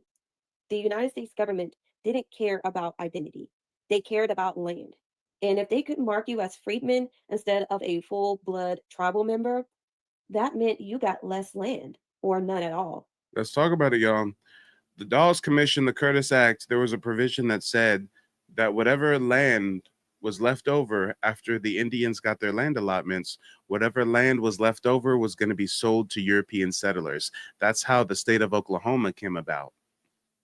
So most people don't know that if you're listed on the roll as Indian by blood, you get 160 acres of land. But if you're listed as a freedman, you only get 40 acres. Guess what? You're supposed to get 160, you only get 40. So what happens to the rest of the 120 acres you got gypped out of? Well, the US government goes and sells that to some European settlers for pennies on the dollar. Let's talk about it. User 121 says, what's your view of Native Americans? Well, you got to be more specific than that. I'm a Native American, so come on. Be a little more specific, and I'll answer whatever question you got. Chief Blackfoot says, you're welcome, bro. More soon to come. Yeah, I look forward to connecting with you. And I believe you said that you booked a genealogy consultation with me, so I'll definitely be connecting with you one-on-one. Before the memory invaders arrived, most tribal nations had fluid and inclusive definitions of identity. You could belong through birth, marriage, adoption, residency, cultural practice. There was no obsession with fractions or blood quantum. But after the United States started creating federal Indian policy, all that changed. Suddenly, tribal citizenship started to mirror the whiteness cult concepts of race. The Dawes rolls became the blueprint. The BIA started supplying blood quantum charts, and tribes were pressured to adopt them whether they wanted to or not. Under the one drop rule, if you had even a trace of African ancestry, you were historically classified as Black. But for Cole Chief over on TikTok says, how do I book a genealogy consultation appointment? All you got to do is go to my website, nativeblack.ancestry.com. Right on the homepage, if you scroll down a little bit, it says discover your native Black ancestry, book a one-on-one genealogy consultation today. Gives you a little description of what the consultation entails. If you click on the book now button, it's going to show you some different options for the consultations. You can book a standard consultation where I teach you the 3-step genealogy process me and my family use to trace our heritage and get tribal citizenship. You can get a recorded consultation for those folks who don't want to have to worry about taking notes. And then you can get a consultation plus a history lesson. That makes the consultation an extra hour long, and I give you an in-depth breakdown on Black American indigeneity, going all the way from the earliest days of colonization to the present. So definitely check that out. And if you want to see what other people are saying about the genealogy consultations, I've got several testimonials right here on the homepage. Or if you click on the tab up here that says book a consultation, you'll find that on the separate booking page, there's also another group of testimonials there. So, you know, over 6 testimonials on the website for you to take a look at. Great question, though. And also, if you are serious about booking a genealogy consultation, when you check out, use the coupon code TikTok, lowercase, all one word, and that'll hook you up with a special discount on your genealogy consultation. For indigenous identity, you had to prove significant blood quantum just to belong. Let that sink in. Blackness equal one drop. Indigeneity equal multiple documented generations. In the racial playbook of American history, hypodescent, also known as the one drop rule, meant that if you had even a trace of African ancestry, or just simply look like you can pass as a Black or African person, you were classified as Black, not because of culture, kinship, or even lived identity, but because of hierarchy. So, Zolo Jack says, I think I'm being ignored, but that's fine. No, I'm not ignoring you, but I've got over 100 people watching. I'm trying to watch a video. I got 2 different chats that I'm reading, so sometimes things slip through the cracks. Zolo goes on to say, does that mean that if you don't have any corresponding records to show tribal ties, we must be African? No, that is not what that means.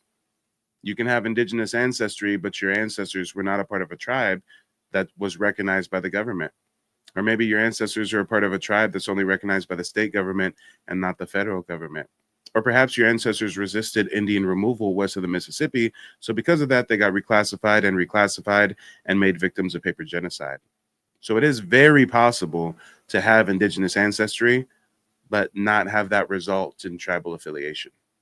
what happened to people who were both Black and American Indian? They were almost always classified as Black, even if they had significant indigenous ancestry.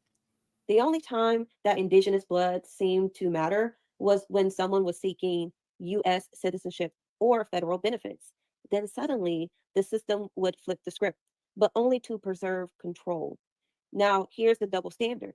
If someone was white and native, they were still allowed to be seen as Indian.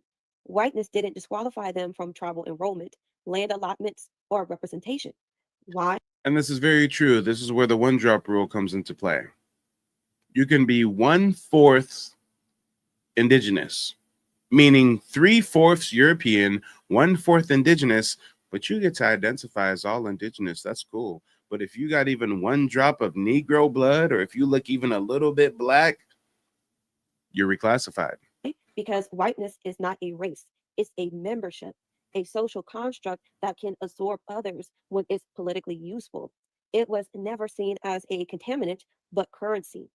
Mixed white native individuals were often used as intermediaries, giving white society access to indigenous resources, land, and political standing in ways they couldn't gain outright.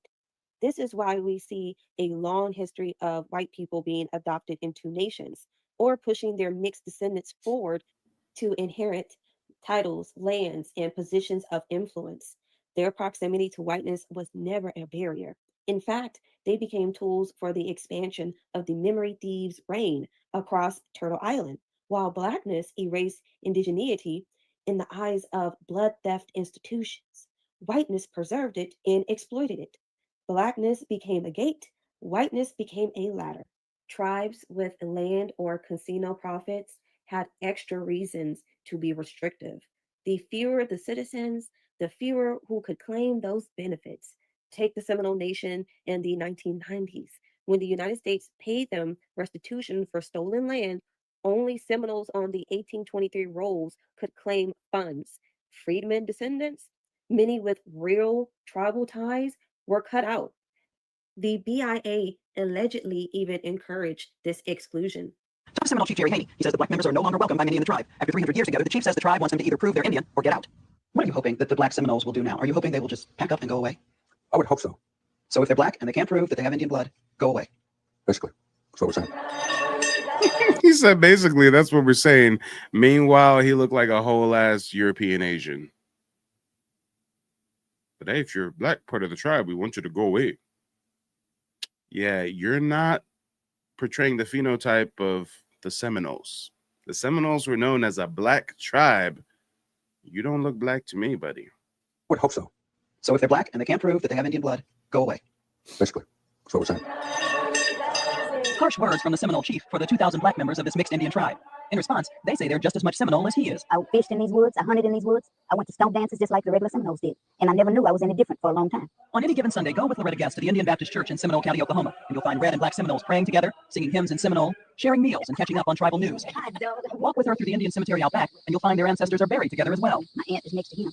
Were there any distinctions made as to you all are the Black Seminoles? We're nice to you, but you're the Black Seminoles. No. User 121 on TikTok says European Asian. All Native Americans look Asian. I don't get why you had to say that. No, I have no idea what you're talking about. I'm Native American. I don't think I look Asian. Do you? No, nothing like that. We've always been treated as one to another. No difference at all. It was an alliance that began more than 300 years ago in Florida when runaway slaves and different Indian tribes sought refuge together and later fought the white man. Joe Opala, a history professor at James Madison University in Virginia, says that from the beginning it was a melting pot tribe. So these people all banded together and somehow became Seminole. And in fact, the word Seminole is not. Damn, hold on. She got this on double, triple speed, y'all. I got to slow this down for y'all. I know a lot of y'all are like, damn, is it, Mike got it playing and fast forward? No, that's not me. It's her, I promise. Were there any distinctions made as to you all are the Black Seminoles? We're nice to you, but you're the Black Seminoles. No, nothing like that. We've always been treated as one to another. No difference at all. It was an alliance that began more than 300 years ago in Florida when runaway slaves and different Indian tribes sought refuge together. And what is user 121 talking about? They said, yeah, I look Asian, but I'm full Native American, but you attacked that guy. Yeah, what are you talking about? Are you saying that I attacked that guy who was literally trying to tell the Black members of the Seminole Nation to leave? I highlight how he looks like he's mixed with European and Asian, and that's me attacking him as he literally says he wants the Black members to leave? Yeah, you're so lost in the sauce. That's one way of letting us know you're a foreigner. User 121. Yeah, we got a lot of foreigners in the chat tonight, y'all. And later fought the white man. Joe Opala, a history professor at James Madison University in Virginia, says that from the beginning it was a melting pot tribe. So these people all banded together and somehow became Seminole. And in fact, the word Seminole is not even an Indian word. It is derived from the Spanish word cimarron, meaning runaway slave. And so from the beginning, you don't have an Indian tribe. It was a multi-ethnic coalition. Historical evidence documents their close relationship. Blacks became chiefs, signed treaties, and served on the tribal council. They intermarried. They were equals, Opala says, and the Indians depended on them as warriors and interpreters. So there absolutely is proof of the Black Seminole importance to the tribe. Absolutely. There's a lot of intelligence information that passes back to Washington. For instance, General Jessup, the commanding general, writes back at one point to the War Department and says, the Negroes rule the Indians. What he was referring to was the fact that the Negroes rule the Indians. You hear that? The Negroes rule the Indians. That's why they wanted to kick the Negroes out of the tribe. We had too much power. Significant decision was ever taken in the Seminole councils unless the Black members agreed to it. When the Red and Black Seminoles were forced out of Florida in the 1830s, they traveled together hundreds and hundreds of miles by boat and on foot, passing through this barren place on the banks of the Arkansas River all the way to Oklahoma. It was a long and difficult journey, referred to as their Trail of Tears for the many who died along the way. Now, nearly 200 years later, comes the $56 million payment from the federal government to compensate the tribe for those lost Florida lands. But the Black Seminoles can't share in it because the government and the tribe say they were slaves of the Red Seminoles back then, and as slaves could not have owned land. Joe Opala, who has worked to preserve their legacy, says that's wrong. The Black Seminoles fought side by side, died, bled for those lands in Florida. They've been together. They've been good brothers and good neighbors for 3 centuries. It makes no sense now to say they're not Indians. Our ancestors were some of the most fiercest fighters during the war. During the Indian War? Yes, due to the fact that they knew if they were recaptured, they were going into slavery, back into slavery. Bud Crockett and his sister Polly Gentry traced their Seminole roots back to their great-grandmother Dora Davis, who came to Oklahoma on the Trail of Tears. But family legend and physical resemblance aren't enough. Today, you have to be able to prove your Indian heritage, which is hard for most Black Seminoles because of something called the Dawes Rolls, a government census of sorts created in the late 1800s, which separated the tribe into the Blood or Red Seminoles and the Freedmen or Black Seminoles. Intermarriage made no difference, as Polly and Bud discovered with their ancestors. If you had any Black blood in you whatsoever, you were a freedman. So it didn't matter how much Indian blood you had. Right. Any Black blood, right. You went on a separate roll. Right. And on the Black Seminole roll, it doesn't list that you have any Indian blood. That is correct. Mm-hmm. Did you feel equal to the Blood Seminoles? Sure, at one time, yes. Still do. Still do. We got the money and the government entered into the picture, everything changed. Everything. You hear that? As soon as the money and the government entered the picture, everything changed. So when you're wondering why the political climate on the tribe is the way it is, when you're wondering why you got so many folks on the res getting online talking about you Black folks aren't really native, you're from Africa, they're trying to protect that money. Changed. If they don't have any Indian blood, or prove it, then they're not looked at as Indians. Putting aside that history of togetherness, the Blood Seminoles are going by the book, that is, the government's book. They're relying on that 100-year-old census which separated the Black Seminoles from the rest of the tribe in determining just who gets the government money today. For Seminole leaders like Chief Jerry Haney, this is what it now comes down to. Proof. I've met several Black Seminole women, some of whom live benefits. They know they have Indian blood. I'm well aware of that. The The individuals that I know of that say that, you're absolutely right. They show a lot of Indian in them. But it's up to the individual to prove that they are Indians. And this is where the problem is. They can't prove it with the Dawes Commission role. What happened to your front porch? You have no steps. No steps. No steps there, no steps here. And I need a whole house here. Polly Gentry. FBA Big C says he is Asian. Yeah. We got a whole ass Asian telling us that we look Indian, but we got to prove it through the Dawes Commission that was literally created to separate us from our indigeneity. All right. Okay. Yeah. Yeah. It's like, guys, imagine there was like a hall of records that had every documented plantation slave. And the government decides, we're going to burn up this building. We're going to burn up all these records. And then in the future, the government says, hey, we're open to giving you guys reparations for slavery, but first you have to prove that one of your ancestors was a plantation slave. But they know you can't do that because they burnt the records. Now, that's a very juvenile example, but guys, that's exactly what we're faced with. The Dawes Commission was created by a European in Massachusetts to separate tribal members, create separate roles,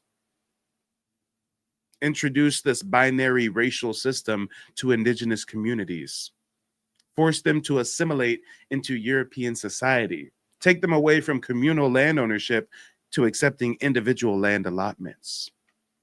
Come on. So if there's any Indian, if there's any Native American talking about, oh no, you got to prove it, blood quantum this, blood quantum that. Oh no, you got to prove it, Dawes roll this, Dawes roll that. Are you really a Native? Are you a descendant of $5 Indians? Do you descend from folks that married into the tribe? I mean, it's strange for Native Americans who should have a deep distrust for the government, who shouldn't really rock with the U.S. government since they displaced them and made them walk a trail of tears and broke so many treaties. But now you're going to try to say, oh, no, you got to go by the government when it comes to disenfranchising Black Indians. Okay. She has lived her entire life on land her grandmother received 100 years ago as a full member of the tribe. All Seminoles, red and black, were given land in Oklahoma. Polly says she could use some of the $56 million judgment fund to repair her house. My husband decided he's going to put some bricks around it, and he got, where you see the bricks in now? And he had a heart attack. And it's been like this? And it's been like this, because you couldn't get nobody to fix it. Do you have the money to fix it? No. No, Lord, no. So did you apply for benefits? Yeah, but they wouldn't give it to me. The Seminoles have $56 million coming from the government. And how much of it did you want? I want enough that I can get me a house built where I can live comfortable. So it ain't no comfortable here. This whole business of the degree of Indian blood is just a concoction. It's just an excuse now that's been dreamed up of late in order to exclude the blacks from membership in the tribe. I can tell you this, 100 years ago or 150 years ago, Seminole Indians would not have been talking about whether or not this black person has Indian blood. It simply wouldn't have mattered. They were Seminoles. For more than 100 of those years, Black Seminoles held 4 of the 28 seats on the tribal council. But that ended at a meeting like this one in the summer of 2000, when the Red Seminoles voted the blacks out. Sylvia Davis, who was one of the 4 Black Council members at the time. And let's call a spade a spade. They ain't no fucking red Seminoles. They're white Seminoles. That's what it is. The white Seminoles are trying to vote the Black Seminoles out. Time says it was humiliating. It's been hard for me to sit there and listen to the way they talk to the freedom. It's been very hard for me. What do they say? The racist names that they be using toward them, calling them animals' names, cows, stomping feet, roaring at them, telling them to get out. They don't want you. That's right. They'll tell you to go back to Africa. Why do you think the freedmen, the Black Seminoles, belong as part of this tribe? We have people that die along the trail, just like any other people in the nation. But I guess they're saying, yes, thank you. You fought alongside us in Florida. That was 200 years ago. It's time for us to separate. I would just let them know that we have all rights within the Seminole Nation. But Chief Haney says many of the Black Seminoles and even some of the Blood Seminoles weren't interested in being part of the tribe until it included benefits, namely a piece of that $56 million government payout. The tribe wanted to have. Shout out to Soul. Soul says, not going to lie, you look so native. Hey, appreciate that. I be having Africans come through trying to convince me I look like an African. And then I tell them, what country do you know where they have fair skin, freckle face Africans at? I mean, I don't. But indigenous tribes of the Americas had this phenotype. An Indian tribe. It was all Indian tribe. There are too many freedmen. I think there's a lot of freedmen out there now that are eligible to join, but have not joined because That gentleman, Jamona, says, please repost all of this on YouTube, please. No, we're live on YouTube right now. So even though TikTok doesn't save the live streams, if you want to catch up on anything you missed or watch the replay, just go to YouTube, Mike TV. There are no benefits. But you think if there were benefits for them, suddenly freedmen would be coming from Yes. all across the country? Yes. Let me tell you what it looks like from the outside, though. It looks like the freedmen fought wars, died with you, moved on the Trail of Tears from Florida to Oklahoma with you. And now suddenly there's a big pot of money. Let's exclude them. That may be true to some extent, but I don't think that's all of the. That may be true to some extent. He just said that may be true to some extent. Damn. They just stay playing in our face, huh? She literally just said, well, it looks like the freedmen bled with you, died with you, fought in wars with you. And now that there's a big pot of money, $54 million reparations from the U.S. government, now you want to exclude them. He said, well, yeah, basically, yeah. Weren't interested in being part of the tribe until it included benefits, namely a piece of that $56 million government payout. The tribe wanted to have an Indian tribe. It was all Indian tribe. There are too many freedmen. I think there's a lot of freedmen out there now that are eligible to join, but have not joined because there are no benefits. But you think if there were benefits for them, suddenly freedmen would be coming from Yes. all across the country? Yes. Let me tell you what it looks like from the outside, though. It looks like the freedmen fought wars, died with you, moved on the Trail of Tears from Florida to Oklahoma with you. And now suddenly there's a big pot of money. Let's exclude them. That may be true to some extent, but I don't think that's all of the reasons for what has happened. He also says the red and black Seminoles have just grown apart over the years and have little in common today. This is how systematic disenfranchisement works. It's built into the policy, papered by the bureaucracy. And Dashco's back on TikTok. Dashco says Cherokee 1809, about 600 enslaved Africans. 1835, about 1,600 enslaved Africans. 1860, about 4,000 enslaved. And do you have a point? Was there like something you were trying to get at with those statistics?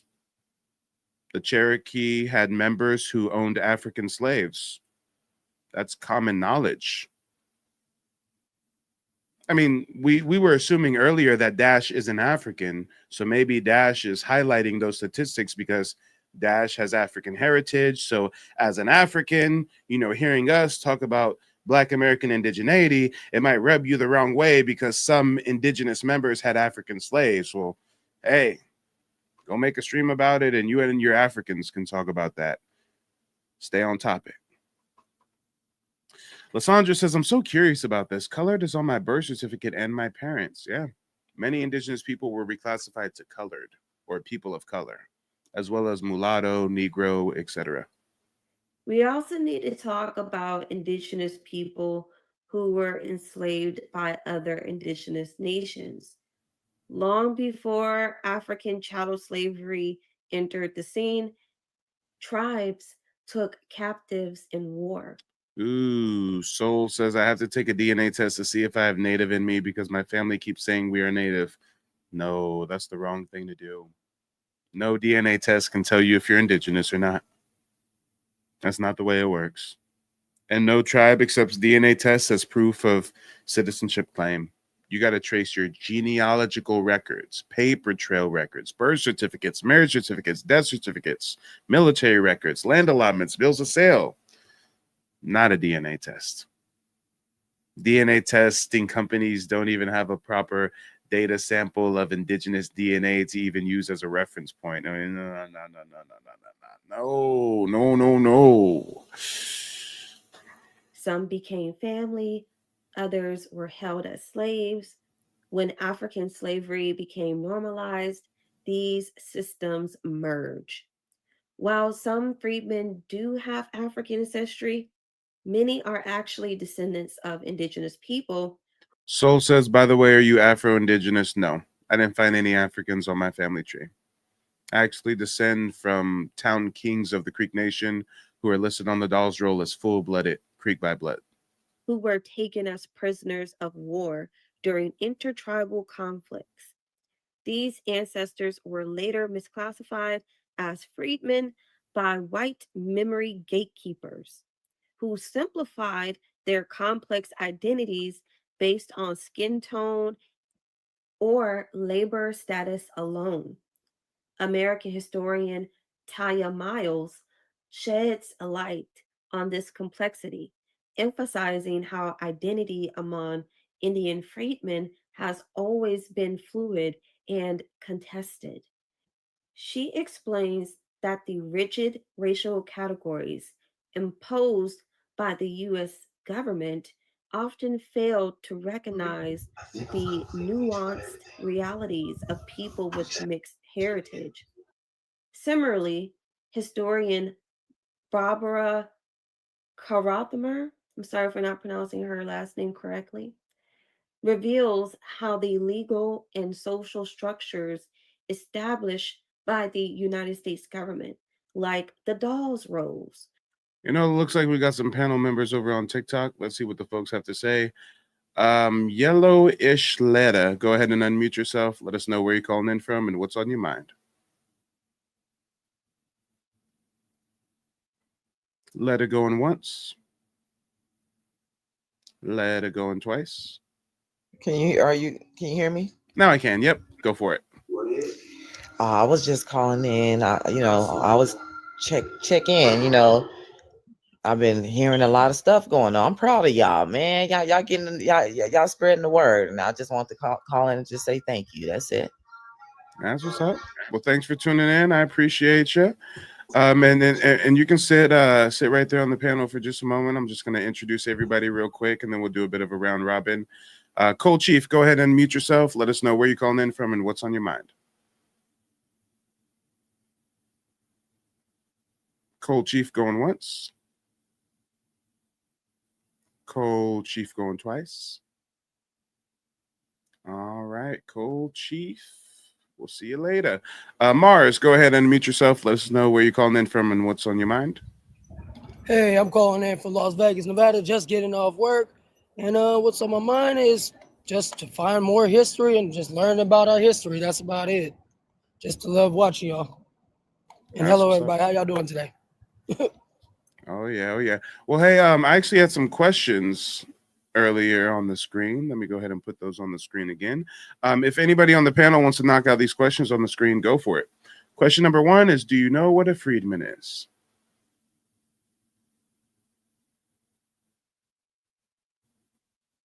Oh, I got crickets, y'all. I got crickets. Yeah, a freeman is a person that was on the Dawes Rolls or that was enrolled in one of the tribes, but they considered them freemen, but they could have been by blood. They just said freemen. They was enslaved, and now they're free. I'm sorry if I worded differently, but Oh, no, you're good. You're good. Question number 2. What do you think about the Creek freedmen having their citizenship rights restored? I think that's amazing to me.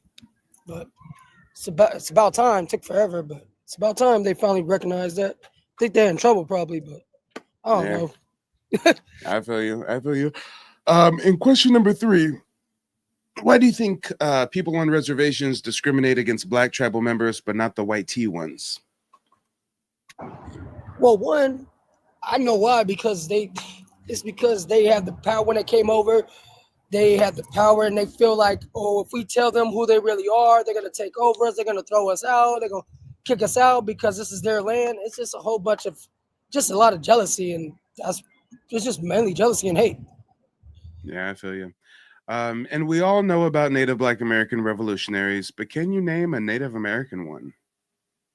And we're talking in recent times, like 1990s to now.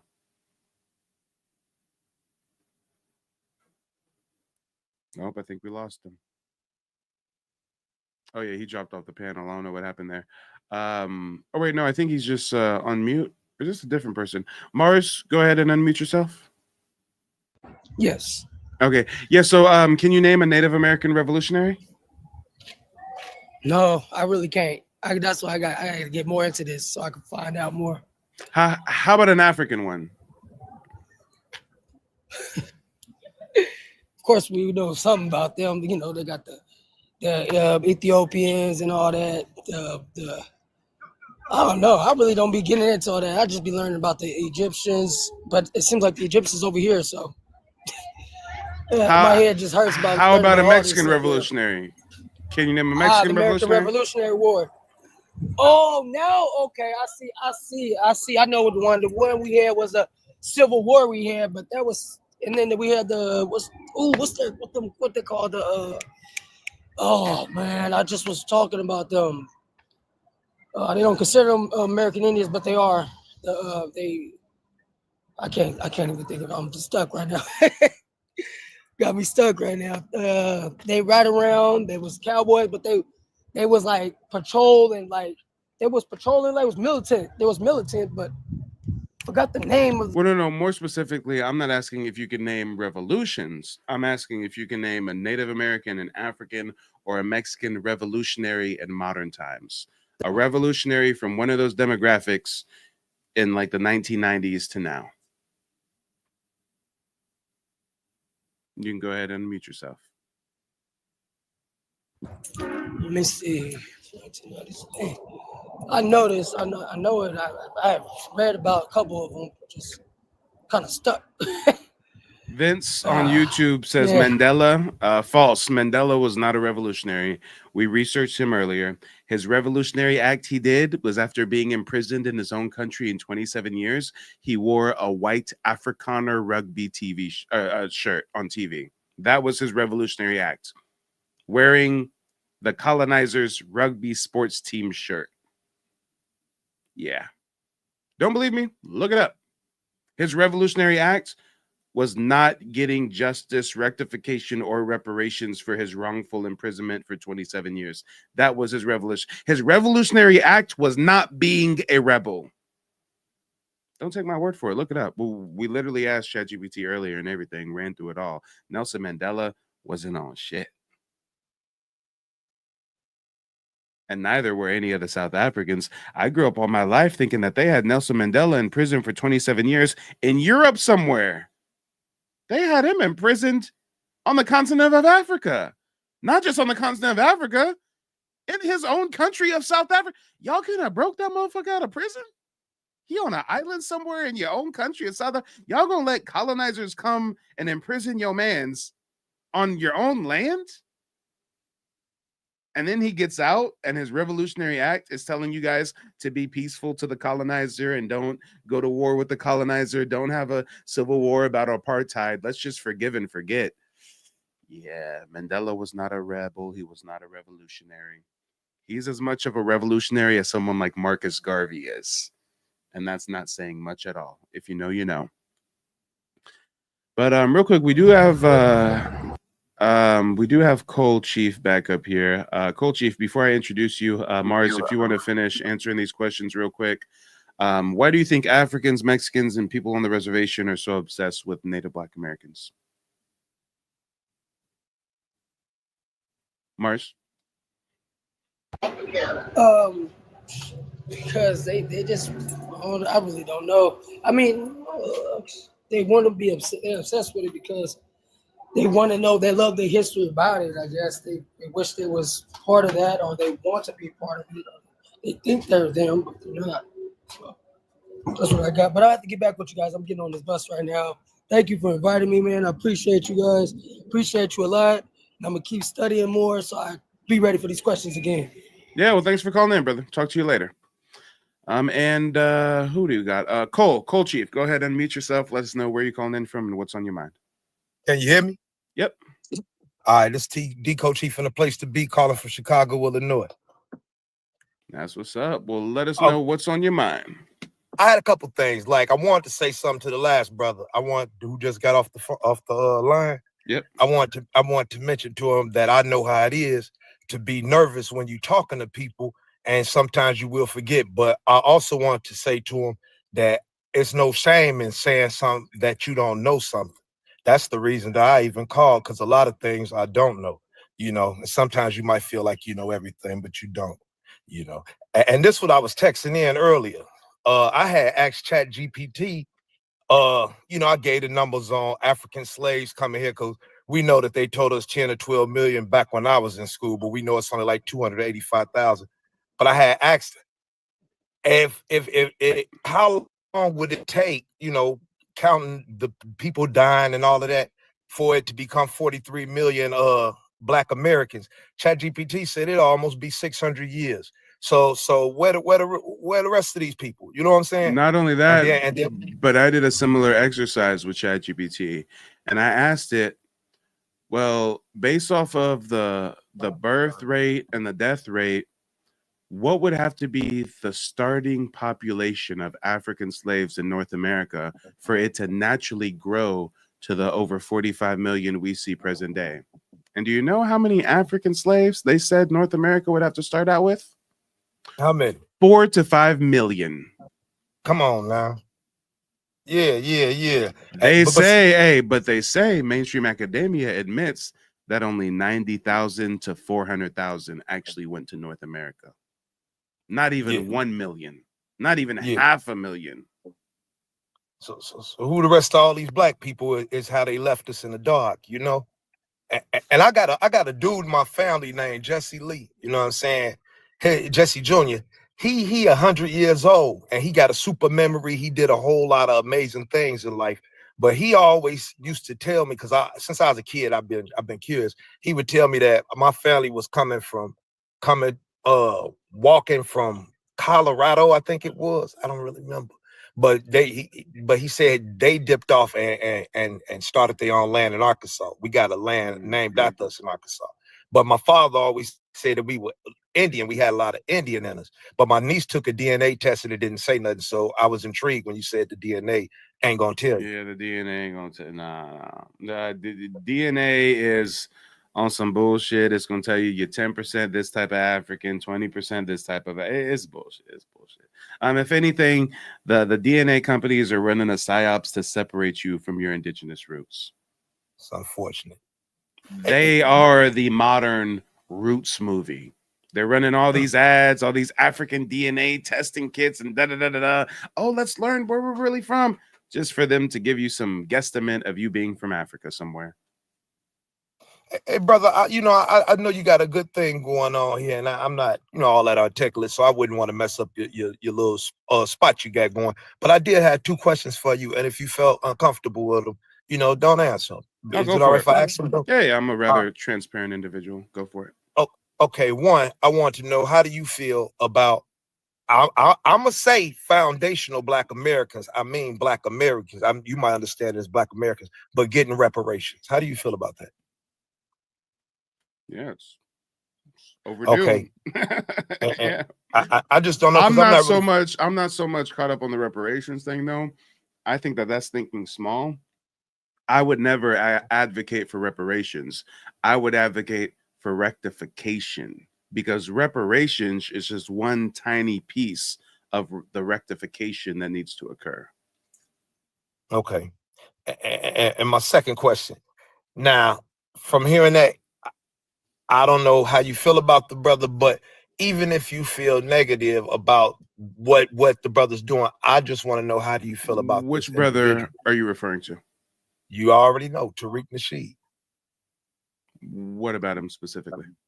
I just wanted to know, because a lot of people look bad at him. See, and like me, reason I started watching him is because I seen a lot of similarities, and at least the way that he presents himself, you know what I'm saying, and in the way that I was brought up, you know what I'm saying. So for me, being familiar with him and then listening, you know what I'm saying. But here's what I'm trying to say. Even I don't know if it's some funny business going on, but I do know this: the brother speaks up for his people, and I know it's from his heart, and that's all that matters to me. You know what I'm saying? But and same way with you now. I ain't seen no whole lot of you, but I love how you stand up for your people. That's the first thing I'm always gonna love. So I was just curious. On the surface, Tariq Nasheed seems like he's a net positive, but if you actually look at his track record, look at his content throughout the years, you'll probably come to a different conclusion, especially since you mentioned reparations. I mean, you'll probably be surprised to learn that Tariq Nasheed is on camera saying that Black folks should not get no reparations, that we, instead of getting any kind of cash payments, we should just get some kind of reservation or some land, and single mothers shouldn't get shit. So, his rhetoric has definitely morphed over the years as our community has morphed. It used to be cool to be Pan-African. So he was making all them Pan-African documentaries. And now that it's not cool, and that the wind's blowing a different way. Now we're getting into the FBA thing and, you know, all the things that you're seeing present day. But yeah, I mean, anybody, I mean, even a blind man, just knowing his track record from, you know, gangster rapper to pickup artist to reality TV show host to R&B singer, Pan-African documentarian to now foundational Black American leader that's not really a leader. I mean, hey, to each their own. Now, me in particular, though, I can't really get behind the whole FBA thing. I did at first because if you're just looking at it surface level, there's nothing wrong with it. Yeah, we're foundational. We've been here for many years. Da, da, da, da, da. But when you actually look into it further, past the surface, I mean, many people come across the here. I'll pull it up on the screen real quick. Many people come across the FBA flag and they have no idea what the significance of this date 1526 is. They see this FBA flag, they just think, oh, it's cool, Black Power, FBA, and they don't know anything about this date 1526. Well, if you go to the official FBA website ran by Tariq Nasheed, let's go to the official website. Oh, wait, I'm on the FBI website. Let me change that I to an A. It's been a long night. Okay, it's been a long night. Here we go. Foundational Black Americans. Guys, here's the significance of that date, 1526. In 1526, Spanish colonizer Lucas Vasquez de Alon brought the first documented enslaved Black people to the shore of what is now South Carolina and Georgia coastline. As soon as I realized this, I couldn't really rock with it. How can I call myself a foundational Black American when I know that the history of my people predate African slaves being brought to the Carolinas by Spanish colonizers in 1526? My people have been here long before 1526. So, you know, if you've got that lineage and if you trace your heritage to African slaves brought by conquistadors, then hey, you know, call yourself an FBA, do whatever you want. But the average FBA does not know this. The average FBA doesn't know the significance of that date, 1526. And if the average FBA knew that, they'd probably identify as something slightly different. But again, to each their own. Can I squeeze in one last one? You know what I'm saying? One last one. You can squeeze in as many as you want to. Go ahead. The floor is yours. It's kind of like a statement anyway, because see, you got to realize I've been gone for a lot of years, a lot of years. You know what I'm saying? So and hold on, real quick. Javon says this is so true. DNA kit does not make us American. Yeah, I don't know what that comment is, Javon, but your other comment I can read. Javon says FBA is the same thing as Pan-Africanism. Yeah. I'd say it's Pan-Africanism with a sprinkle of I hate to say xenophobia because the average FBA isn't xenophobic. It's just coming from the top. You got a lot of just, oh, you're from Caribbean. Oh, fuck you. You're a tether. Da, da, da, da. You know, it kind of morphed into something different than what we saw it originally, as far as just standing on lineage. Javon says he is a peon. Damn, are you talking about Tariq? Who are you talking about? Gullery says Native Americans go by blood quantum, don't they? It depends on the tribe. Some tribes go by blood quantum. Some tribes don't really go by blood quantum. Each tribe actually has its own citizenship requirements. And real quick, let me catch up with some more comments. FBA Big C says, brother, have you did your genealogy? Let's get straight to the point. I think that question is for you, Cole. Have you traced your genealogy? FBA Big C is asking. No, I haven't traced my, if you mean blood wise, but no, I look on Ancestry.com. No. So genealogy has nothing to do with blood. Okay. Well, yeah, I check Ancestry. And I already knew I knew a lot of stuff about my family anyway, because we got strong roots. But when you say you did Ancestry, did you do a DNA test with Ancestry? I didn't do the DNA. I just look back. I know my people's names. And, I got you. So how far back were you able to trace your paternal and your maternal line? 1860. I don't really know how to go about Ancestry. So once I got there, you know, I was kind of stuck.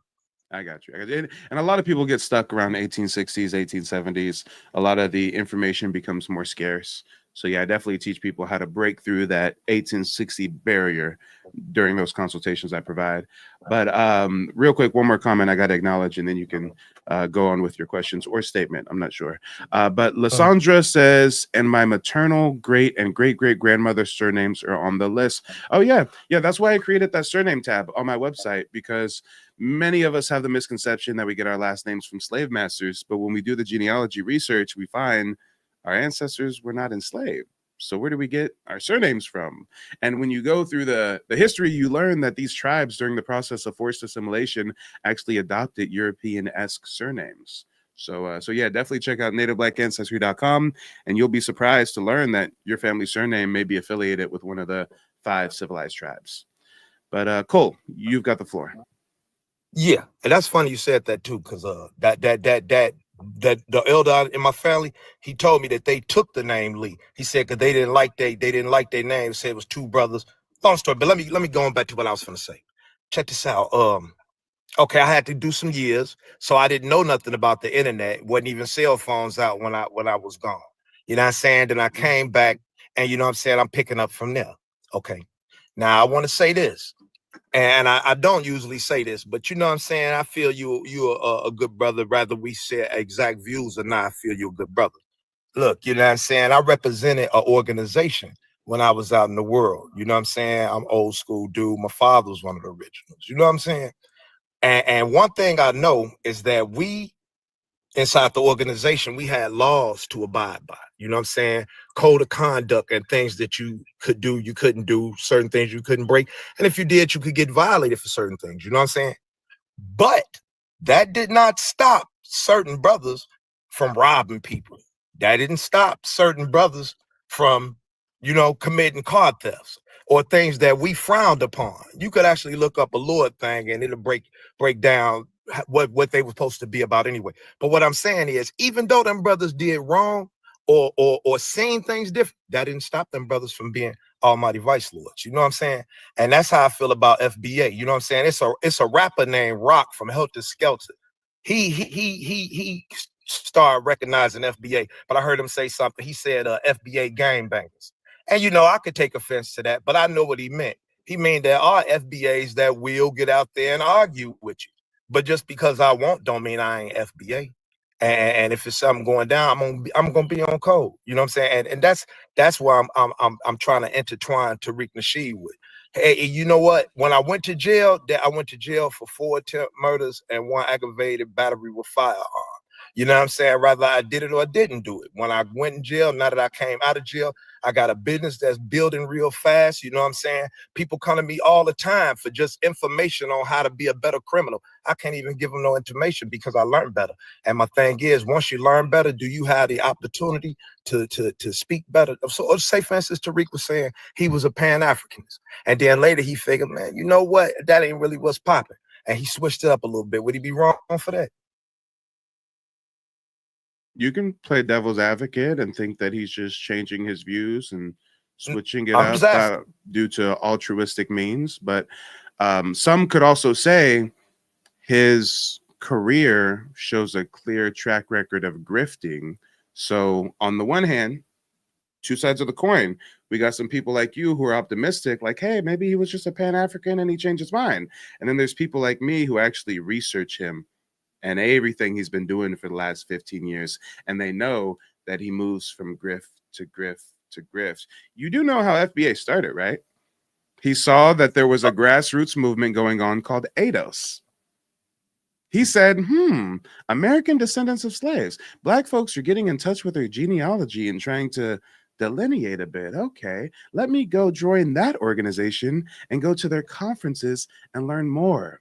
And then once he infiltrated the organization, learned the layout, he branched off and said, oh, you know what? I'm going to do something different. I'm going to do this FBA thing. And then, we all know how he started dissing the sexuality of the founder of ADOS after she gave him all that game, right? So, I mean, if you just look at the man's track record, it's clear grifting. That's how he got into the Pan-African community, right? He weaseled his way in. He paid for a couple features in a documentary. And next thing you know, people are looking at him as a historian. And okay, Now, I'm not trying to play devil's advocate, but I am asking some serious questions to me. You know what I'm saying? Now, I want to ask you this. Let's say, because I don't know for a fact that he's grifting. Like I said, I'm not really familiar with a lot of things. I didn't even know how to turn the mute off on it. I've done the research. I know for a fact I he's trust you, grifting. Mike. I can pull up I'm the not, receipts. I'm not doubting your word. I'm just asking you this question. If he is grifting, right? If he grifting, but he grifting. But he's grifting for a just cause, huh? He's grifting for a righteous cause. Out a positive message. But I'm saying, but he's sending out a positive message. Even if I don't get what is none his of the positive money, message? No, I'm saying, I'm hypothetically speaking. I'm saying if he was grifting and putting out a positive message. But what would the positive message be? Well, love your brothers, love your sisters. So Let's if say he's grifting the community, but saying love your brothers and sisters, then what? By saying this is what I'm saying. If what you are considering to be a grift is him saying love your brothers, love your sisters, I'm and not he saying getting that's people. a grift. I'm not saying anybody saying love your brothers or sisters No, is a grift. I'm not saying y'all, because I don't know exactly what message, you know what I'm saying? I didn't do the research you did, so I'm just using a hypothetical. Well, then how about I enlighten you real quick? Since you haven't done the research that I've done, if I play a video, you're not going to be able to hear it because you're on the panel. So how about I drop you off the panel for just a moment? I play a short clip, and then I bring you back up on the panel, and you can tell us what you think once you're armed with new information. That would be better. Perfect. And guys, again, I've researched Tariq Nasheed heavily. I started on YouTube as an investigative journalist, exposing frauds, charlatans, grifters, and fake gurus preying on the community. Tariq Nasheed, Umar Johnson, two sides of the same coin. If anybody wants to check out the content that I've done on Tariq Nasheed or Umar Johnson, since they're both birds of a feather. I mean, remember, Tariq Nasheed literally introduced Umar Johnson to the community, right? If anybody wants to see any of my journalism work, go to Mike TV on YouTube. If you want to find the stuff on Umar, just go into the search bar on my channel, type in Umar. We've got tons and tons of content on Umar. I actually pulled up on him on a live stream, called him a scammer to his face, had a nice little debate with him. Oh yeah, here's a video of me debating Umar Johnson. I mean, I do this for real. But again, we're talking about Tariq. If you just simply type in the search on my channel, Mike TV, Tariq, you'll see all the content, all the receipts that I have on Tariq. So much receipts on Tariq. I mean, I got him teaching pimps how to pimp on teen moms. I mean, let's talk about him dissing Vlad TV, saying Vlad's an agent, and then he runs back to Vlad TV. I got clips of him trying to use the death of Ahmaud Arbery to sell Pan-African pepper spray. Oh Lord. Hey, they call me the king of receipts. So let me just share some receipts, right? I actually think the best one is going to be, I did one called 14 Reasons. Let me see. I'm just going to type in 14. Let me see if I can find it. 14. Oh, wait, I put a dash in there on accident. Where is it? 14 reasons why I no longer support Tariq Nasheed. Hey, I'm not just going to get up here and tell you guys that, hey, this guy's a bad guy. Don't watch him. Don't follow him. No, I'm going to tell you, I used to watch him. I used to listen to the Twitter spaces. I used to think the movement was cool until I looked deeper into the man that is Tariq Nasheed. And what I found made me say, oh, no. Oh, no.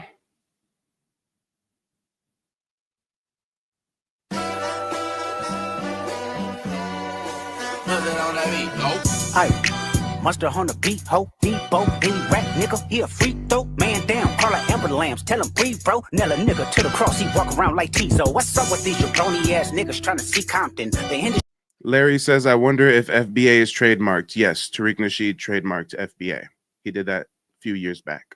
He can hate me, fuck them all and they mama. How many options you really got? I mean, it's too many options. I'm finna pass on this body, I'm John Stockton. He beat what? So girl so bad he had to hide. Who did he beat Cassie? Who did he beat? He beat Cassie. Who did he beat? He beat Cassie. Who did he beat? Right? Who did he beat? Yeah, if he's with Cassie and Cassie's doing all of this stuff. These were one of the the early on instances that made me look at Tariq weird. Like when the whole Cassie Diddy footage came out, where Diddy was beating the mess out of Cassie, Tariq is like running defense for Diddy. And then I looked into it. Oh, Tariq got hired by Diddy's network, Revolt TV. Guys, y'all know that Tariq had a contract with Revolt TV and he was doing content with P. Diddy's production house. So when he's getting up here explaining for Diddy, all right. Only the white adjacents can go back and say, okay, well, I was trafficked.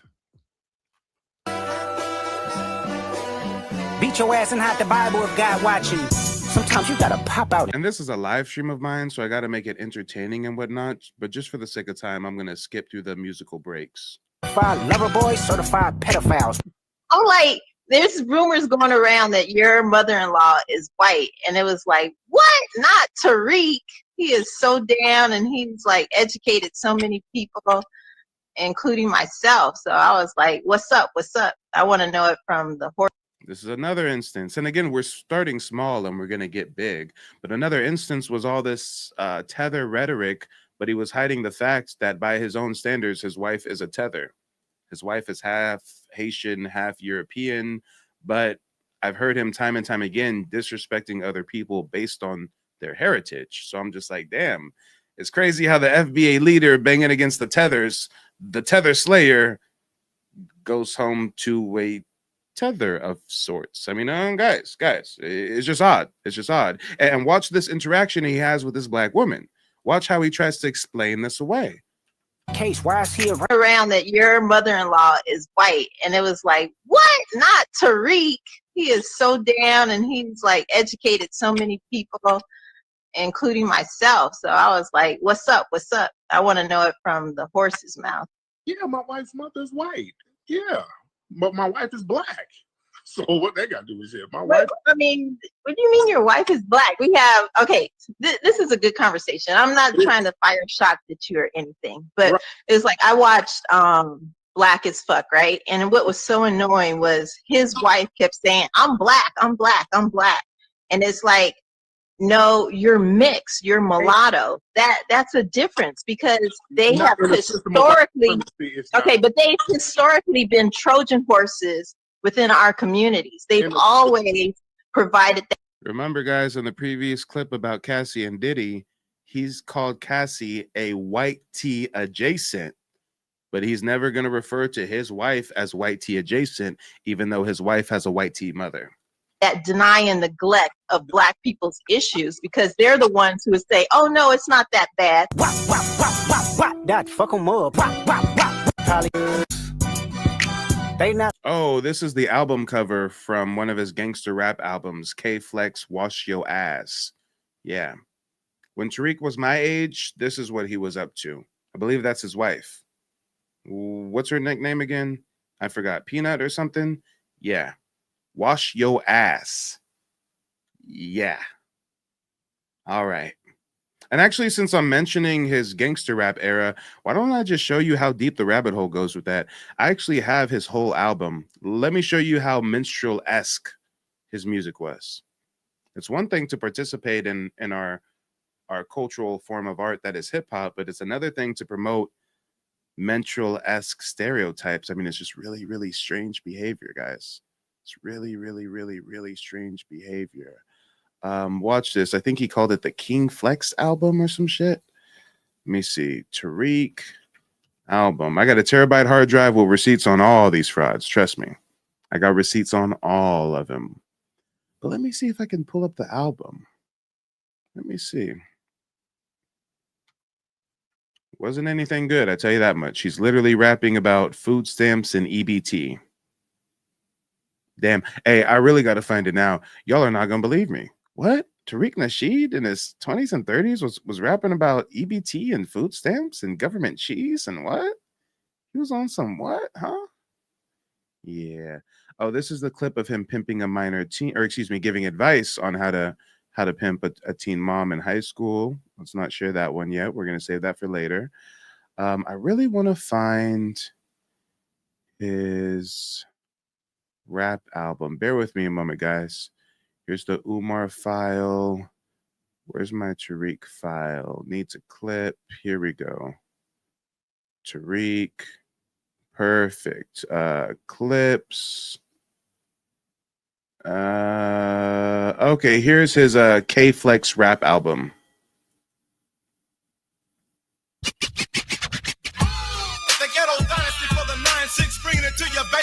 And hold on, guys, I don't want to make your ears bleed, so I'm just going to fast forward to the song that I was referencing.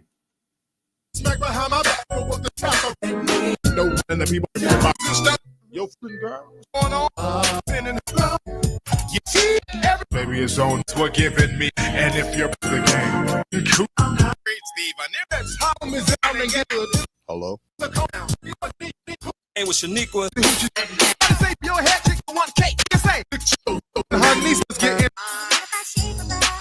What was it? On the game because gay for homies up to no limit and the people that are everybody. Yo, fooling girl, going on, but what's wrong? You stay spinning. Oh, Lord, I found it, guys. I found it.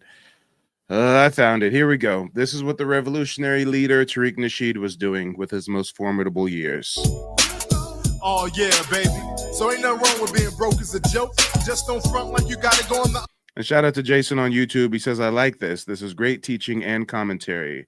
And that's gross, Tariq. other way. Ain't nothing wrong with eating a government cheese sandwich. Warm that sandwich up and eat that government cheese, girl. Ain't nothing wrong with that. Just don't front like you got it going on. So while you walk around the club with your mobile phone, you know that phone ain't on. Stop fronting, baby. So what you need to do, just give me a call on Monday and I'll give you a ride down to the food stamp office. Give me a call on Monday and I'll give you a ride to the food stamp office. Okay.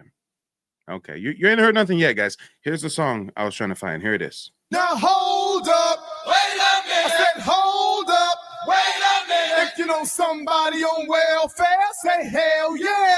Hell yeah. Say food stamps. Food stamps. Say it. Food stamps. Food. Let me hear you say food stamps. Food stamps. Say it. Food stamps. Food. Let me hear you say WIC check. WIC check. Say it. WIC check. WIC. Everybody say government.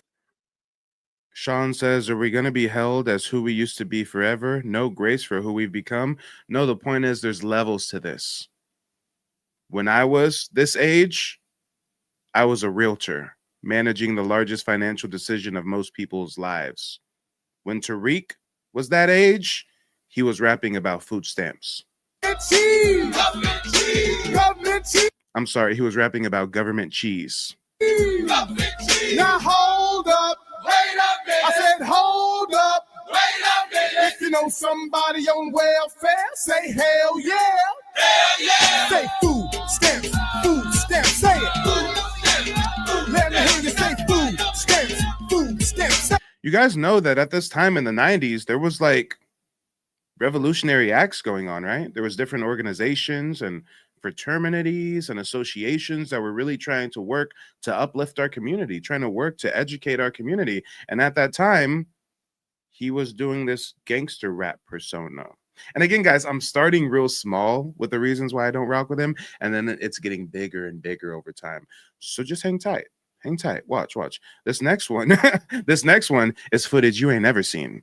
What if I told you that Tariq Nasheed, through his 30s, was trying to coach white tee gold diggers on how to get a sugar daddy? Wait, I got to say that again because that just probably went all over your head. What if I told you that I got videographic evidence of Tariq in his 30s not working for our community, not educating our community, not being an advocate for our community, but trying to teach European women who are gold diggers how to bag a rich sugar daddy? If I just told you that, you wouldn't believe me. But I'm the king of receipts, so I'm going to show you. Not like us. They not like us. They not like us. You think the Bay gon' let you disrespect Pop, nigga? I think that Oakland show gon' be your last stop, nigga. They cold foul. I don't know why you still pretending. Good morning. Ankh says this is just trivial. Yeah, I know. I said we're starting small and it's going to get bigger and bigger and bigger. Yeah. Morning, ladies. Good morning. Good morning. Now, ladies, as you know, Jeannie left last night. Jeannie had her gold card revoked. Now, Dana's team has 4. Josie's team, you only have 3. You face your first challenge tonight. There's going to be a very exclusive party at a country club full of rich men. And each click is going to get your moneymaker prepared with an outfit that she must wear at that party tonight. Now, there might be women at this party with $300 shoes on and $10,000 dresses on. But a good gold digger is nothing if not resourceful. You feel me? So, ladies, you ready? Yes, ready.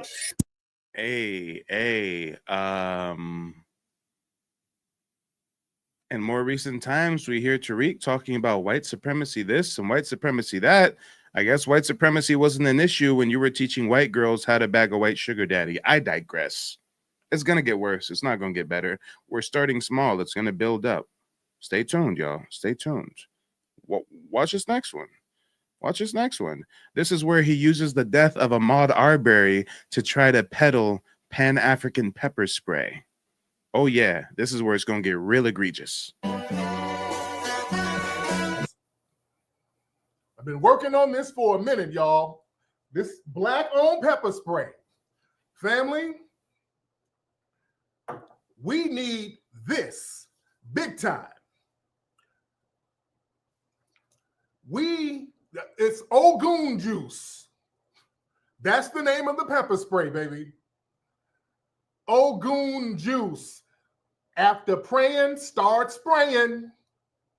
Family, we need this out here in the streets more than anything because we got these vigilantes trying to attack us.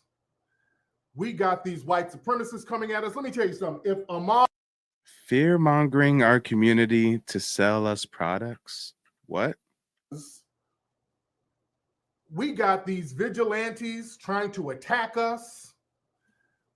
Okay, vigilantes are trying to attack us. Got these white supremacists coming at us. Let me tell White supremacists are coming at us. Okay. you something. If Ahmaud Arbery had some Ogun juice, that brother might have been able to get away from them damn white supremacists. How dare you? How dare you? If you guys aren't familiar with the case of Ahmaud Arbery, that's the black man that was jogging through a neighborhood.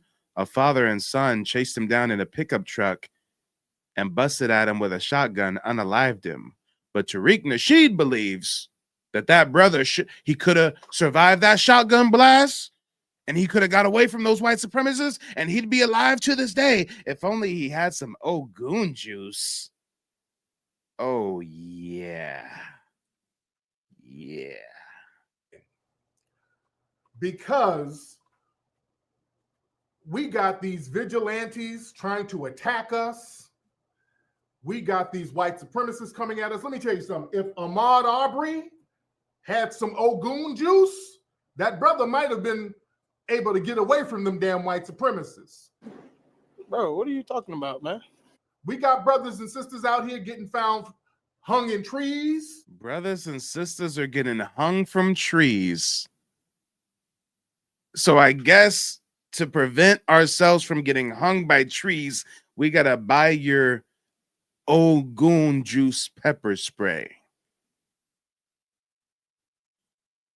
Okay. Hey, put a 0 in the chat if you ain't never seen this footage before. About, man. We got brothers and sisters out here getting found hung in trees. And Ankh on TikTok says, I see what you're saying, but all leaders do that for commercial business. No.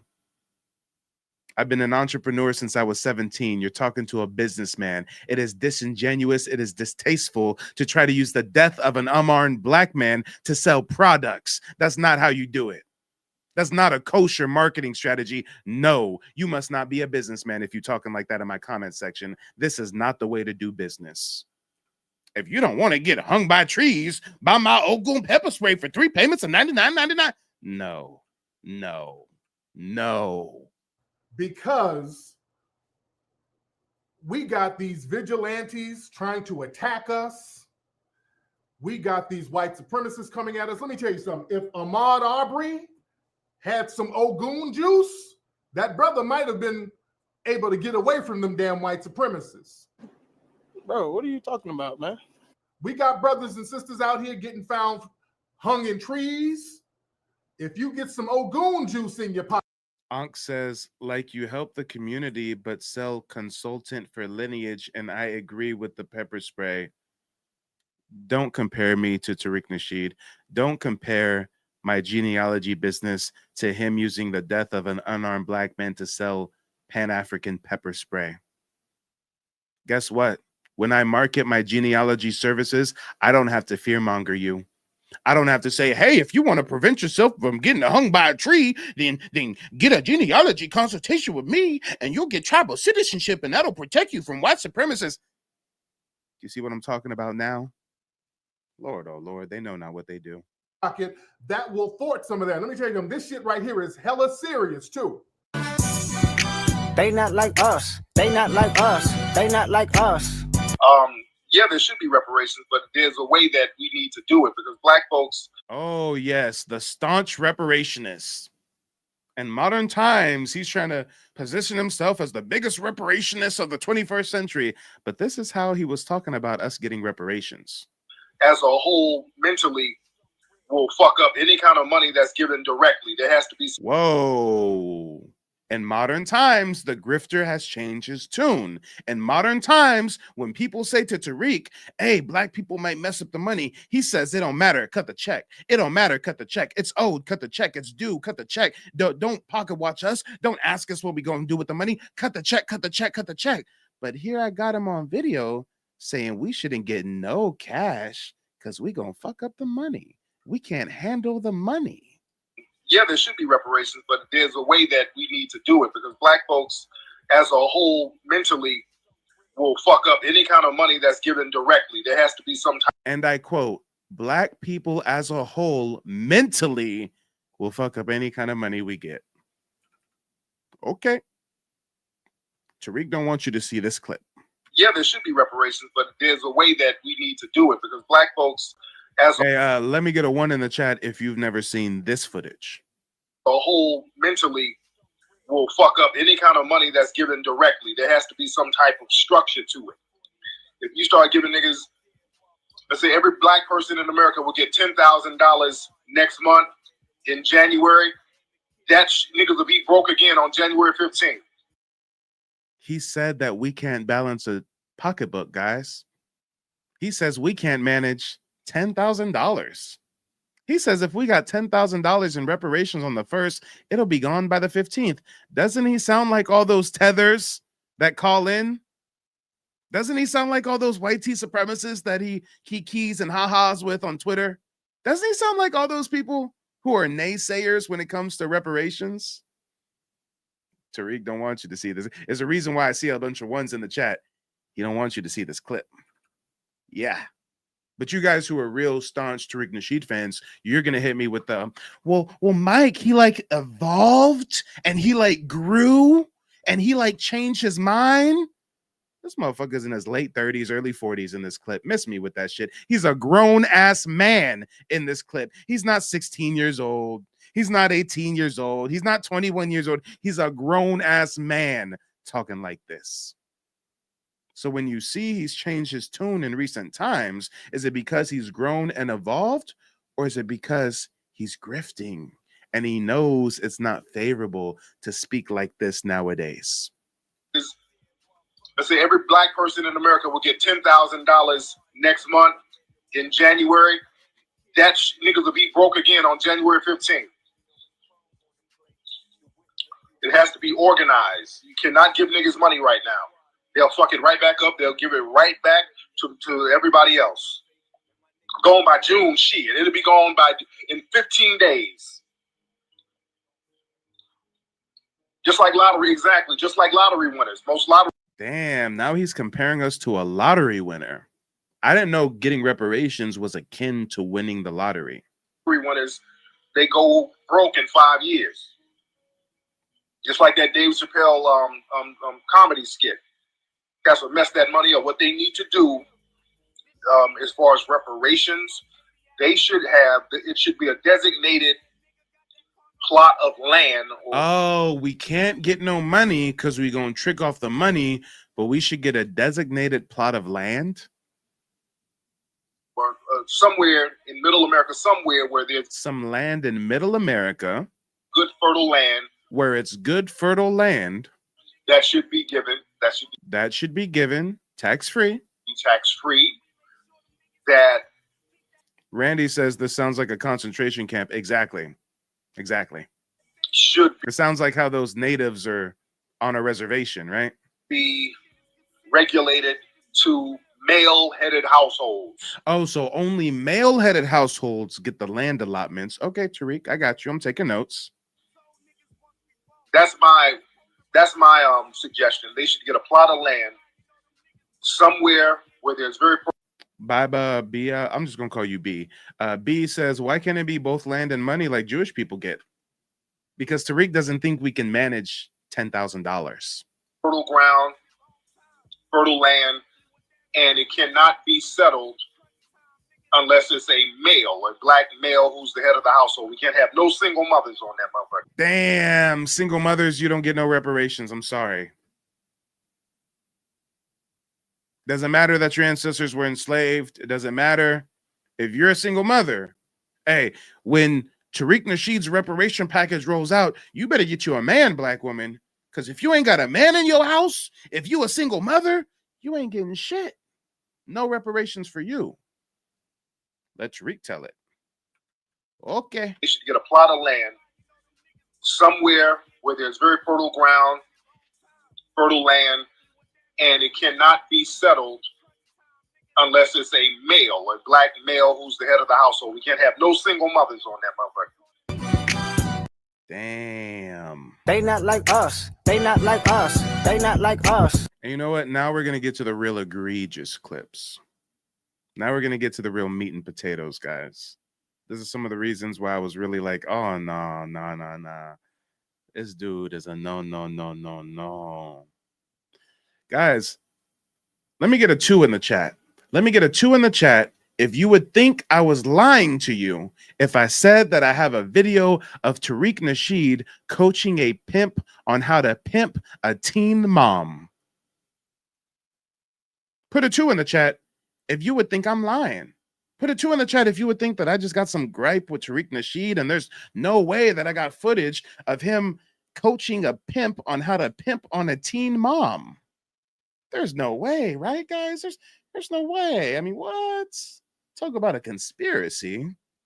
Well, why would Tariq ever do such a thing? I mean, he says all the time he was a Mac. He wasn't a pimp. He was like a relationship guru. I mean, he says all the time he wasn't a pimp. He wasn't a pimp. He wasn't a pimp. But if I got evidence of him coaching a pimp on how to pimp, and not just on how to pimp, but how to pimp someone who's a high schooler, not just on how to pimp someone who's but someone who's a teen mom. Oh, Lord. FBA Big C says, Mr. Receipts, I know you're not lying. Hey, you're familiar with me and my work. A lot of people aren't. So let me run the receipt. Let me open up this file. We're going to go to my Tariq file. We're going to go to clips. Check this out, y'all. Check this out. Check this out. I got subtitles for you, too. I'm out here in Florida. I got this one little female right now. He says, I got this one little female right now. She only want to do it weekends though, from Friday to Saturday. This female's phony. She only want to do it on the weekends, like Friday and Saturday. You feel me? How old is the female? She just turned 18. Tariq asks, how old is the female? Stop, Sawu. We got to run this back. We got to run them back. The pimp calls in to Tariq and says, yo, I need some help with this female. She only doing it for me on the weekends. I want her to do it for me more regularly. Tariq doesn't say, young man, you shouldn't be pimping. He doesn't say, young man, go get a trade, go get a job. His first thing he says to the man, his first question is, how old is she? Okay. And then the pimp responds, she just turned 18 recently, but she's still in school. Yeah, you're lying. She's most likely not 18. Come on. Let's talk about it.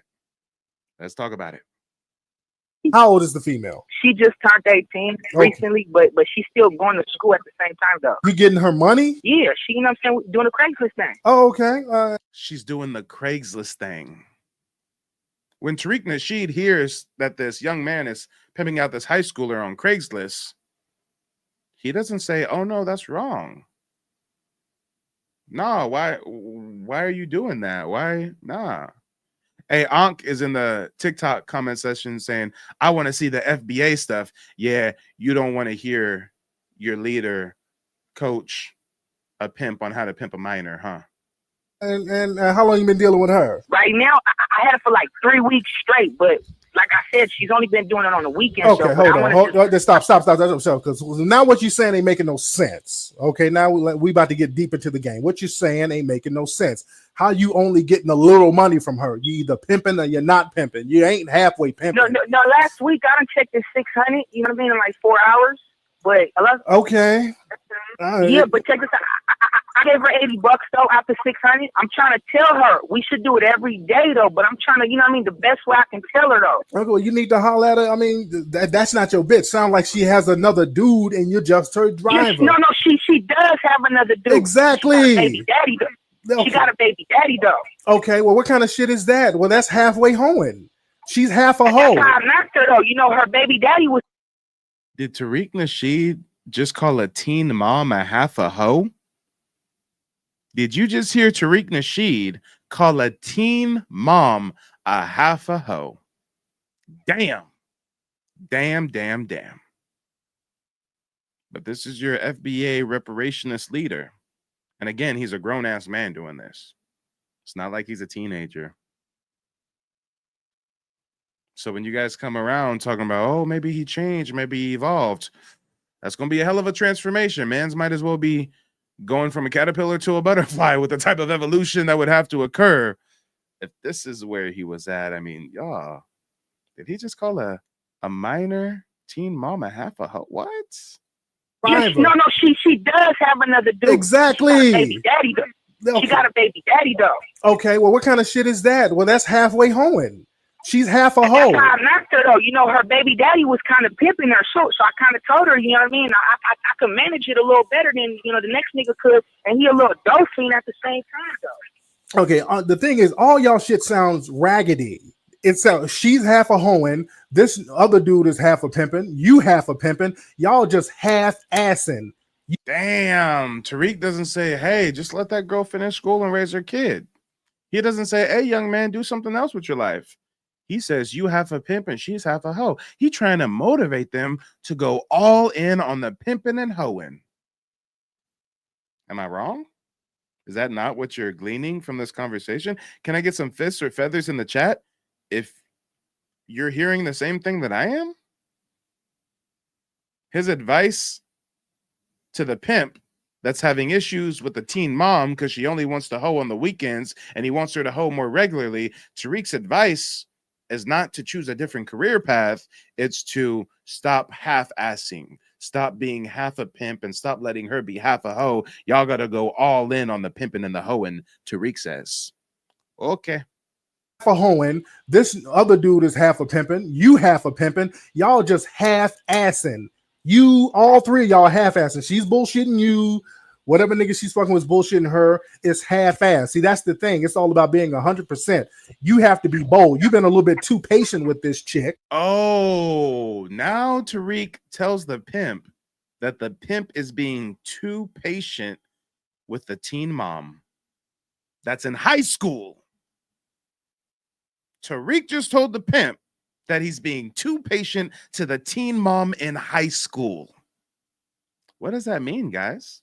If he's telling a pimp that the pimp is being too patient with his hoe, that low-key sounds like he's saying that he needs to throw down the Mac down, the smack down. I mean, what are we listening to right now, y'all? This is odd. This is so odd. But you know what? There is a clip of Tariq Nasheed saying that he would beat the brakes off of a woman if he was her man. So maybe these violent tendencies are just how Tariq gets down. I would beat the brakes off you if I was your man. All right. Yeah, beating the brakes off of the women. Hey. Shall we talk about Tariq Nasheed's Umar Johnson controversy? He introduced Umar Johnson to our community, which paves the way for Umar Johnson's multi-million-dollar school scheme. Then Tariq apologizes to our community, saying, I'm sorry, Umar's a fraud. But now in recent years, he's co-signing Umar Johnson again. Fuck. Man, I'm like, dude, I'm And yes, B, it looks like you understand. B says if she just turned 18, she was being made to do that as a minor at 17. Exactly. Tariq just gave advice on how to pimp a minor. Yeah.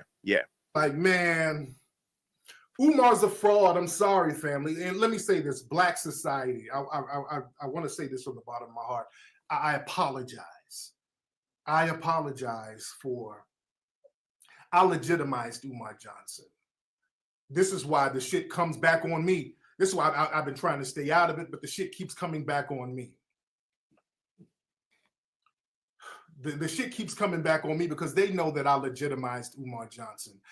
Nobody knew who the fuck Umar Johnson was before he was in my movie, and he knows that. Nobody knew who the fuck he was. Tori says it's giving CIA/MK Ultra plans against the Black community. Hey, if there was ever an agent provocateur who's hired to go against the Black community, what would they do? Well, if it's the 90s, what is the biggest mechanism to go against the Black community? Gangster rap, minstrel ass music. Tariq participated in that. Early 2000s. What's another way that we can go against the Black community? Well, instead of speaking empowerment on the TV screen, let's be a dating show host to teach white women who are gold diggers how to get a sugar daddy. Yeah, going against the community, huh? Oh, but then he goes on this whole pimpin' mackin' persona, doing a radio show, giving pimps advice across the country. Yeah, I think pimping is a detriment to our society. Oh, but then he becomes a staunch Pan-Africanist documentarian. Oh, that Pan-African movement was definitely a government orchestrated thing meant to go against our society. I mean, guys, we're ticking all the boxes. And again, you just saw him denounce Umar Johnson. You just heard him say, I apologize for introducing Umar. I apologize for legitimizing him. But now, in more recent times, he dick riding Umar Johnson all over again. With Umar, and me and him, I put Umar in my movies. Okay. He was in my early movies. I admire the both of you. Yeah. You and Umar seem to be upper echelon of people who have a wealth of knowledge, historical understanding, and somewhat of an idea of what we should do to move forward. Killer Mike too. Oh yeah, Go ahead. my guy. Yeah. But Umar, man, I think Umar is a brilliant brother. Yeah, even though we got our little. Umar's a brilliant brother? Did he just call Umar a brilliant brother? It went from he's a fraud, I'm sorry, Black community, for legitimizing him, to Umar is a brilliant brother. This is post school scam. This is after he already scammed us with that school he never built, the school that's never coming. Tariq says he's a brilliant brother. Brilliant brother. Yeah, even though we got our little. Go ahead. Yeah, but Umar, man, I think Umar is a brilliant brother. Yeah, even though we got our little personal differences, and at this point, I'm not even tripping on that. I wish Umar the best, and at this point, I'm having fun. Sometimes I take little jabs back at him now. But yeah, this is just the dozens. If I saw Umar in really some big trouble, I'd be the first one to bail him out. So wait, what? So it went from I'm sorry, Black community, for legitimizing Umar Johnson. I apologize. No one knew who he was. I put Umar on. I'm so sorry. It went from that to Umar Johnson is a brilliant guy, and if he was in any kind of trouble, I'd be the first one to bail him out. Damn. Unkael says Tariq stopped beefing with him because he said he won't let tethers pit us against each other. That's what Tariq told you, so that you would excuse his hypocrisy. This is the truth. Umar Johnson beat Tariq Nasheed when it comes to the social media influence game. He knows that Umar Johnson is way more influential than him. That's why he's capitulating to Umar Johnson. It's not because tethers are pitting Umar against it. No, don't fall for the tales of a grifter. Participate in exercises of critical thought. Come on, y'all. Come on. And you know what? Who was that person who called in earlier who was bigging up Tariq, saying, hey, even if he's a grifter for a good cause or something like that. He's telling us to love one another. I would love for you to call back in now that you've been able to see some of these clips. Again, we started off with some of the trivial ones and we built up to the meat and potatoes. First of which would have to be him trying to use the death of Ahmaud Arbery to sell pepper spray. We got to talk about the hypocrisy of the whole tether rhetoric while he hides a tether wife. We've got to discuss his comments saying that we are not intelligent enough to manage cash reparations and single mothers shouldn't get anything. We got the hypocrisy with Umar Johnson. Then we got him coaching a pimp on how to pimp on a minor. I mean, Lord, oh Lord, some of you guys are fine with that behavior. Some of you guys will excuse it. Some of you guys are, oh, well, you know, that was like a couple years ago and now he's different now. Like, hey, to each their own. But I can't get down with it. But let's see who we got backstage. Let's see. I think that last dude's name was Cole. I don't see Cole, but I do see Unc IL backstage. Unc IL, let the people know where you calling in from and what's on your mind.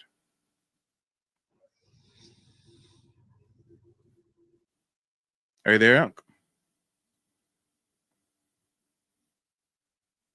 If you can hear me, you're on mute.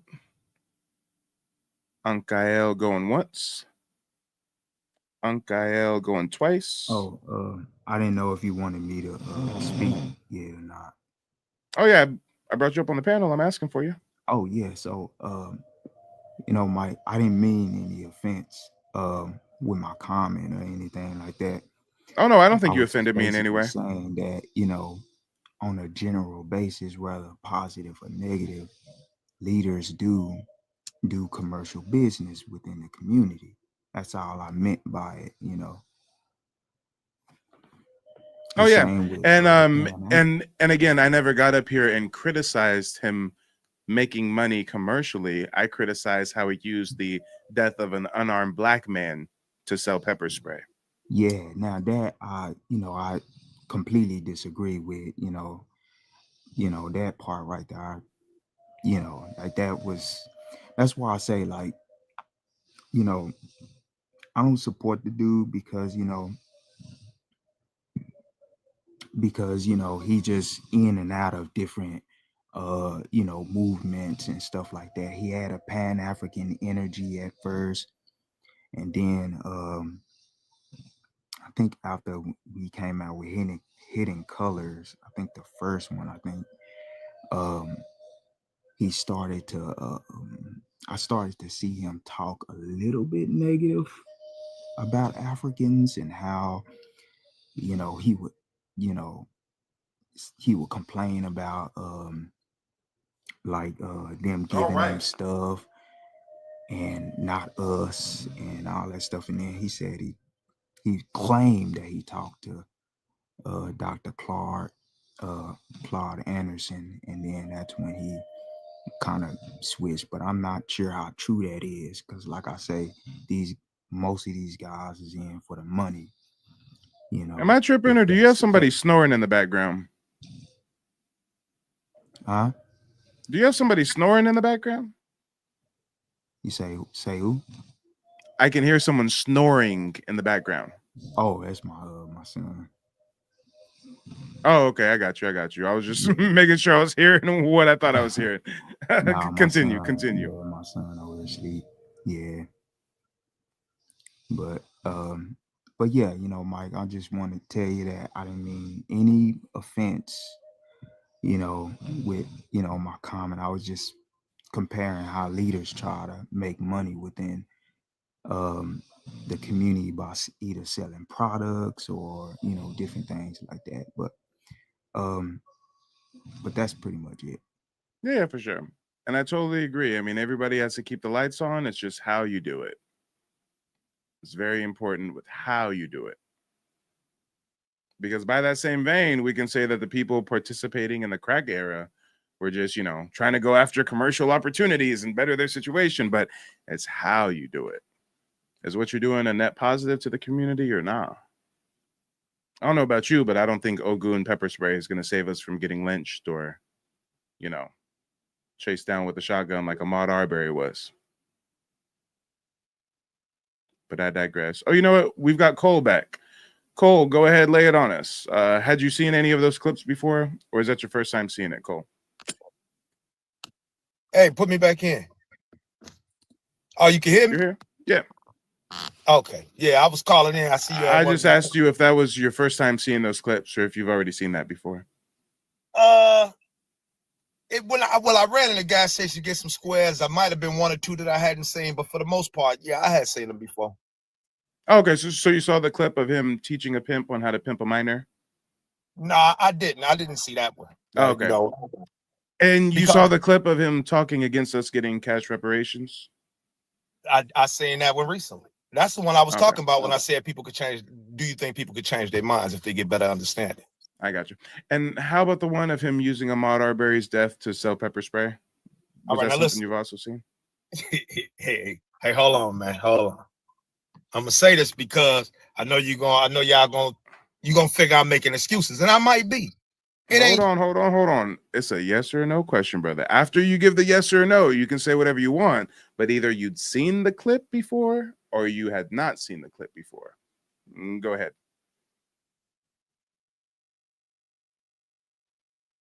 You have to unmute yourself. I don't think I seen that one with Ahmaud Arbery.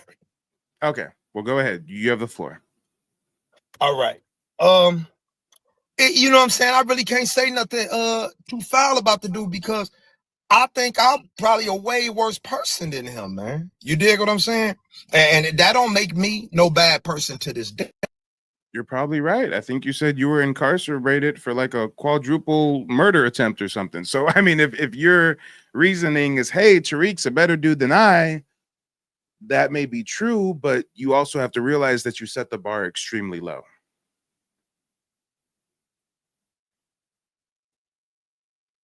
You got to unmute yourself, brother. I guess that depends on where you're looking at the bar from, because even before I got in any trouble, and anybody on the southeast side of Chicago could tell you this, to this very day, every senior citizen inside my community that don't have an able body, they got me come to their house at least twice a week to make sure that their community is in order, that their house is in order. All the youngsters in the neighborhood that ain't even in high school be talking about getting bullied and stuff, I buy them equipment so that they can start their own business. I ain't that bad of a person, man. And the world know that. It's just if I'm in a jam, I'm gonna come up out of it. But And you you think know, Tariq is a better person than you? no, I didn't say that. I said I was a bad person too. So if he did some bad things, I don't know. Now that as far as the Ogun spray, you know what I'm saying? I could say, but then I would feel like I'm defending him a little bit. You know what I'm saying? I could say that the man might have meant, maybe the man might have stood a chance, but I can't speak bad on that brother. You know what I'm saying? The brother that got killed. You know what I'm saying? But hey, so as far as that, that's the worst thing I could say is that Ogun spray. But hey, maybe he looked at it like, yeah, maybe he might have got up out that jam. I don't know.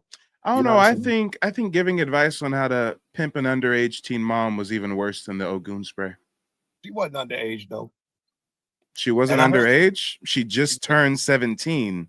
Or excuse Yeah, me, just turned she 18, just bro. turned 18, said the pimp. Do you think a pimp's going to get on a podcast and admit that she's under the age of 18? Or do you think he's going to say something like, oh, my girl just turned 18, but she's still in high school? Now we assume it, but now maybe she is, maybe she was underage, but we don't have, from what we know, the only reason we know. Sir, we just heard a clip of him coaching a pimp on how to pimp on a teen mom. Let's take away the whole underage thing. Let's just play devil's advocate and say she's 18. She's still a teen mom. Does that make it any better, whether she's 17 or 18? What are we talking about right now? Pimping. If you talk about pimping, you dig what I'm saying? If she a grown woman, if she 18, she 18. If you talking about pimping, the man obviously was into macking and around pimps at that time. You dig what I'm saying? I'm not saying it's right. You're so lost in the sauce. I don't have to waste my time on this. If you want to follow Tariq, follow Tariq. Go buy the pepper spray. Go buy the I think he sells deodorant sticks now, sticks of deodorant. But yeah, I don't have to have this low IQ conversation. Oh, if the 18-year-old teen mom is 18, then technically she's an adult, so she can. Again, we're talking to a convicted fella, and he said he went down for a quadruple murder or something. I mean, you got different morals than us. You're probably the target demographic for someone like Tariq Nasheed.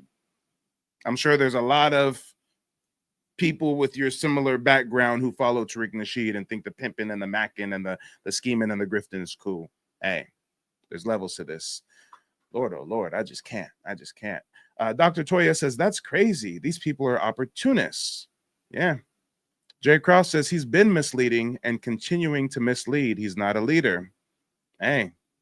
Dr. Toya says that little girl just had a baby, not even one, giving her a chance. Hey. Teen mom in high school.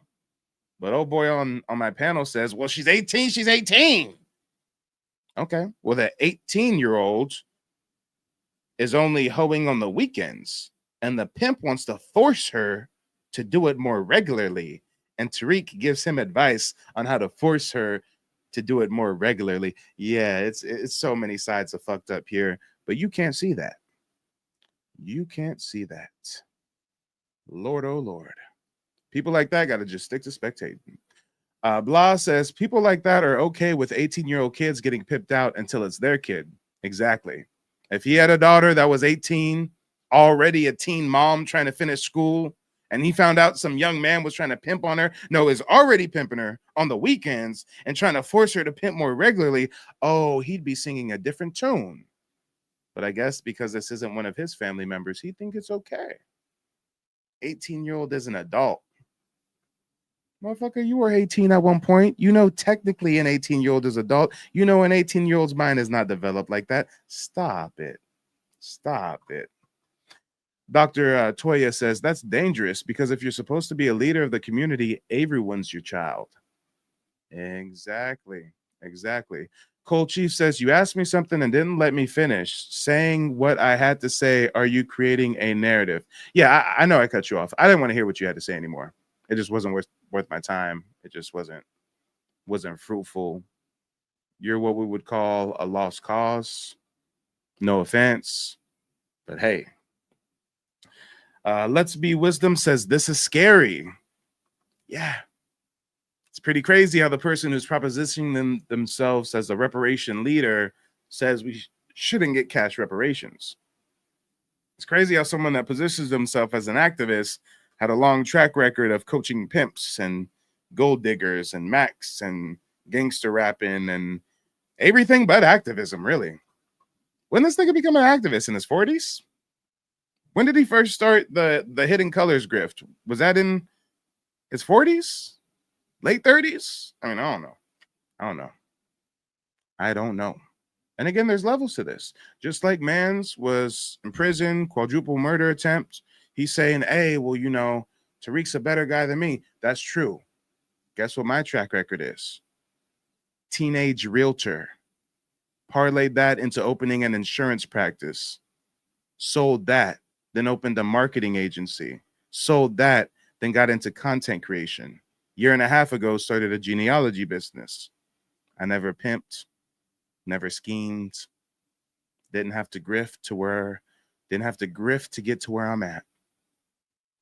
People can book a genealogy consultation, or they can just watch my free videos and soak up some free game. But I'm not going to use the death of an unarmed black man to peddle no services. That's just so distasteful. Blah says Tariq was trying to find himself up until his 40s. Yeah, for all those people who still follow him and support him, they want us to believe that he was just like evolving and finding himself. So he found himself in his 40s. Okay. Do tell more. But ladies and gentlemen, boys and girls, before we wrap up this broadcast, since we did do a little segue on the grifter that is Tariq Nasheed, leave some comments in the chat for me real quick before we wrap up. What do you think about the footage that I revealed? Do you see how once I discovered this about Tariq, I couldn't really rock with him no more? Do you see how once I found this out, I was like, nah, I'm looking at you way differently, dude. And do you see how some members of our community see all this information and think, oh, that's okay. He just evolved. He just grew. All right. So guys, couple things. For one, go ahead, leave some comments on what you think about the whole Tariq Nasheed thing. And then also let me know, how long have you been tuning in? 30 minutes, an hour, 2 hours, 3 hours, 4 hours, 5 hours. We've been going live for 5.5 hours tonight. So let me know, how long have you been tuned in? And what do you think about the whole Tariq Nasheed thing? Do you identify as FBA, now knowing that FBA traces their origins in America to African slaves brought to the Carolinas by Spanish conquistadors in 1526? Hey. Vince says, I never heard of him, really. Well, you're not missing out. Let's Be Wisdom says, this is scary. Grimy is grimy at the core. Yeah, I feel you. I feel you. Dr. Toya says, there's no way I can support that. Yep. No Cypher says, why mention him? Concentrate on your message. Because somebody came on my panel and asked about him. And we've been focused on the message for 5 hours straight. So if we want to take a little sidebar, we can take a little sidebar to raise awareness about one of the biggest grifters in our community. Vincent says, you're shitting on FBA. No, I'm shitting on the leader of FBA, who's not a leader, but is a leader, but trademarked it, but is not a leader. That's who I'm shitting on. And I'm really not even shitting on him. I'm just exposing his hypocrisy. I'm exposing his behavior that he doesn't want the general public to know about. And if that behavior paints your idol in a bad light, I see why you're upset right now. Jabba says, my original brother. Right. Yeah. Hey, people gonna come for me now. They say, don't meet your heroes. I just gave you a poor, oh so poor introduction to Tariq Nasheed. Y'all know half of that shit about him. And now you got an option. You either don't support the man or you support him anyways. And if you support him anyways, then you got to defend his honor, right? You got to tell us how he evolved and he's better now. And he didn't really mean what he said. And it was so long ago. And all right. All right. Vincent says, you just saying shit. And you just watching me say shit, huh? At 4 a.m. Talk about obsessed. Dr. Toya says, question, are you able to help with state, not federal recognition tribe? Yeah, I can help you with all forms of tribal citizenship, whether state or federal. I've got many genealogy clients where we do the research and we find that their ancestors were actually a part of tribes that were affiliated with the state and not recognized by the federal government. And I still help them go down that pathway of citizenship. So most definitely. And if you need some personalized guidance, you know what to do. Check out my website, nativeblackancestry.com.